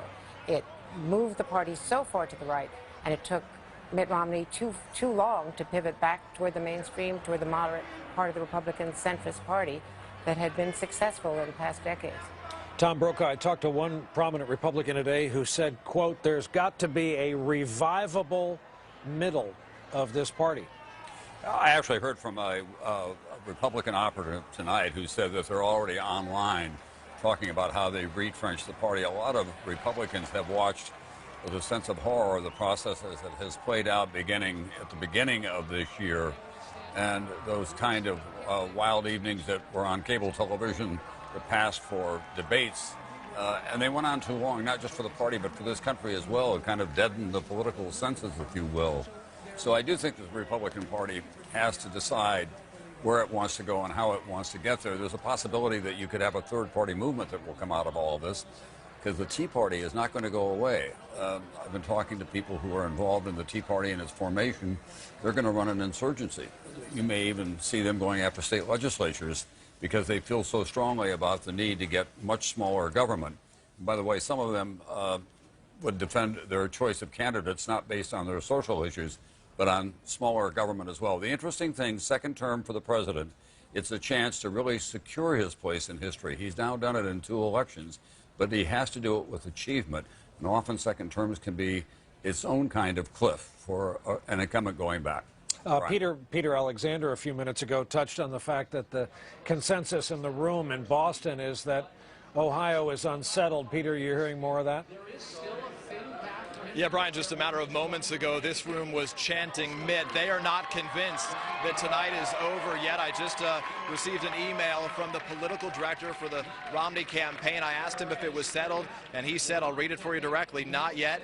It's around 20,000 now and closing. The Romney campaign has all along insisted, Brian, that this would be a long night, that it would be up and down, and they believe it's still too early to put that state in President Obama's column right now. So they are, if nothing else, stubborn that it's going to be a little bit longer before that decision can be made. They said it may not be made on this calendar day. Brian?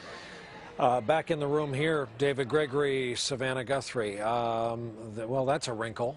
Well, it is a wrinkle. You know, we'll see how that plays out over a little. That view could change within the Romney campaign. Meantime, there could be other routes here to 270 for the president that will just make it moot as we move through the calendar. And also to pick up, Brian, on this point about the Tea Party sentiment. We've talked about it earlier. The Speaker of the House, before the president was reelected, based on our projections, was saying, hey, there's no mandate for any new taxes here. And so as Tom mentioned, history was made by the president in being elected, passing health care reform. But he really wants to get a grand bargain on the debt in this second term, and it's going to be thrust upon him very early as his #1 task. Savannah, I just can't help but think of someone who is looking for medical research, the money we could have devoted that we spent on this campaign. It's better not to think about it. You'll just get depressed. It's to come out with a result that is exactly what we had before this election season began 18 months ago. But you talk about a mandate. I guess it's how you define your terms. First of all, will he have a margin of victory that's sufficient to say there's a mandate? Potentially in an electoral map, he may. But the other issue is, what has he campaigned on? What was his second-term agenda? Was there one thing that was so identifiable that everyone knew, when I vote for President Obama, I am voting for this? That would suggest there is a mandate. And I don't know if he has. That goes back to what you said Ron Fournier was writing, saying it had been a small bore campaign and one that was largely negative. I mean, the president had 85% negative ads. They had a strategy to discredit, disqualify Mitt Romney. It obviously worked. But what that means in terms of governance for the next 4 years, I think we'll have to wait and see. To an earlier point of yours, the people in this country who weren't in battleground states, who saw an occasional negative ad on the Romney side, were shocked by it. They hadn't seen the negative ground campaign by the Obama campaign. By the way, the shot of the individuals in the trees, Lafayette Park across the street from the White House. Think about the last time we saw that. The night they announced the death of Osama bin Laden, clearly one of the highlights of the president's 4 years in office. Kristen Welker in Chicago, McCormick Place. What do we know about an ETA by the president-elect? Well, we we haven't gotten an ETA yet, Brian, but I can take you inside sort of his watch party tonight. I am told that his advisors are screaming, hugging each other, elation all around. Some of them are even crying. As we've been talking about, some of the folks who have been working with him in this campaign and specifically over these past several weeks are the same people who started this journey with him 4 years ago. So this has been an emotional end to this campaign for those folks. As you all have been talking about this evening, this was really a grueling campaign. The economy, to some extent, this president's worst foe at times. So there is a sense of relief as well because these polls were just so close right up until the very end. Of course, President Obama began this evening by having dinner with his family, the First Lady, his 2 daughters, and then he went to the Fairmont Hotel to watch returns with Vice President Biden as well as his closest friends and advisors. So he has been surrounded by those people all night long. They are awaiting a phone call from Mitt Romney, and when they get that, I expect that they will head here to McCormick Place, where thousands of the president's supporters are awaiting his arrival and waiting to hear his big speech tonight. I am told that the president worked on that speech, had a big hand in that speech, and very much involved in the process of scripting it. Certainly the speech that he has been hoping to deliver. Brian. Let me see how well I know my Chicago history. McCormick Place, named after McCormick Spices, and replaced the old McCormick Place, which was destroyed by fire, I believe, in the late 60s. Yeah, well, I don't know. These things come out. But also, most importantly, it is not Grant Park. It is not the outdoor venue that we saw that may be best remembered for that shot of the tears streaming down the face of Jesse Jackson. Yeah. The camera crew that found him in the crowd, America's new first family coming down that runway, holding hands. It was an incredible night in this country for the history it represented, for the campaign that had just ended. As we've been saying, 2012 isn't 08. Mark Morial is standing by to talk to us with the Urban League, former mayor of New Orleans. Well, first of all, your thoughts. This is a great victory and a powerful victory for the president in a hard-fought re-election campaign. But I think it is a victory of coalition politics and a victory that underscores, I think, the breadth of the president's support from all regions of the country. I might add one other thing, and that is that I think the effort to suppress the vote with voter ID laws may have backfired because of the reports we've received from so many communities, is that there was a strong voter turnout with people in lines all throughout the day. So it's a powerful victory. Now it's time for the nation to unite and try to move together to try to confront the challenges we face. Mr. Mayor, I've been thinking a lot about poor folks these last couple days, white and black, because they have been hit once again by a weather event. It happens to be in the New York area. It's happened before. It has brought into great relief the tiny margins that people are getting by on in our society. And I'm wondering about what your hopes are, what your demands will be of this administration for a second term. You know, for the president and the Congress, they must, in the context of jobs and in the context of trying to confront the nation's fiscal challenges, deal with the underlying challenge of income inequality. And Superstorm Sandy has indicated how challenging, as you indicated. So we will have a letter in the morning to the president and the leadership of the Congress urging attention to these issues. Mark Morial, always good to see you. Thanks, Brian. It's good to have you here in Democracy Plaza tonight on a more boisterous than average, very cold winter night. There he is, just off the rink. Kelly O'Donnell's in Columbus, Ohio. Kelly, we've been kicking around this notion that Ohio is still in play. David Gregory appropriately makes the point that Team Obama could perhaps make up the math elsewhere. But what do you know from Ohio?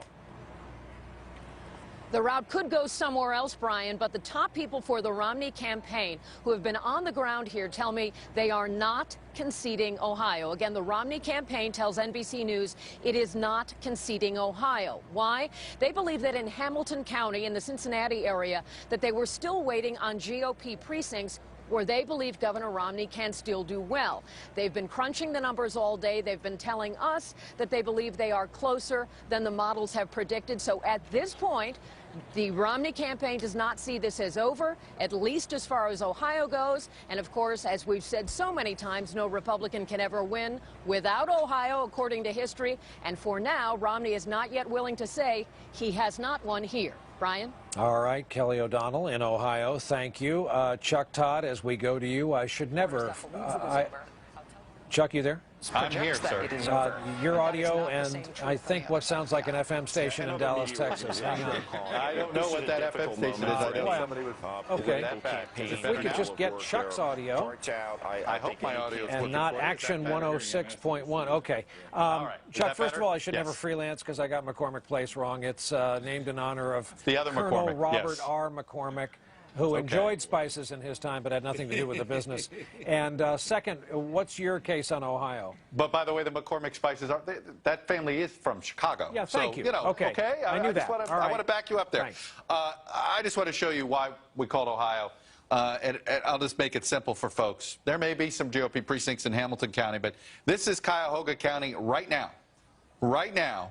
And we have about 400,000 vote total in. There is another at least, let me show you the 2008 results from Cuyahoga to let you know, there is at least another 200,000 votes that have not yet been counted in Cuyahoga County. As you can see, it was 657,000 votes in Cuyahoga County in 2008, and we have only got about 66% of Cuyahoga in, and we know that's going to go big. That is why there was a very big comfort level on Ohio.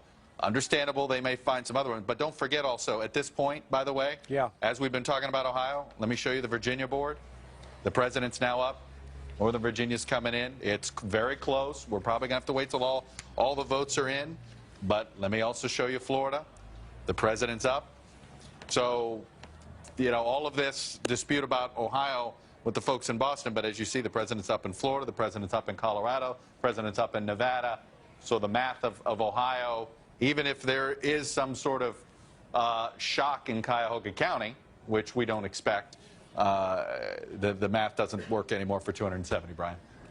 Tidewater vote in Virginia, Chuck. Can you characterize it? Let me look to see how much of it's in. I know Virginia Beach is something that there hadn't been much vote in at all. I want to see what we got now, because that was a swing county 4 years ago, very swing area now. We're still looking like, to me, it's Romney here, 132,000. Let's see how much of it is still available. Looks like we still got a good 100,000 votes yet to be found in Virginia Beach. How's he doing against McCain and Virgil Good? No, I know, but my point is, I was just looking to see how much vote there was last time. We still got 100,000 votes there. We still got probably 75 to 100,000 votes in Northern Virginia.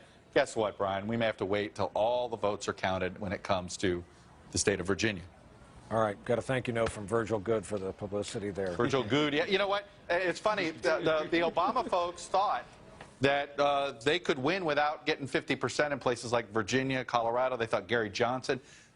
These third-party candidates didn't seem to pick up that much number. That's right. There was real fear about Gary Johnson. Yeah, there was. There was, particularly in Colorado. All right, Chuck, remain at your board. Keep it manned. Yes, sir. I'm going to go to David Gregory now. Well, you know, I'm been on Twitter, as you know. David Axelrod is saying that the vote tonight is going to be heard by both Democrats and Republicans. You, I thought, very well alluded to the difference between 4 years ago. This is not as grand a night. No. This is not hope and change. This is not all of the hope and expectation infused into this president. He's been battered by 4 years. There's a lot of anxiety out there, still a lot of opposition to him. Tonight, he's got a real challenge when he accepts this mantle of a second term. How does he speak to Republicans in a way that can, in his words, he can pop that blister and force some kind of agreement on the revenue issue, on further implementation of health care reform, on dealing with some of these really pressing issues around spending. This will be the most important work of the second term. Savannah, any comments that don't involve gross medical imagery? Yes, I think I'm always safe space for that, I have to say. Look, the president obviously is going to be facing the same Republican House, the same dynamic. And the question is, what's changed? He's been asked that time and time again during the course of this campaign. What will you do? How will you change? How will you get more results? And he consistently says, look, if I'm reelected, the fever will break. The situation will change. The blister, that's what he said. Or the blister. Now we're back down to medical terminology. For surgery. Nevertheless, that's more hope than a strategy. And so perhaps he has some trick up his sleeve. But look, second-term presidents have to learn to get along better than they did the first term, and he's got a whole host of problems waiting for him. We have West Coast numbers coming in, and let us not forget it's election night in all 50 states. And so in our Senate races, Jeff Flake, he was involved in a bit of a controversy today when a story a couple folks on the web got a hold of, that his campaign was making robocalls to people's homes, sending them intentionally to the wrong voting precinct. He defeated the former Surgeon General, dedicated a decorated combat veteran, Carmona. It was not to be in Arizona. So the Republican Flake will be going to the Senate, but a good result for the Democrats after the defeat in Arizona. Heinrich going to the Senate from there, and as somebody said earlier tonight, they don't need Biden anymore. Right. Well, but they certainly relied on the president. We're seeing in all of these Senate races, these Democrats winning. The president's coattails are long tonight. He is pulling up a lot of these folks, these Democrats. Brown in Ohio, for instance, getting something like 90% of the Obama vote. It helped Elizabeth Warren as well. It's a point, Andrea Mitchell, you made earlier tonight. They are, for the Senate Democrats, for that subgroup of the population, they're having a big night. For the Senate Democrats, take a look at Martin Heinrich beating a former member of Congress and a really strong candidate. And she lost in New Mexico, and that clearly was a coattail effect. So that is just one other example. We get to see, of course, what's going to happen in Virginia, where Tim Kaine is the victor over George Allen, both former governors, and George Allen, the former senator, with a great football legacy in his family, a famous Redskins football name. But that was not to be either. So there are coattails, as David just pointed out. We also saw in this Jeff Flake victory. By the way, Jeff Flake is an interesting Republican in that he was far more liberal than a number of the other members of his party. He became a little more conservative on immigration when he was running for the Senate. He has strongly opposed the Cuban embargo. He was one, very strong Republican voice against the continued embargo, economic embargo of Cuba. So Jeff Flake is going to be an interesting voice in the Senate and may, now that he's elected and has 6 years, join that coalition of Democrats in the Senate who are pushing to do something about Cuba. And Andrea, across the room from you is one Tom Brokaw. Tom? Well, Brian, this is more than a wake-up call for the Republicans, obviously. We've been talking about that all night long. And I think their first step is really going to have to be about how they interact with President Obama going into a second term. Second terms are tricky, but if he really wants to create a legacy, he's going to have to get something done about the issues that the country care about, beginning with the ability to work with the other side in some form. Now, the Democrats in the White House will say, we were prepared to work with them, but they would roadblock us at every opportunity. So they start with that. But then there are the realities of the deficit, what you're going to do about the entitlement programs, and the very delicate issues and the explosive issues of Social Security and Medicare, how they get resolved for the future. And I think he's going to have to reach out into the American economic community, to the business community, not just the big guys, but the middle-sized guys as well, and say, you've got a voice here, I'm prepared to hear you, and we're going to have some kind of a connection for you in the White House. He said during the course of his campaign he was prepared to appoint a Secretary of Business. That's not really necessary. If you have an office in the White House where people can go and feel that they're getting a fair hearing, I think that they would welcome that. So there are some real changes that are going to be coming. They need to come if he wants to create the legacy that I expect that he does in the coming years. All right, Tom. Peter Alexander up in Boston, where the topic in the room has become the fact that Ohio is not cooked.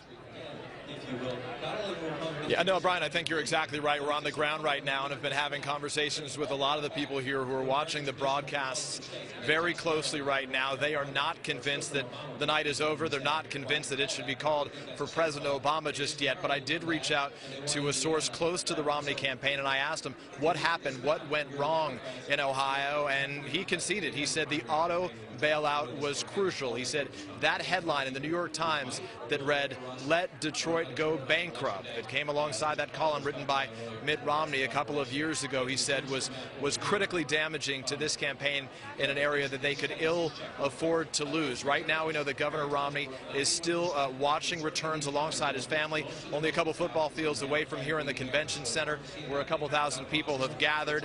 We anticipate they will come over here at some point, but I have heard from advisors to the campaign that the governor has not yet called President Obama to concede tonight. They don't suggest that he's disputing it, although the political director from the campaign, Brian, as we have reported, had said Ohio is not done yet. However, we should note that even as we speak to you right now, some of the top aides, some of the larger donors to this campaign have been entering this room. So we'll just keep you posted on exactly what will happen here. All right, Peter Alexander, before we go, I want to go to John Yang in Ohio. David, just a point of information, because the headline on the New York Times op-ed piece was so roundly reported, repeated many times by the president. You don't get to write your headline when you write an op-ed, but the sentiment was, let them go through a managed bankruptcy.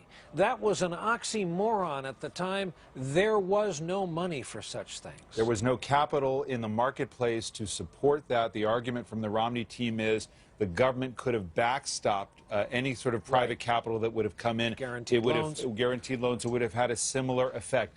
But backers of Romney, particularly in Ohio, said that they just failed to do a good enough job to rebut that in the way that we were just talking about it and change that impression that Romney essentially wanted to let them go through a bankruptcy that could have cost jobs. We saw in the exit poll, this was a hugely popular bailout, and those voters broke for the president tonight. I should also add from another prominent advisor who knows Ohio well, the feeling in the Romney campaign, I'm told, is that there's roughly a 25% chance in their view that they could still win Ohio. But Brian, so 25% chance. So that, you know, but they're still sweating Florida. Yeah. And we know, as I look at the map here, take Ohio off the map if you want. There's Colorado and Nevada where the president's leading. That could get him over the top. So this, again, could become a moot issue if they do end up contesting in some fashion. So John Yang, who's in Ohio, and as a former Washington Post journalist, you know your way around a counting house and an election. This is why we've been talking about Ohio, the 5 Ohios that are contained in the 1 Ohio, and the importance of all these digits and every number that's in. That's right. I mean, this is all, as Chuck has been saying, this is all about margins. This is all about the margins that you build up, that the Democrats traditionally build up in the Northeast, and that the Republicans have been traditionally build up in the South and Southwest. I've just gotten the latest update from here at the Hamilton County Board of Elections. This is with 68% of the ballots that were cast been counted. It does show it narrowing. It does show this is with 95% of the precincts. It gives Obama 57% of the vote and Romney at 43%. That's essentially where it's been for quite a while now. And as Chuck says, the outstanding votes seem to be up in Cuyahoga County, which is Cleveland, Lucas County, which is Toledo, which are Democratic strongholds. It's with essentially Obama's margin here. If he can build on that margin in the North, it is hard to see where the Romney votes would be coming from with so much of the vote already counted here in Hamilton County. All right, John Yang, thank you. And on that thought, Chuck Todd, your reaction. Not to say, I'm Chuck's just not throwing that out there. wired up. Look, we took everybody beat up on pollsters this year. I'm pretty proud of our poll. You know, we worked really hard. We spent a lot of money. Okay. Guess what that was? That was Chuck Todd on our sister network, MSNBC. I'm sure he was making vast amounts of sense, and just not on a question we had asked. But this is the point you keep making. Well, but also I think what Chuck is talking about, because I talk so often, I can channel just fragments. He's talking about the amount of resources we put into our own polling, our own analysis in terms of how we make these projections tonight, and sort of calculating Cuyahoga County and what vote may be outstanding at this particular. Is it a sister network or a brother network, or is it gender neutral? I think it's gender neutral. Okay, Savannah, what do you got? Brian, I don't know. I'm just sitting here waiting for the votes to come in, and I think, you know, we're in a situation here. If we get Florida and Virginia, if they end up going the president's way, Colorado, Nevada, you could be looking at a rout on the electoral map. Kelly O'Donnell has a statement to read us from Columbus, Ohio, that is germane to this. Kelly, what do you have? Well, it's incremental, Brian. The Ohio Secretary of State was asked about the call by Networks for Ohio, and he says that he's aware of that, but that they cannot make the same determination, meaning the Secretary of State for Ohio, who's in charge of counting all the votes. But he does identify that trends can be put together here. So he sort of takes it both ways, acknowledging that it isn't a final answer yet, which would support the Romney contention that it's worth spending more time to count the remaining votes, but he also sees the trend line. So in again talking to Romney's supporters and those who have been close to their ground operation, at this point they're saying there are still votes to count. They don't feel the need to make any kind of declaration until they get a little further in the process, despite the celebration happening in Chicago and your analysis that it could go another way with other states that may come in. But Romney people want to pause, take a moment, and make sure that the votes that they have tried so hard to get a chance to be counted. But again, the Secretary of State here says trend lines can be seen, nothing yet definitive here in Ohio.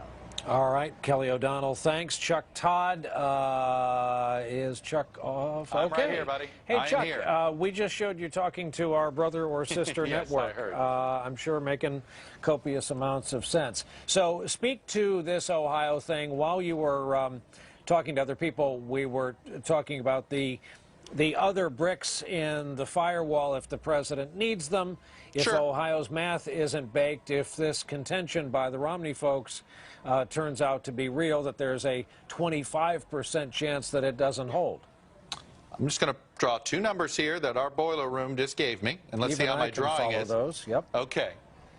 In the blue counties, we believe there's a 750,000 votes out between Cuyahoga County, Lucas County's Toledo, Cuyahoga's Cleveland, Hamilton, Cincinnati, and some of these places that we expect. 750,000 uncounted vote. And in Romney precincts, Romney counties, we estimate that there's 140,000 votes left. So let's just do that. Obviously, it wouldn't all break 100%. But if you do that math, that it's not too hard. That's 600,000, potentially a net 600,000. It won't be that much, but that is why, Brian, our folks, Shelley and his team, feel extremely confident in the Ohio projection. Chuck, Florida, Virginia. Yes, sir. What do you have? Florida, I can just tell you all that's left, basically all that's left to be counted is Miami-Dade. Here's the number here. Here's the raw vote. At this point, there is about anywhere from 100 to 150,000 votes left to be counted in Miami-Dade. We do know, by the way, the Miami-Dade supervisor election said we will not have the full count tonight from Miami-Dade. But right now, the president, the point is he's got a 48,000 vote lead here. The remaining vote is in a county that the president is winning by nearly 25 points. Let me show you here. It's Miami-Dade. Literally almost all the vote that remains is in Miami-Dade.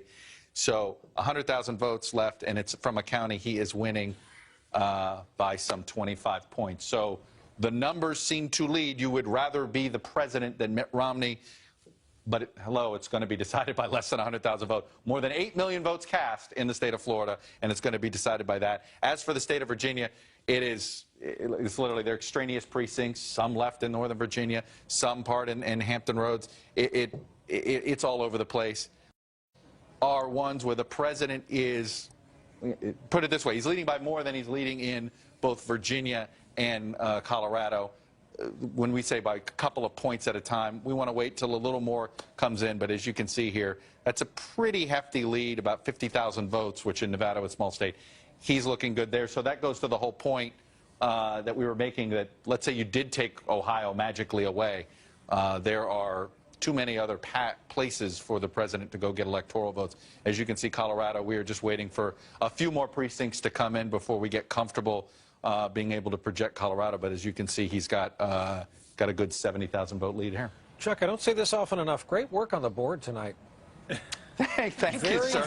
And you're the toughest. People don't know this. You're a pretty tough critic on this very stuff. Fluid hand movements. It's been a joy to watch. Well, you're very kind, sir. If we don't have much activity and movement on these numbers, it's going to be a joy to watch for the next couple of hours. Apparently, that is so. One little housekeeping note. One more thing. By the way. Hang on 1 second. I'll come right back to you after I tell the people who've been kind enough to be watching us on our NBC stations. You are watching our live Decision 2012 coverage here on the NBC television network.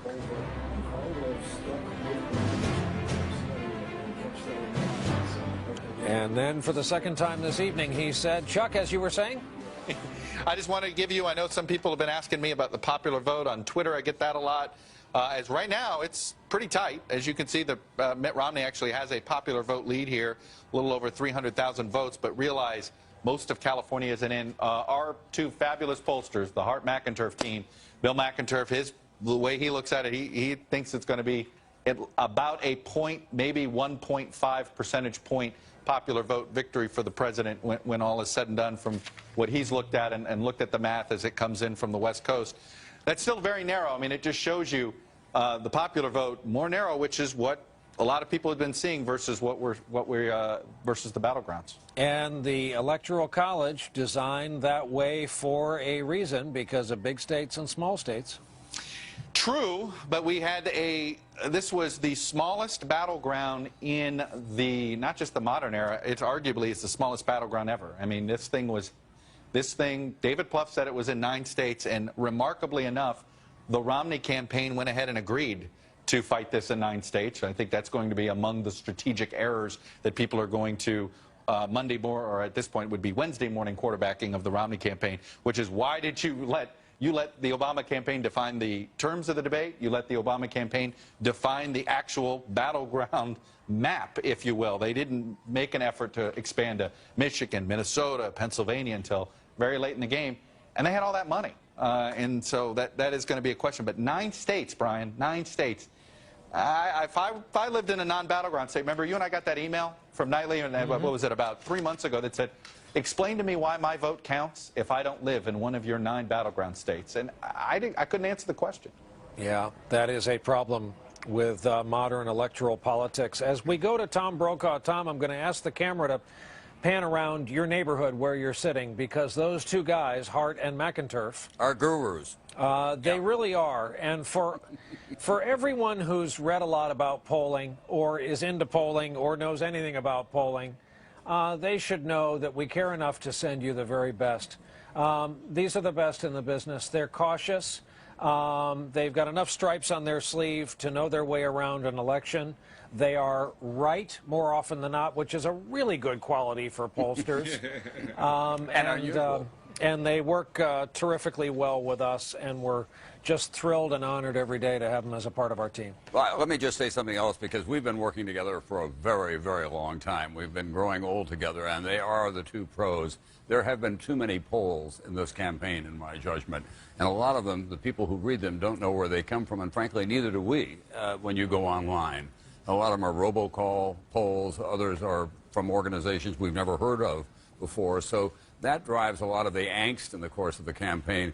And as we wait for these votes to come in tonight, I do hope that there's going to be a movement in the next 4 years to fix the broken American voting system. We talk about it every 4 years, but every state, and they control it, have different systems for reporting and how you go in and make the judgment. People get put through, in some states more than in others, a kind of litmus test about whether they're eligible to vote. This is the greatest democracy in the world. We can do much better than that. We've got all this new technology that we entrust the rest of our lives to, how we communicate with each other, how we use our credit cards, whatever we do. And then when voting time comes, we do everything but get a candle and a nightgown and walk in somewhere and make a mark with a sharp stick of some kind. Actually, crazy. I think some folks in Staten Island who lost everything else voted exactly that way earlier this morning. Tom, are Messrs. Hart and McInturf both wearing microphones? No, but I speak for them in language. Yeah, I guess.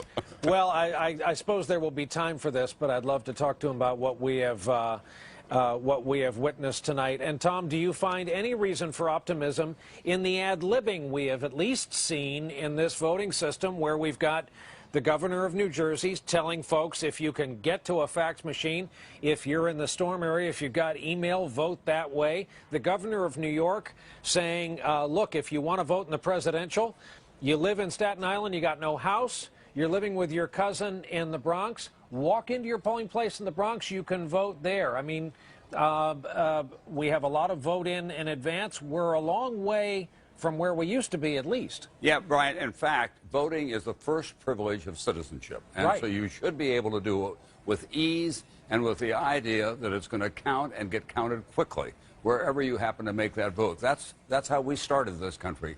And it still is a remarkable process that we work our way through all of this. But every 4 years, and it seems to me it's gotten more complicated in the past several cycles, Peter, than we've known it to be in the past, because it's so uneven across the landscape now. And there are those attempts, to one degree or another, to suppress some of the votes. So I do think that we can change that. Andrew Young, believes strongly that we've got to move it away from Tuesday. That's anachronistic in a working-class society.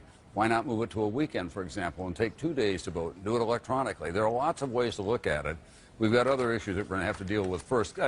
And speaking of what happened tonight, we cannot overstate the growing importance of the Latino vote in America.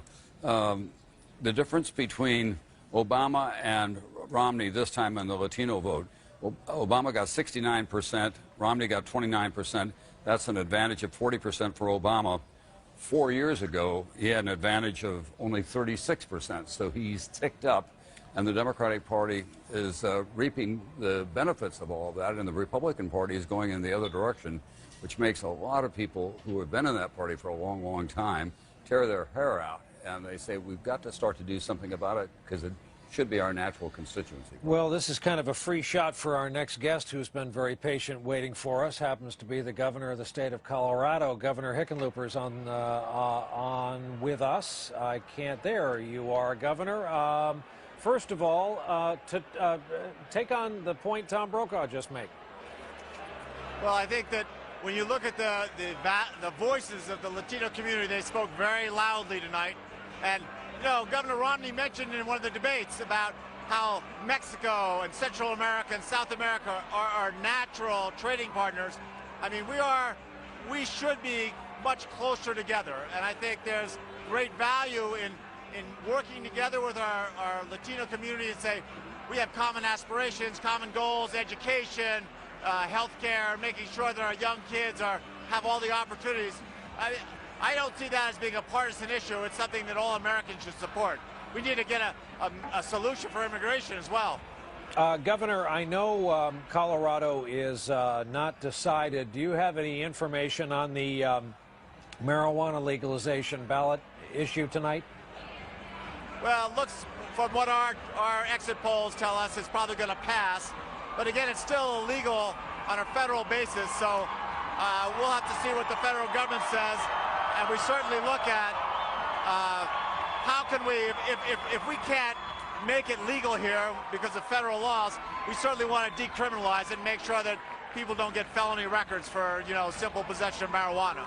As it is, I mean, all of us who've been to places like Boulder, it's just so, it's as ubiquitous as cigarettes once were in this country. It's just, it is just out there, and it's shocking when you come from an East Coast urban environment or suburban where it is not as available and as widely used. I know you were, I think you opposed it initially.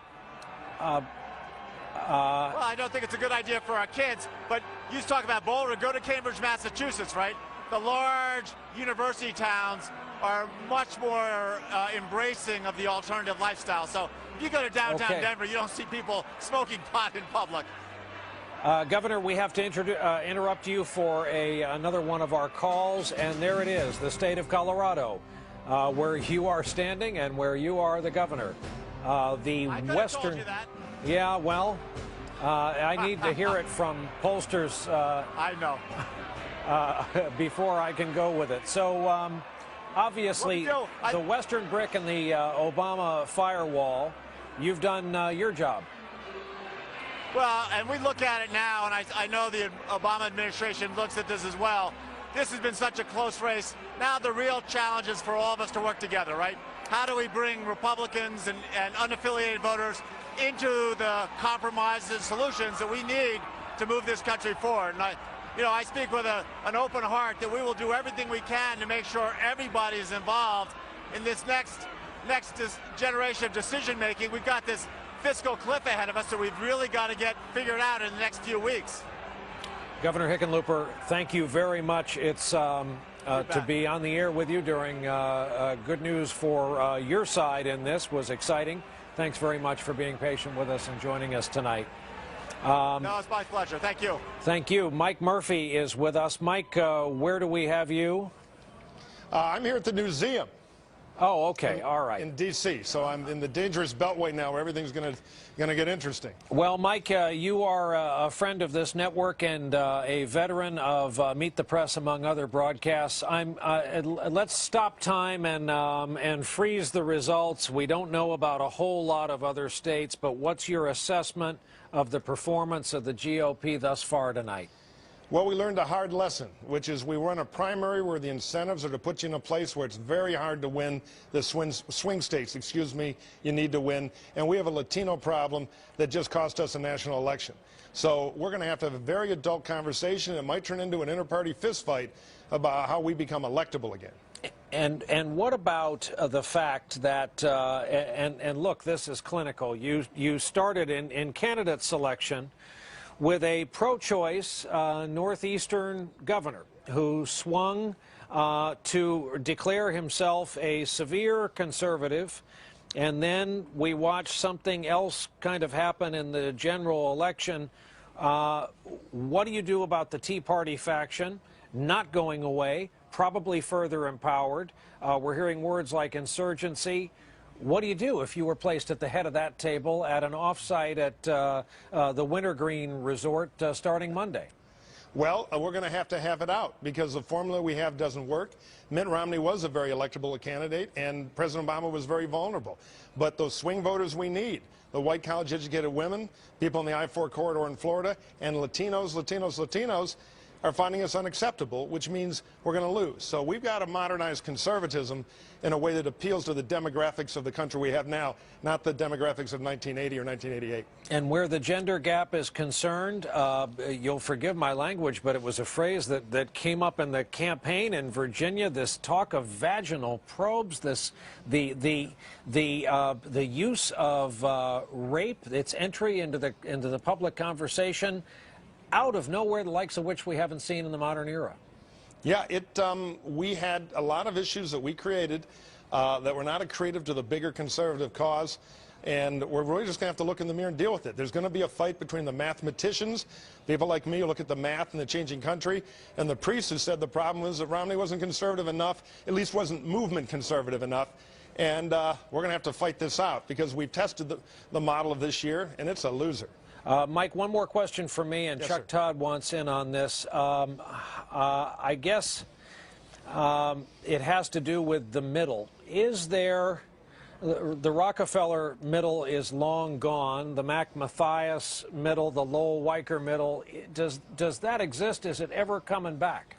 Well, I don't think it's so much about the middle. I think it's about what kind of conservatism we run. And there's a movement, populist conservatism, which is very appealing to part of our primary vote, but it's not appealing to the country at home. And so we have to look at issues like immigration reform, gay marriage, issues like that where the country is changing, and we have to decide where conservatism fits in. This is going to be a big debate in the party. It's going to be a slugfest, but what we have now isn't working. So it's the new conservatism, a modernized conservatism, that's going to be the key, and it's going to be a big internal struggle in the party because, I'm looking at these numbers. I don't think we're going to get Florida. I think Virginia is very tight. Ohio. There's a real message here for the Republican Party. Now we got to see if we're going to listen to it. I promised we'd get Chuck Todd in on this conversation. I'm told we have to go to a break and come back. So if we can beg you to stay wired up, sure, we'll try to conduct some business right after this. You are watching our live continuous coverage of Decision 2012. Reluctant as we are to pass this along, it nonetheless is, as they say, out there and getting an airing tonight, so you might as well know about it. Donald Trump, who has driven well past the last exit to relevance and veered into something closer to irresponsible here, is tweeting tonight. Here's a sampling. More votes equals a loss revolution. This election is a total sham and a travesty. We are not a democracy. Disgusting injustice. The world is laughing at us, and so on. So there you have that. That happened. Let's see. Who else do we? Deval Patrick, the governor of the Commonwealth of Massachusetts, of all people. Hey, Governor, thank you for being patient with us. Hey, Brian, you bet. How are you tonight? I'm fine, thank you very much. What would be, if the president called you into the Oval and said, tell me your top 3 agenda items for the next 4 years? You have an unfettered audience. What would you like to see? I think what we're going to see is an emphasis on a growth strategy that has been working and will accelerate. And that's about investing in education, in innovation, in particular research and clean energy, and in infrastructure, the sort of unglamorous work of governing, but that supports everything else: roads, rails, bridges, broadband expansion, implementing health care. So that strategy of education, innovation, infrastructure is a winning strategy. It's why we have added 5.5 million jobs in the last 2.5 years. And with some help from the Congress, we'll accelerate that. And I think the president's eager to do that. How do you do this now? How do you thread the needle if you're President Obama? This became, after all this fussing and fighting and all these billions of dollars, basically a status quo election. We have fractured politics, especially, you know, you've seen the tenor of the comments from the likes of Donald Trump tonight. How do you do this? How do you take the next step forward? Well, first of all, I don't think Donald Trump represents anybody's view other than Donald Trump. I think that what the American people did today was reject the politics of division and obstruction and affirm the politics of conviction. And whether the personnel changes or not in Washington, and in particular in the Congress, the dynamic does with the president's decisive reelection.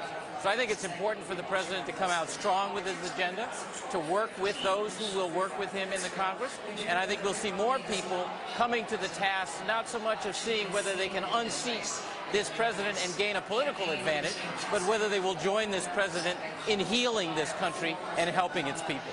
Well, here's a point David Gregory's made over the past couple of days, and he's right. People have really, it's warmed people to see politicians of different parties pushed together by this awful storm and this situation you share in Massachusetts. People are yearning to see their politicians get along, those but for those in the short trenches.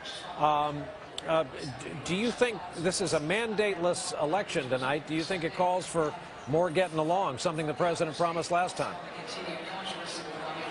I think that what people are responding to in the aftermath of Sandy and the leadership of the president and the partnership of Governor Christie and Governor Cuomo and the other governors who've been affected is leadership in fact, and that's what people are hungry for. Governor, thank you very much. Deval Patrick's been kind enough to join us on a busy night. Thank you very much. Appreciate your patience. Our coverage will continue after this break.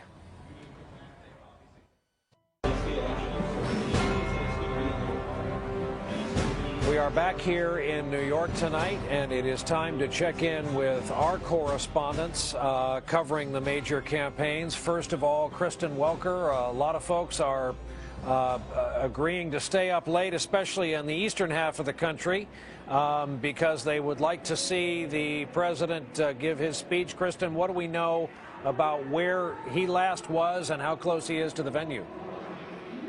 Well, the president, as far as we know, is still at the Fairmont Hotel with his family, his friends, his closest advisors. He has not yet gotten a call from Mitt Romney that concession call. So I believe they're waiting for that before they leave to come here and deliver his acceptance speech. But I can tell you that the anticipation inside McCormick Place is growing as they await for President Obama's arrival. The president has sent out an email, though, Brian, to his supporters, sort of signaling the fact that he is going to be delivering this speech soon. I'll read you just a little bit of it.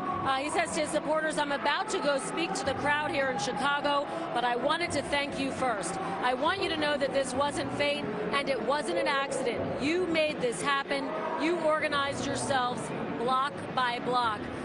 Brian, I believe his campaign advisors will find it fitting that this race was called tonight on Ohio's grounds. The president has spent more time campaigning in Ohio really than any other battleground state. We have said that it's really the cornerstone of his Midwest firewall. I just heard Mike Murphy talking about the importance of that. You really can't overstate how important Ohio was to President Obama's overall strategy, really. In these final days, this final sprint, President Obama stopped in Ohio every single day, one of the days, making 3 campaign stops there. Of course, the auto bailout, a major factor. At every chance, he touted the auto bailout. And I can tell you, Brian, that Jeep ad became a key part of his stump speech as well. So I think that it will be interesting to see the final analysis, how much impact that Jeep ad really had. But certainly the auto bailout helped him to bridge the gap there with working class voters that he had trouble with in other parts of the country. So the crowd here in McCormick Place, still energized, still excited, dancing around. When the results were announced earlier tonight, a lot of them were hugging. Some of them shed a few tears, but they've been waving American flags around, really just excited to hear the president speak. The president who they helped to get reelected. Brian. Kristen Welker in McCormick Place in Chicago, where they're awaiting the 44th president of the United States. To that Jeep ad, the allegation that there was a deal to send Jeep manufacturing to China, there were some embarrassed faces among members of the advanced staff of the Romney-Ryan campaign when a black Jeep Cherokee rolled up to greet the campaign plane today during their last campaign stop. Now to a different atmosphere up in Boston, headquarters of Romney-Ryan. Peter Alexander, is the hubbub still hubbubbing over Ohio, or what's going on there? Well, at least in this room, the hubbub, I think you could say, has waned, Brian, especially given the fact that states like Colorado and Nevada have now been called for President Obama. The people here recognize that the night is effectively over at this point. While we are told the governor has not yet called President Obama, and the best of our understanding, he is still with his family a few football fields away from here at his hotel, hasn't taken what will be one of the world's shortest motorcade rides over here to speak to the crowd at this location, which we expect should happen at some point tonight. I heard from a source close to the campaign that it would have to happen at some point in the next couple of hours. Clearly, it's starting to get later and later here. But, Brian, as you look around this room, you recognize a vastly different scene than that which we witnessed over the course of these last several days. Romney advisors believe there was the real potential for a wave on this night, a wave of support, that independents were being underappreciated in the polls, that their enthusiasm was so much greater than that of the Democratic voters on this night. But here, while there's maybe 2,000-3,000 people, is vastly different than the 10, 15, even 25,000 size crowds we have seen over the past several weeks. And even on this evening, there was already a little bit of Monday morning quarterbacking. I guess we could call it Wednesday morning quarterbacking, as it would be in this case, where the conversations are beginning about exactly what went wrong in that state of Ohio. And much of the focus is on the fact that the Republicans, Governor Romney's team, allowed him, in their eyes, to be disqualified so dramatically in the course of a couple months during the summer with those negative ads from the Obama campaign. There was really no rebuttal until that first debate, and it was in that first debate where Governor Romney, in their eyes, requalified himself. And they believed that that was something that they couldn't go back on, that it was momentum that wouldn't be removed. Nonetheless, that's one of the conversations that is already taking place right now. Another conversation taking place within Republican circles is a little bit more specific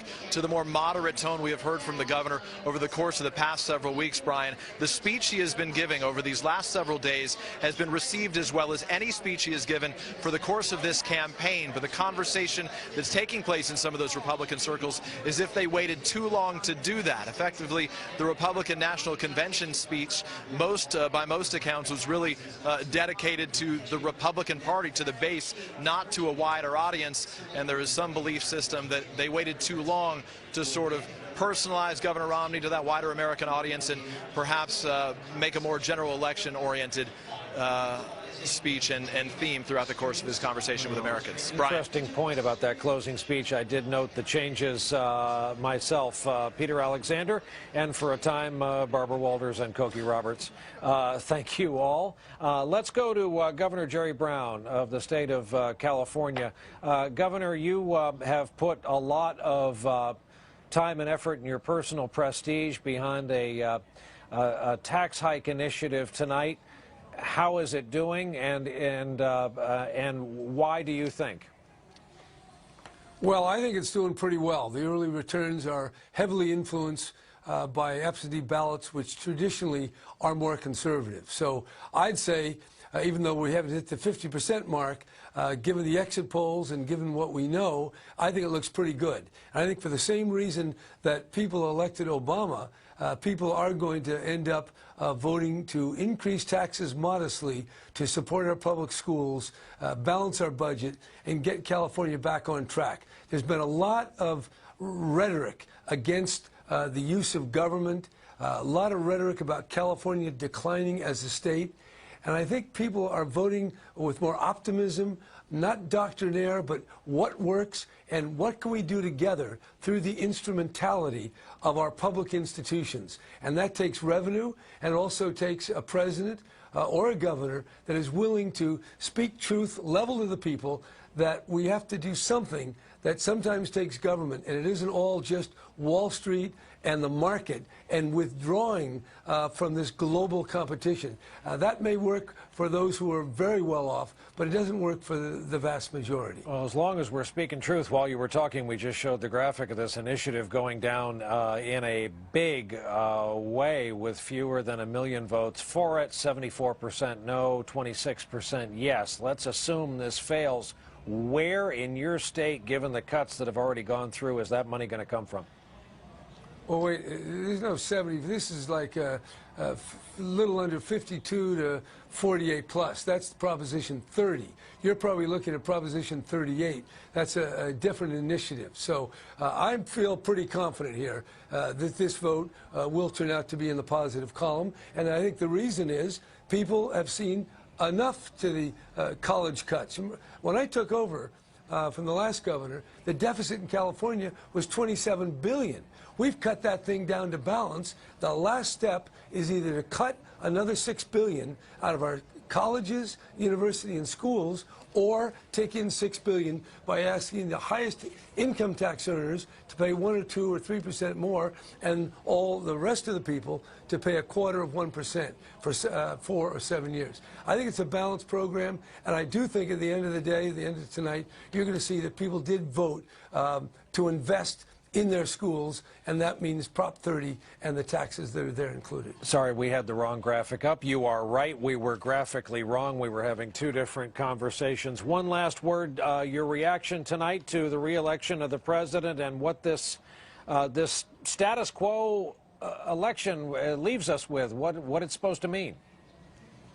Well, I'll tell you what, it means something pretty clear. We talk about the Latino vote. There are 12 million immigrants in this country with undocumented status. You got to do something about that. These are real hardworking people, and Romney got pushed into the doctrinaire position. Number two, we've lost millions of jobs, and it's not going to come back by just giving market ideology even more credibility. We need a balance, and I think people voted for the president because they think he's reasonable, they think he's trying his best, and he's not captive of some more extreme element of American politics.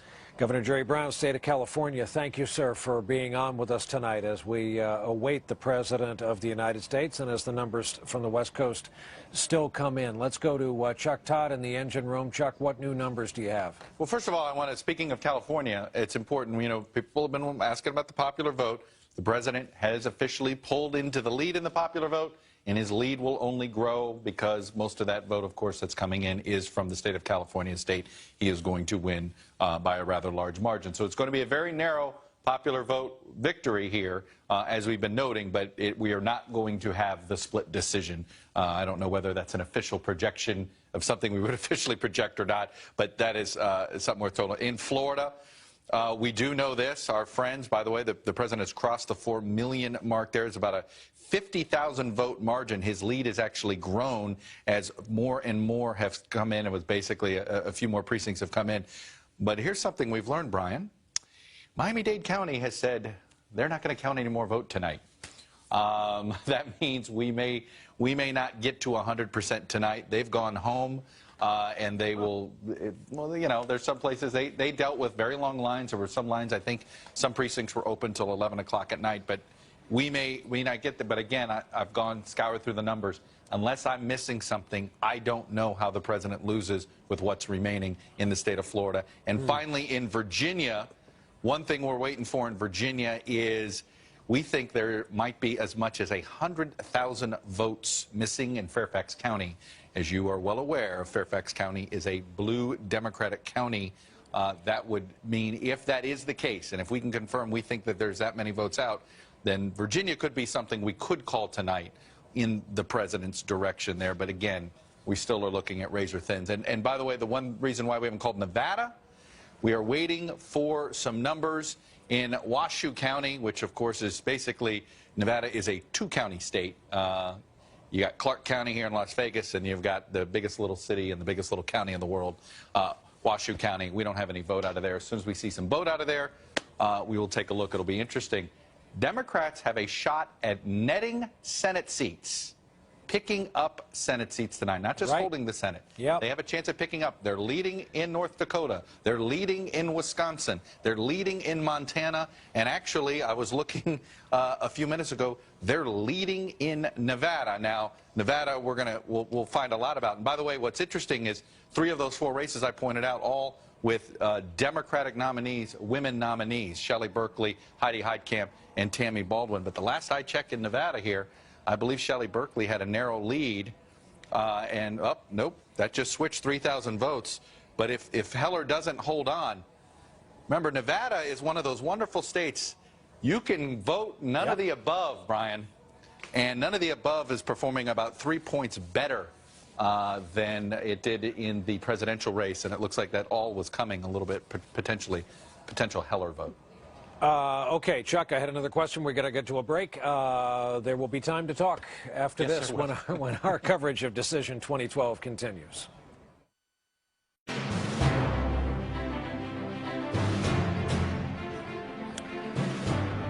We are back. David Gregory, Savannah Guthrie here with us in the studio as we look at the last remaining white spaces on the white rink.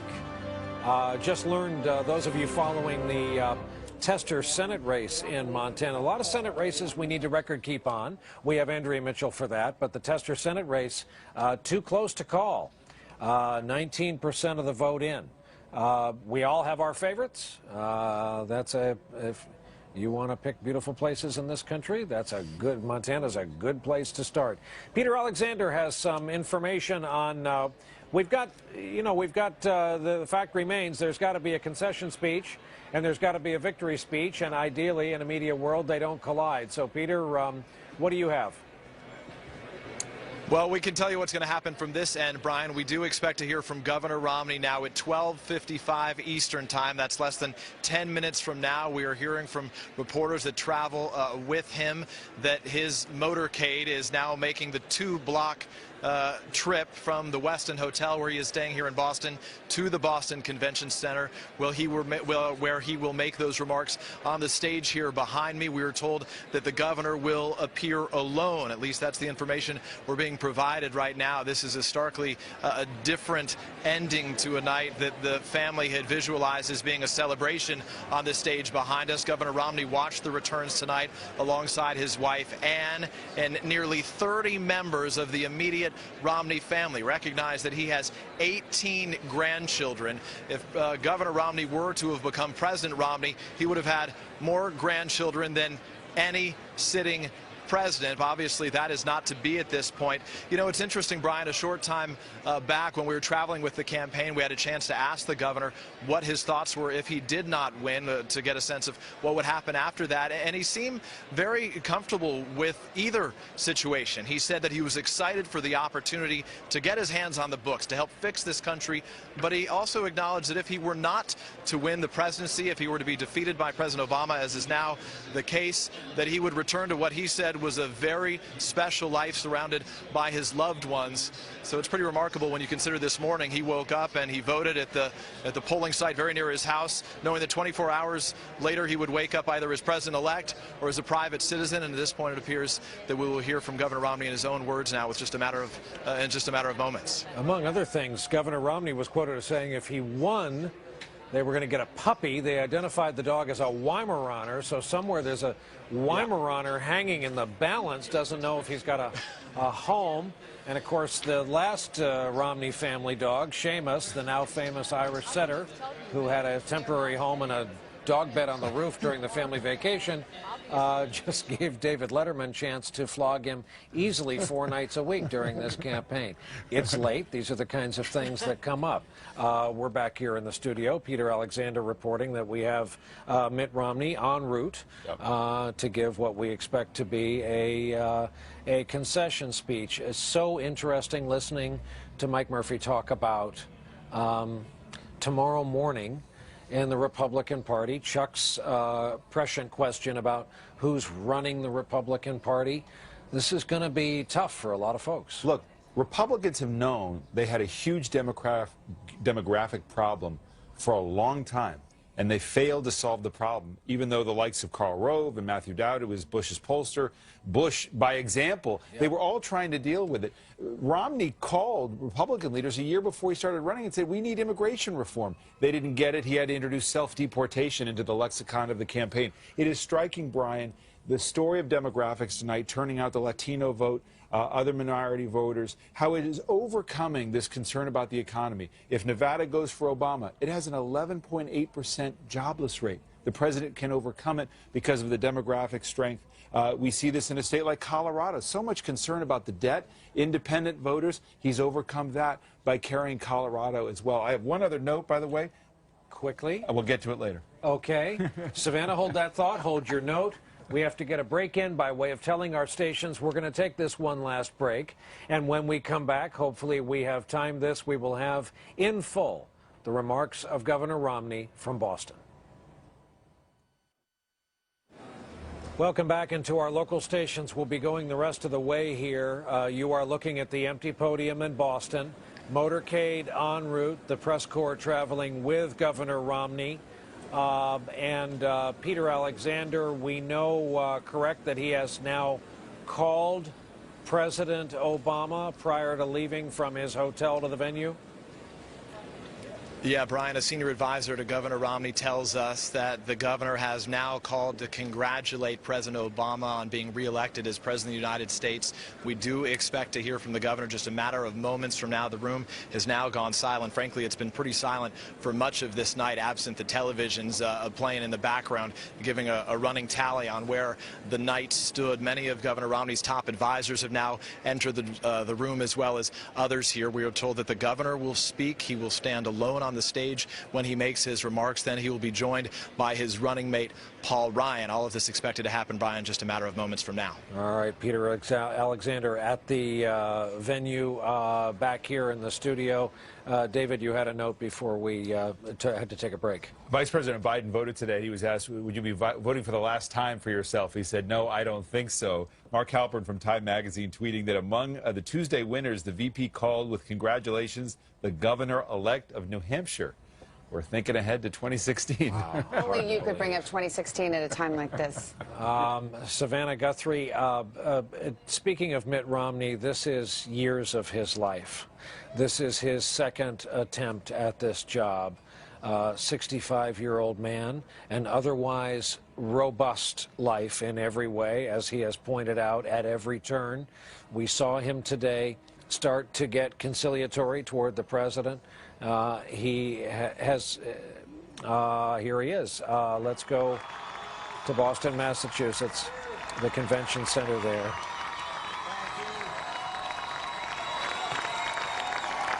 Thank you. Thank you, my friends. Thank you so very much. Thank you.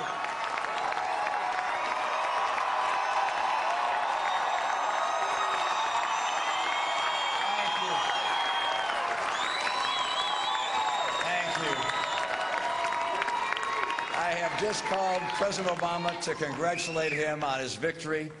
His supporters and his campaign also deserve congratulations. I wish all of them well, but particularly the President, the First Lady, and their daughters. This is a time of great challenges for America, and I pray that the President will be successful in guiding our nation.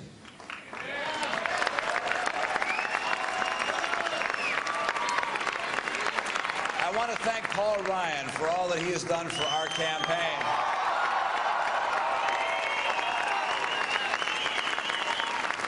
And for our country. Besides my wife, Ann, Paul is the best choice I've ever made. And I trust that his intellect and his hard work and his commitment to principle will continue to contribute to the good of our nation. I also want to thank Ann, the love of my life.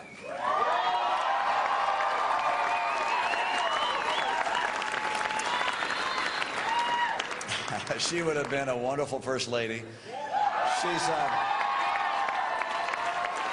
She has been that and more to me and to our family and to the many people that she has touched with her compassion and her care. I thank my sons for their tireless work in behalf of the campaign and thank their wives and children for taking up the slack as their husbands and dads have spent so many weeks away from home.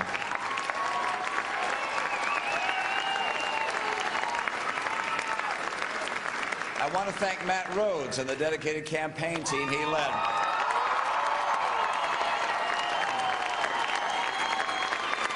They have made an extraordinary effort, not just for me, but also for the country that we love. And to you here tonight, and to the team across the country, the volunteers, the fundraisers, the donors, the surrogates, I don't believe that there's ever been an effort in our party that can compare with what you have done over these past years. Thank you so very much. Thanks for all the hours of work, for the calls, for the speeches and appearances, for the resources and for the prayers. You gave deeply from yourselves and performed magnificently. And you inspired us and you humbled us. You've been the very best we could have imagined. The nation, as you know, is at a critical point. At a time like this, we can't risk partisan bickering and political posturing. Our leaders have to reach across the aisle to do the people's work. And we citizens also have to rise to the occasion. We look to our teachers and professors. We count on you not just to teach, but to inspire our children with a passion for learning and discovery. We look to our pastors and priests and rabbis and counselors of all kinds to testify of the enduring principles upon which our society is built: honesty, charity, integrity, and family. We look to our parents, for in the final analysis, everything depends on the success of our homes. We look to job creators of all kinds. We're counting on you to invest, to hire, to step forward. And we look to Democrats and Republicans in government at all levels to put the people before the politics. I believe in America. I believe in the people of America.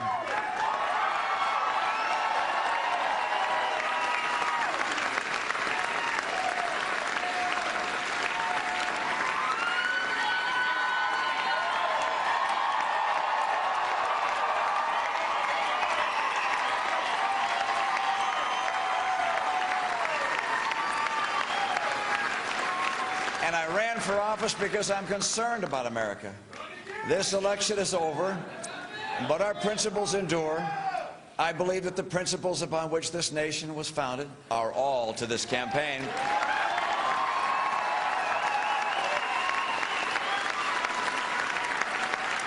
I so wish that I had been able to fulfill your hopes to lead the country in a different direction, but the nation chose another leader, and so Ann and I join with you to earnestly pray for him and for this great nation. Thank you, and God bless America. You guys are the best. Thank you so much. Thank you. Thanks, guys.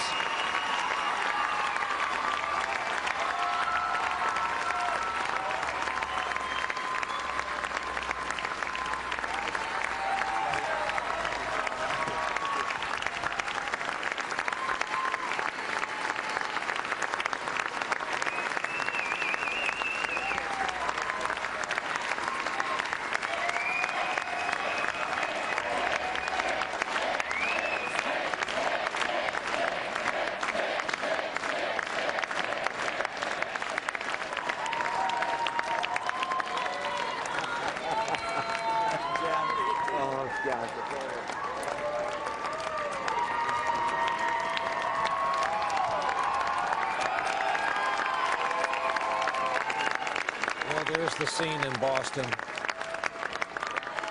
Chuck Todd, I'm looking at this, realizing we never really heard from Jan O'Ryan. First chance we would have gotten to know her. The clock would have started tonight had she been elected wife of the vice president.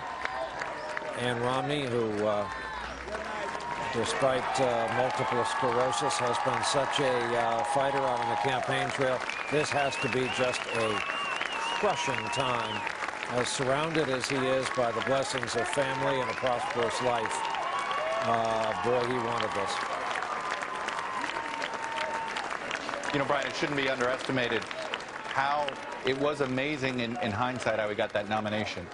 This is a Republican Party that is very Southern, very evangelical, and very conservative, and he had a reputation for being, Noel, not from the South. He was a Mormon, a moderate from Massachusetts. So to pull off the nomination was always the high wire act, but what he had to do to get it put him in this demographic shellacking tonight. But I wanted to talk to you about, you brought up Paul Ryan. Let's just look. This was 52-46 in Wisconsin, 80% in, 6 points. Now let's look at Ohio. And there's going to be some people tactically wondering, did the wrong member of Congress end up on the ticket? Because could Rob Portman have made up 100,000 votes? It's going to be, you know, there's going to be lots of questions that the Republican Party is going to ask. They should have the larger questions, the conversations about demographics. But it is interesting there that Ohio, without a member ticket there, and then you have a Wisconsin where Paul Ryan clearly didn't do anything really to make Wisconsin better. And you're going to have a lot of defenders of Paul Ryan say, you know, Mitt Romney never knew how to use Paul Ryan, that they picked him, and then he was locked on his airplane and never to be heard from again. Well, Chuck, what happens to the members of the team, what's become kind of a GOP standing army, all of them Bush graduates, the Eddie Gillespies, the Dan Senors, look at the role of ex-presidents.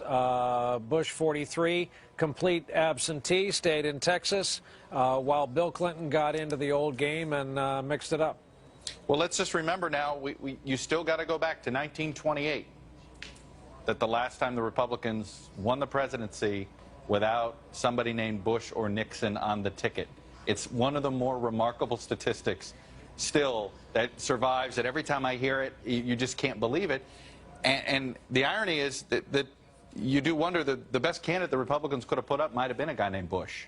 And in fact, that may be the name we hear come back in 2016, and it's a guy named Jeb Bush. So that's going to be something you know, this is somebody who governed the state of Florida, who clearly the state of Florida, very, very much a demographic problem now for the Republican Party, and it may be the best answer. He's been somebody that's been speaking very vocally on this issue of Hispanics. Of course, he's married to a Mexican-American. Education. Yeah, that's right, and education. And he's been very critical of his party. And in fact, he waited a long time to get behind Mitt Romney because he didn't like the fact that Romney was using immigration to prove that he was a true conservative during the primaries. It really bothered him because he didn't really believe that Romney was that kind of conservative. Well, as we all search for the what's it all about answer where the Republican Party is concerned, let's go to Tamron Hall down on the rink with more of your numbers. And Tamron, now that we have a result, you know, more of these numbers you've been rolling out all night kind of make sense and come to a point. That is the best part of exit polling, when it all does come together, Brian, and make sense. We know part of the strategy going in for the president was to not suffer huge loss with white voters and keep his advantage with non-whites. In 2008, Obama got 43% of the white vote, a lot less than his opponent at the time, of course, John McCain, but still enough to win. But let's take a look. 2012. Tonight, Obama's not far off from his performance 4 years ago with 40% of the white vote. And he matched his performance among non-whites with 80%, the same as 4 years ago. Also, President Obama benefited from this gender gap we've talked so much about tonight. He had the edge there as well. Among women, it's 12 points, 55-43. Which more than made up for his 7-point loss against men. It's also important for Obama, certainly with the youth vote. 60% of young people voted for the president, down a little bit from what we saw last year. And, you know, Brian, it is tough when you start talking about, you know, the election in terms of white, black, or women and men, young and old. Because you heard the president already say, and at least some of the message that he sent out, it is about America. But this is how we break down the numbers. And perhaps, as Mike Murphy said, this is part of the strategy from the Republican Party moving forward and how it decides to move forward with this party in the direction. Oh, Tamron, the winds are coming off the rink. Yes, they are. Tamron Hall, thank you very much for that latest set of numbers and for the analysis. Mike Murphy, I'm told you are still, and you've harmed no one to deserve this, still lashed up electronically to us. Thus, you are fair game. And yes, I'm chained in here. Thanks. That's good. What of my last question to Chuck? What really, when you widen the shot, take a look back, the kind of standing army, the guys you hire to run, Dan Senor, Ed Gillespie, a Dick Armey trained kind of Bush loyalist. What happens to them in this? Well, I think people tend to survive, and they're guys who've done good things. Dan's a friend of mine. He's more of a policy guy than a political strategy guy.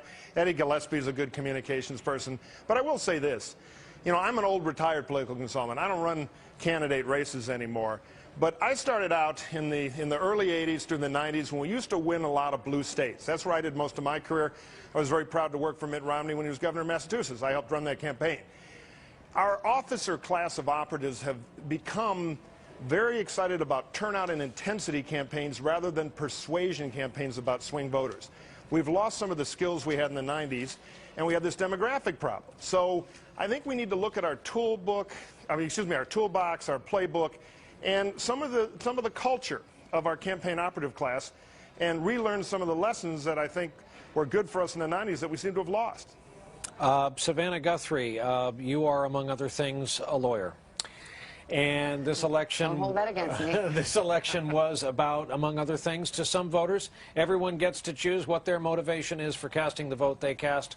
For a lot of people, the court loomed large. I mentioned earlier 3 justices in their mid to late 70s. Justice Ginsburg has been heroically battling various forms of cancer for years, puts her head down and keeps working. So conceivably, over this next point that I don't think we have talked about enough. We know that the president held together his coalition of African Americans, Latinos. Let's not forget young people. They were huge in 2008. There was a lot of skepticism about whether or not they would turn out again, almost kind of the slacker argument that they wouldn't bother to show up at the polls. And I think from our early exit polls, we're showing that the youth participation actually went up.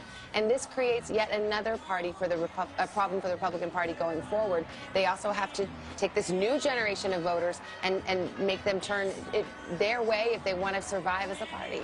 I am told that we've reached the hour at which you leave us for another man, which is, his name is Lauer. I'm vaguely familiar with him. You have this other job in the morning, Yes. which just seems inconceivable to me. A scant 6 hours away. At 1:09 in the morning, with thanks of a grateful nation and your colleagues. You've been great. Thank you. Can I get your electric blanket? Oh, yeah, sure. It's all yours. We got through another election night. Okay, truth be told, it's a little nippy in our glass booth high above the rink. Savannah, thanks. We'll be watching you first thing tomorrow morning. See you tomorrow morning. All right. And David Gregory, you know, like two guys in a bar, here we are. Here we are, just chewing over it all. It was a remarkably short, businesslike, very sad speech and tableau for the Romney family. Well, it is, and anybody who goes through it, it's a very difficult thing to lose. You are really that close to the presidency by virtue of the fact that you're the nominee, and it was a very close race up until the end. He said today, he got off the plane and he said, this is what it'll be like. We are back, and we will keep our electronic eyes, and thus yours, on this scene in McCormick Place in Chicago. The president's motorcade was long since en route here.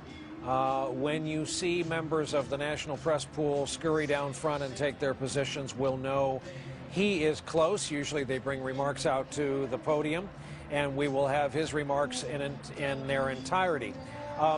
We're trying to get our arms around the vast number of races, of course, that are being decided tonight. Some of them had been in 3 wars and much decorated, but very, very conservative, Tea Party supported African American, and running against a 29-year-old named Patrick Murphy from the private sector, no political background, and this is a very close race. This is one of the most celebrated, very conservative voices. Another is Michelle Bachmann. She has potentially a reservoir of conservative votes still out there, so we're not calling that one. She is in a very close race as well. Michelle Bachmann, obviously very well-known nationally, at one point leading the Republican field briefly until Iowa, and the winner of the Ames poll, and also, of course, a big fundraiser. She raised $12 million for this race, spent a lot of money in this Minnesota district. So Andrea, what do you think is going to... Bachmann, we don't know that one yet, and Allen West, but others. And so my sense is, especially seeing what Speaker Boehner has said and what Eric Cantor said in interviews leading up to this race about the possibility of compromise and of choosing compromises that involve tax increases, for instance, to deal with the fiscal cliff. I don't think that a new leadership is going to emerge from the House. You're going to have some Republicans outside of the congressional party who are going to have to rethink and find a new identity to make this a national party that can win in the future, that can deal with immigration, that can look to Latinos, that can see the demography that's changing. It's going to be Jeb Bush. It's going to have to be. Haley Barbour is an older generation, but they're going to have to find new members of the Republican Party who follow the lead of Haley Barbour and of Jeb Bush and of others who believe in a more inclusive Republican Party and not the kind of primary debacle that they experienced. All right, Andrea Mitchell, I am told we can get one more piece of business in here comfortably and still not miss a thing from Chicago, not miss the president's entrance or his remarks. We will do so, by the way, if he walks in the room. We will come out of a break and come back here live. We have more analysis. We're going to hear from Tom Brokaw, Congressman John Lewis, and, of course, foremost, the acceptance speech of the re-elected tonight 44th President of the United States, Barack Obama from Chicago. That and more right after this break. We are back, and we're going to keep an eye for you on the room, McCormick Place, the sprawling convention center in Chicago. They are awaiting the arrival of President Obama, who many minutes ago we were told was en route. We have reason to believe he's arrived at the venue and is just doing what folks do, greeting people backstage. Being very patient with us and standing by to talk to us is the newly re-elected for another term, Congressman John Lewis, Democrat of the state of Georgia and a hero of the civil rights movement. And Congressman, I hate to get right to business, but you're going to go back to the House of Representatives. Do you have any reason to think it's not going to be just as paralyzed and polarized as the House of Representatives you left before the break? No, thank you, Brian. I really believe that we're going to do better, that we're going to be much better under the leadership of the newly elected president. I think there will be real attempts to bring together people from both sides of the aisle. I'm convinced of that. During the past few weeks and months, I've traveled all across America, and I think this election tonight tends to dramatize the fight that people need to work together. And what President Obama and his campaign did brought together a broad coalition of women, working class, minorities, young people, and students. And that's the only way to move people. We have to work together and work for the common good. And I'm convinced that Democrats and Republicans are going to do our best to do just that. Of course, Congressman, the problem is you got to deal with not the president freshly reelected to a second term. You got to deal with the speaker who was tonight tweeting out things like, you know, we're not going to repeal the Bush tax cuts and that kind of thing. So if we don't see individual members kind of forming a coalition of cooperation, then aren't we going to be just as hardened into both corners? Well, I think it's important for the speaker and others on the other side of the aisle to recognize the fact if we fail to work together for the common good, for the interests of the American people, one of the parties is going to be a party that will exist no more. Congressman Lewis, what's your advice to the Republican Party? My advice to my colleagues in the Republican Party is to sit down and be willing to meet with rank-and-file Democrats, and let's just do some things together. Sometimes I feel like we need to conduct some nonviolent workshops among members of the Congress. Just respect each other. All right. On those words, Congressman, thank you very much for your patience, sir, and for being with us tonight. Congratulations on your re-election to Congress. Good luck to you. Well, thank you very much, Brian. Congressman John Lewis of Georgia, who, when he mentions nonviolent workshops, knows a thing or two about that from back in the day of the civil rights movement. Tom Brokaw, we're told President's close to coming out here. I know you have a thought or two. I do. I was just looking at John Lewis and thinking about that long journey. I first met him when I was 25 years old in Atlanta. He was the same age. He was with the Student Nonviolent Coordinating Committee. Now he's the grand old man of Southern congressman and still in place. You know, the president has not yet given his acceptance speech or reached out to Governor Romney, and we're already trying to move him, nudge him, if you will, into his second term. It'll be interesting to hear what he has to say tonight here, Brian, because he can set the tone right away, it seems to me. And there are a lot of people hoping that he'll go big and go bold, if not tonight, at least in the next week or so. I think that it's going to be tough for Speaker Boehner to continue the position that he has begun to tweet here tonight. The country has sent a strong message about working together. And if you want to take a model for how to get the country's attention, I suppose it would be Governor Christie, not just by putting his arm around the president, but by the language that he used about, I don't give a damn about the election, I've got a big job to do here in trying to save the state of New Jersey. I think people are eager to hear more of that kind of conversation. I don't think that the president would use that kind of language necessarily, but big and bold may be the best way for him to start. We'll see, and we'll hear from him in just a moment.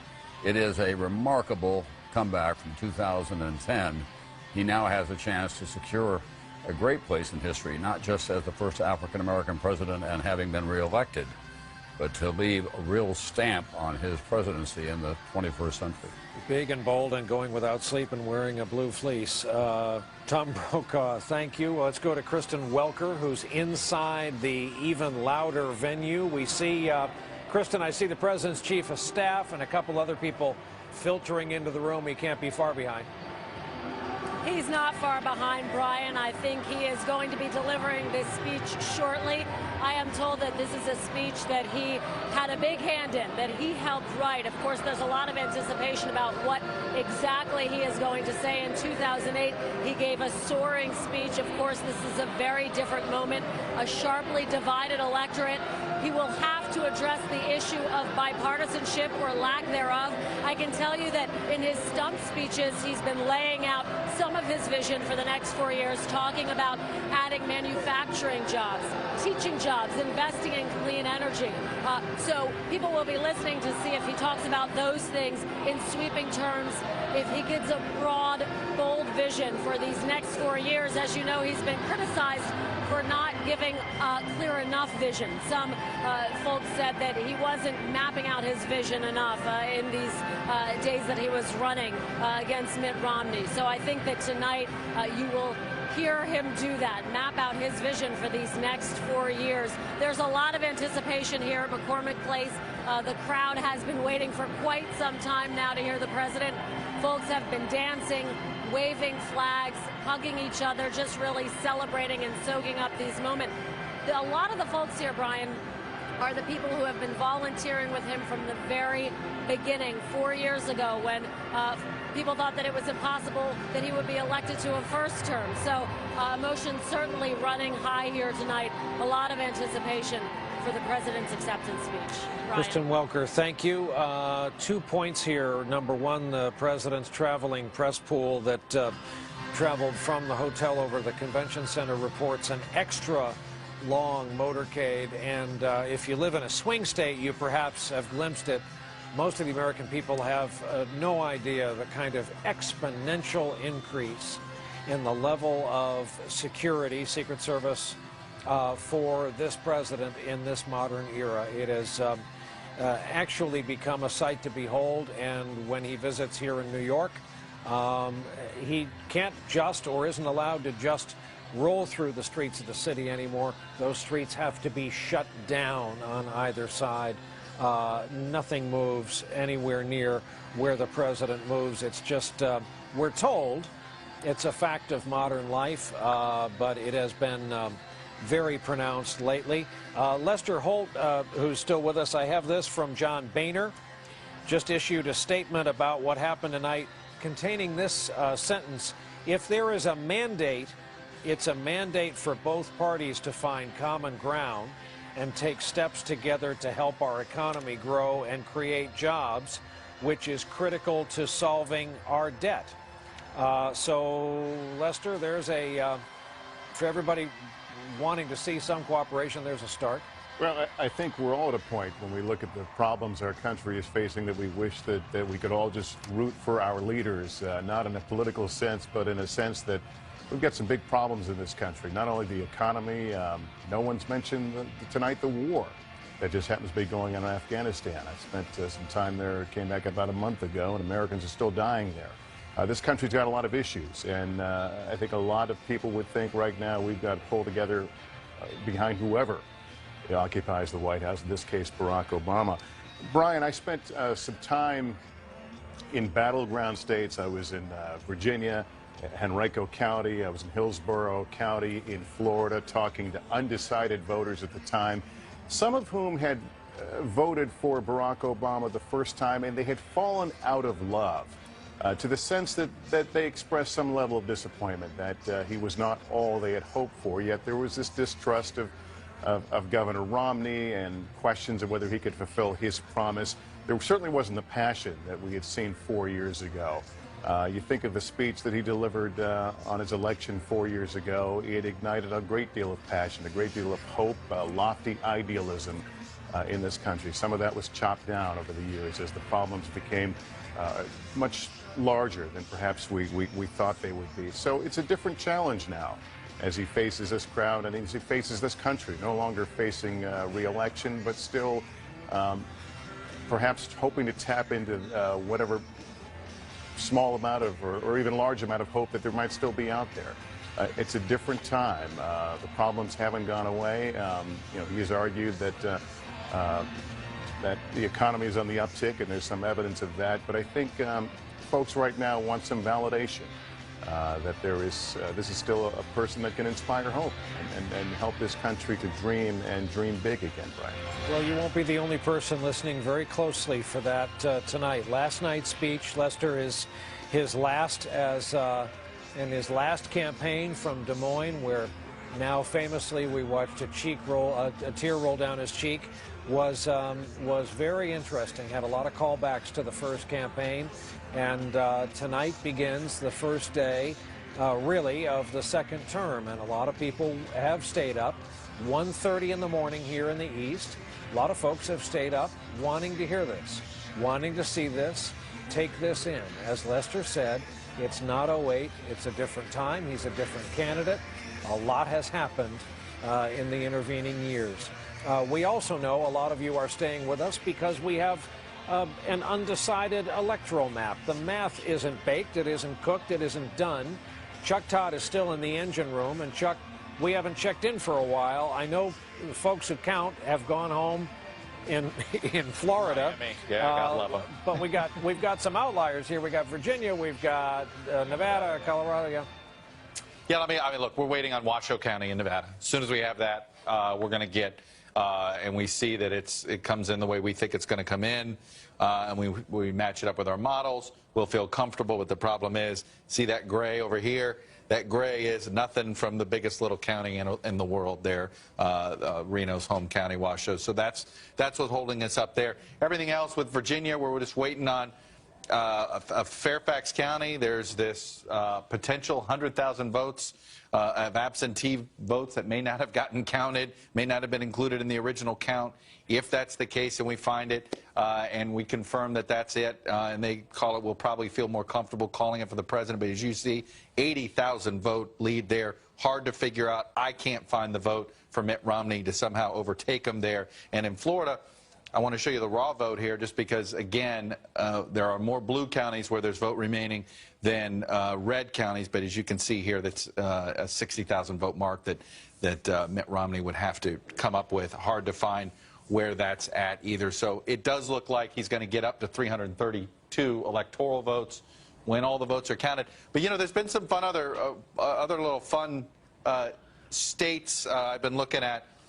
Believe it or not, Brian, Mitt Romney is going to lose Minnesota by a smaller margin than he is going to lose Pennsylvania, then he's going to lose Wisconsin, then he's going to lose New Hampshire, and they never targeted it. Just one of the anomalies of the evening. Wow, the land of Humphrey and Mondale. Yeah. Wow, okay, Chuck Todd, in White House parlance, we were given the 2-minute warning to the president's appearance. I know what that means. 1 minute ago. So not having done very well at math, I'm ad-libbing here, but we appear to be under a minute until he is supposed to come out.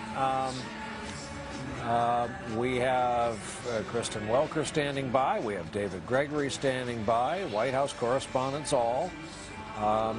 And any minute now, the House lights should come down. And all of those people waving flags will be greeted with the appearance of the newly re-elected President of the United States. McCormick Place is mostly a convention display space. This is where a lot of different trade gatherings have taken place. And conveniently, on a cold night in Chicago, here we go.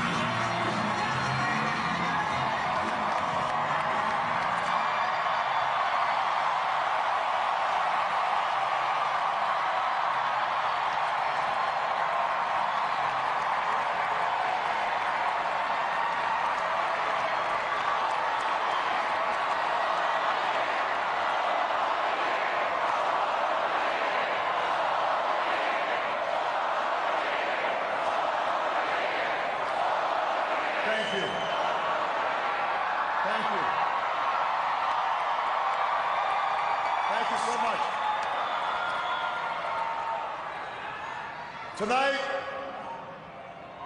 more than 200 years after a former colony won the right to determine its own destiny, the task of perfecting our union moves forward.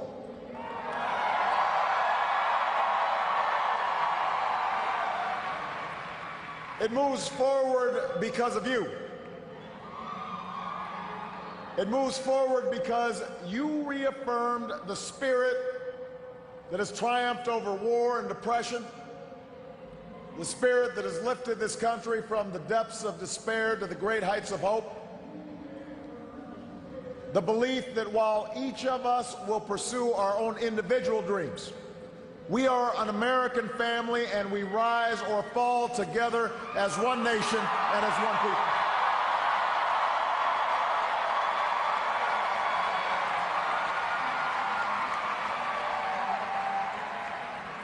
Tonight, in this election, you, the American people, reminded us that while our road has been hard, while our journey has been long, we have picked ourselves up.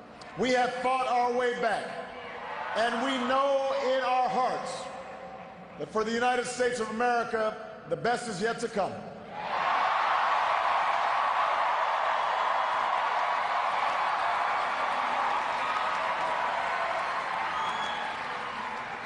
I want to thank every American who participated in this election.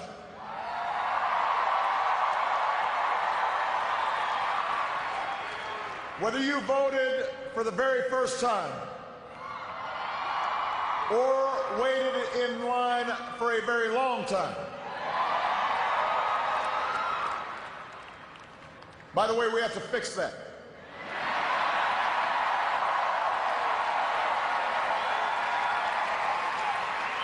Whether you pounded the pavement or picked up the phone.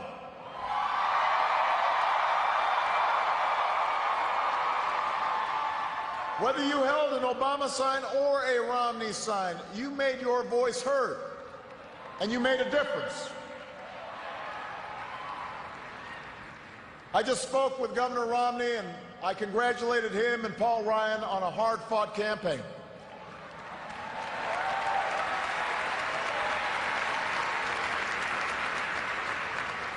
We may have battled fiercely, but it's only because we love this country deeply, and we care so strongly about its future.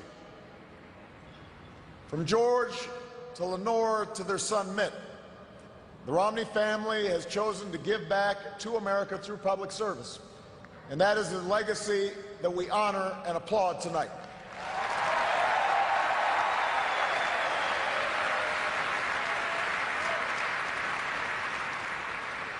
In the weeks ahead, I also look forward to sitting down with Governor Romney to talk about where we can work together to move this country forward.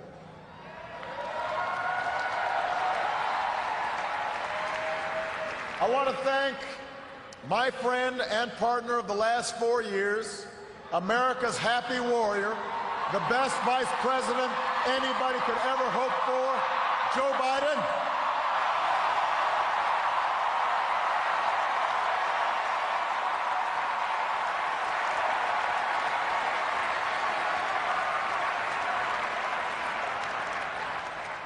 And I wouldn't be the man I am today without the woman who agreed to marry me 20 years ago.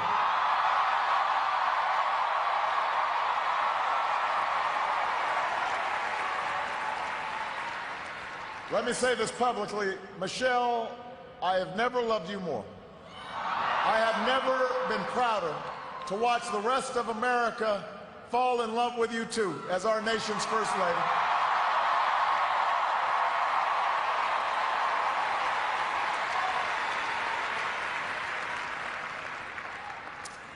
Sasha and Malia, before our very eyes, you're growing up to become two strong, smart, beautiful young women, just like your mom.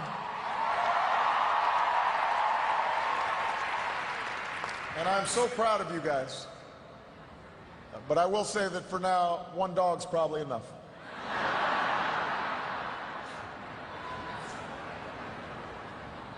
To the best campaign team and volunteers in the history of politics.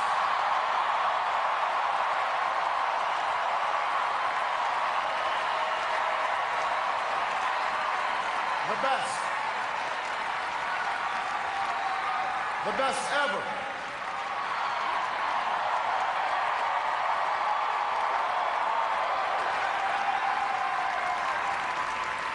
Some of you were new this time around, and some of you have been at my side since the very beginning. But all of you are family. No matter what you do or where you go from here, you will carry the memory of the history we made together. And you will have the lifelong appreciation of a grateful president. Thank you for believing all the way through every hill, through every valley. You lifted me up the whole way, and I will always be grateful for everything that you've done and all the incredible work that you put in.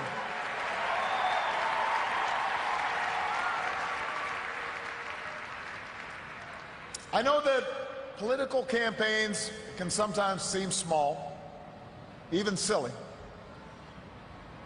And that provides plenty of fodder for the cynics who tell us that politics is nothing more than a contest of egos or the domain of special interests.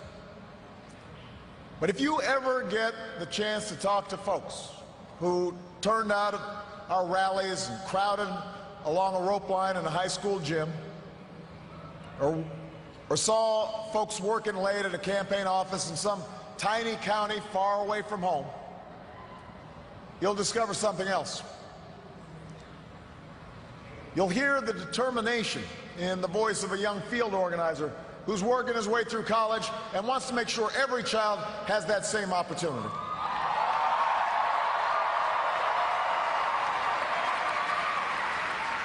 You'll hear the pride in the voice of a volunteer who's going door to door because her brother was finally hired when the local auto plant added another shift.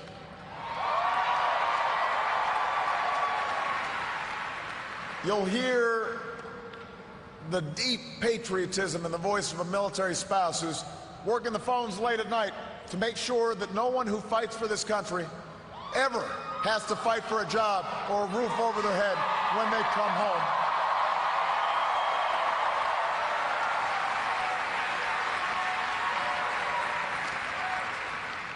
That's why we do this. That's what politics can be. That's why elections matter. It's not small, it's big. It's important. Democracy in a nation of 300 million can be noisy and messy and complicated. We have our own opinions. Each of us has deeply held beliefs. And when we go through tough times, when we make big decisions as a country, it necessarily stirs passions, stirs up controversy. That won't change after tonight, and it shouldn't. These arguments we have are a mark of our liberty. And we can never forget that as we speak, people in distant nations are risking their lives right now just for a chance to argue about the issues that matter, the chance to cast their ballots like we did today.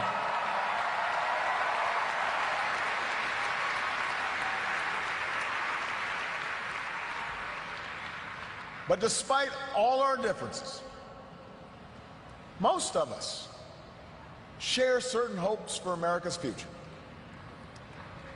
We want our kids to grow up in a country where they have access to the best schools and the best teachers. A country that lives up to its legacy as the global leader in technology and discovery and innovation, with all the good jobs and new businesses that follow. We want our children to live in America that isn't burdened by debt, that isn't weakened by inequality, that isn't threatened by the destructive power of a warming planet.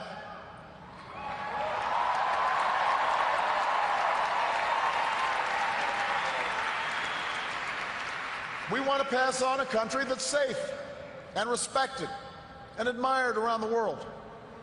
A nation that is defended by the strongest military on earth and the best troops this world has ever known.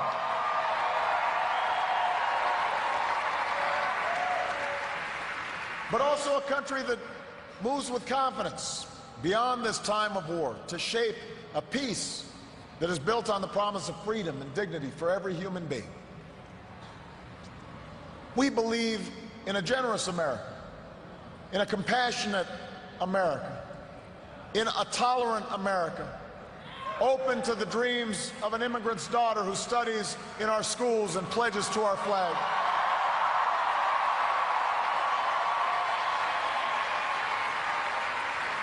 To the young boy on the south side of Chicago who sees a life beyond the nearest street corner.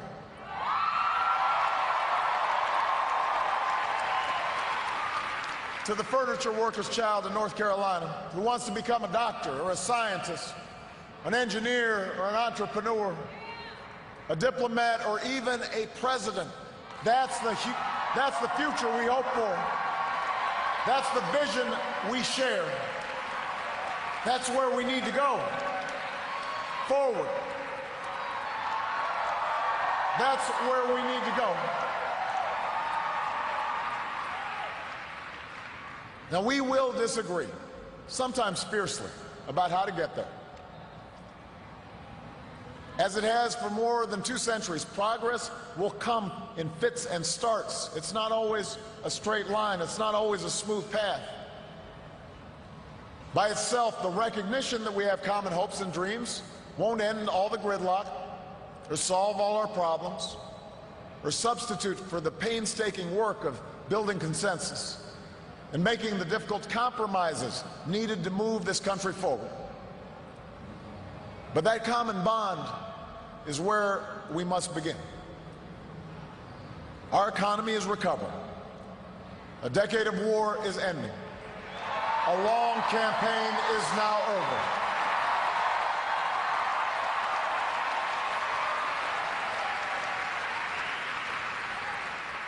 And whether I earned your vote or not, I have listened to you. I have learned from you. And you've made me a better president.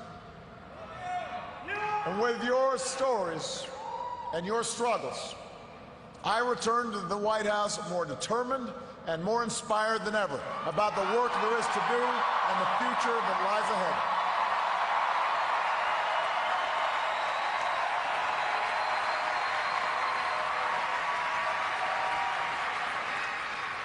Tonight, you voted for action, not politics as usual.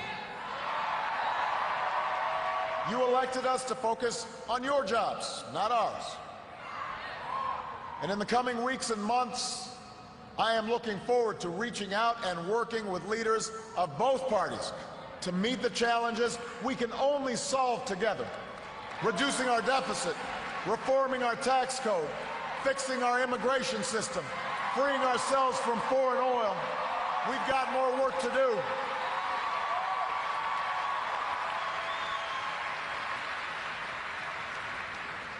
But that doesn't mean your work is done. The role of citizen in our democracy does not end with your vote. America's never been about what can be done for us. It's about what can be done by us together through the hard and frustrating but necessary work of self-government. That's the principle we were founded on. This country has more wealth than any nation, but that's not what makes us rich. We have the most powerful military in history, but that's not what makes us strong. Our university, our culture, are all the envy of the world, but that's not what keeps the world coming to our shores. What makes America exceptional are the bonds that hold together the most diverse nation on earth. The belief that our destiny is shared, that this country only works when we accept certain obligations to one another and to future generations, so that the freedom which so many Americans have fought for and died for comes with responsibilities as well as rights, and among those are love and charity and duty and patriotism. That's what makes America great.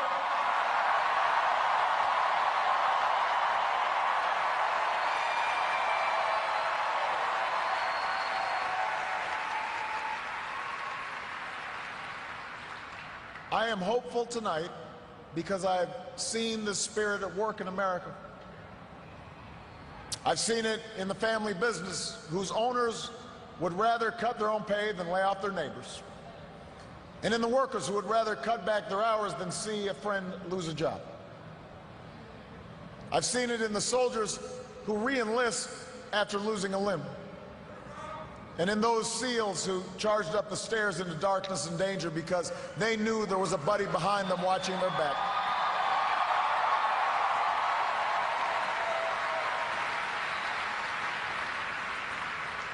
I've seen it on the shores of New Jersey and New York, where leaders from every party and level of government have swept aside their differences to help a community rebuild from the wreckage of a terrible storm.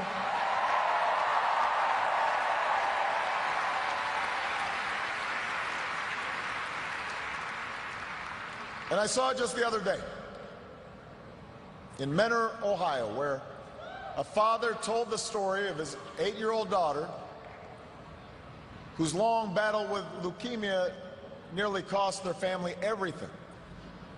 Had it not been for health care reform passing just a few months before the insurance company was about to stop paying for her care.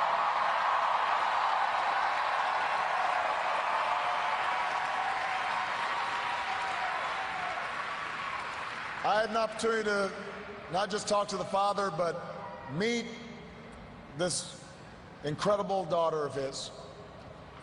And when he spoke to the crowd, listening to that father's story, every parent in that room had tears in their eyes. Because we knew that little girl could be our own. And I know that every American wants her future to be just as bright. That's who we are. That's the country I'm so proud to lead as your president.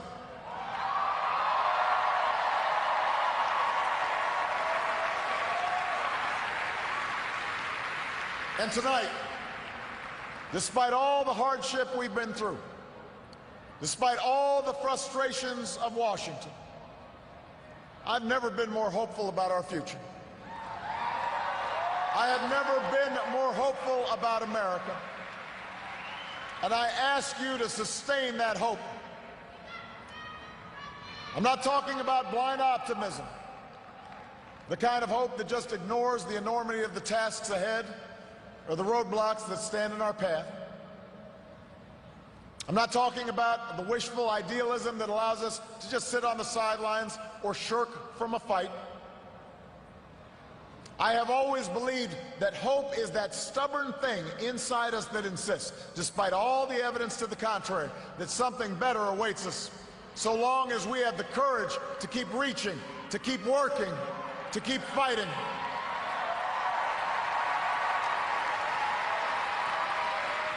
America, I believe we can build on the progress we've made and continue to fight for new jobs and new opportunity and new security for the middle class.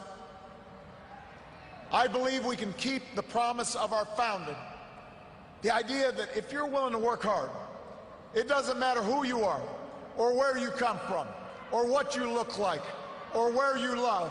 It doesn't matter whether you're black or white or Hispanic or Asian or Native American or young or old or rich or poor, able, disabled, gay or straight. You can make it here in America if you're willing to try.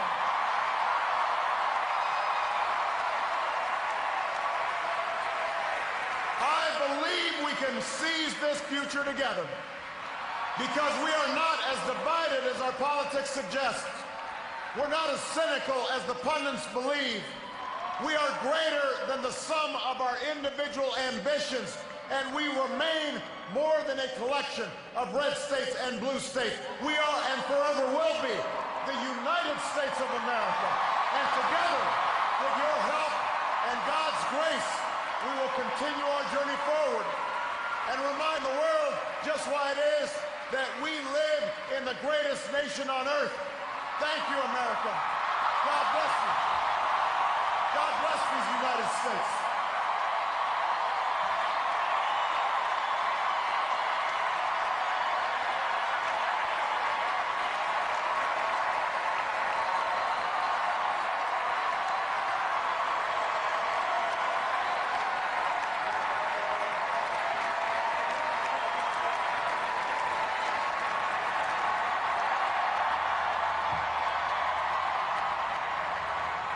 Barack Obama accepting re-election, thanking his supporters.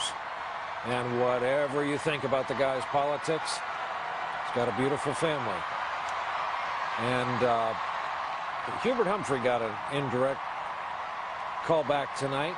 The Happy Warrior mantle has been switched to the current Vice President Joe Biden.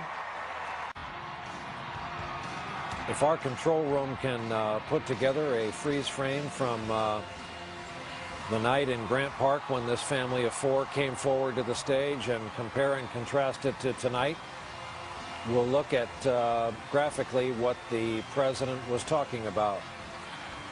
How much and how beautifully his daughters have grown up in the public eye. They continue to rather quietly attend school and work on their studies and work on their friendships in Washington, D.C. while the modern world unfolds around them. And music of Bruce Springsteen starts up. We take care of our own, often kind of misconstrued, misunderstood song, as was his Born in the USA, always used in the wrong circumstances when you compare what the lyrics intended. But he's been a stalwart on the campaign. He was passenger on Air Force One. Look at that. Look at that on the right. Those comparatively little girls compared to today, all grown up. Bruce Springsteen was a passenger on Air Force One yesterday, and his soundtrack has become the soundtrack of this campaign. He's been a stalwart for the president. David Gregory is with us, and Chuck Todd is with us, and Andrea Mitchell, and Tom Brokaw. David, sum up what we've just seen. You know, Washington is going to be a very difficult place to manage, even with a second term, and we've been talking about that. But make no mistake, Brian, this is a president with some muscle. He just got reelected after 4 years of a very difficult economy that was very slow to recover, still is slow to recover, very high debt, fiscal house not in order in any way, shape, or form. A lot of challenges winding down 2 foreign wars, a lot of questions about America's influence in the world, a lot of headwinds, and he pulled this out, and it wasn't a narrow victory.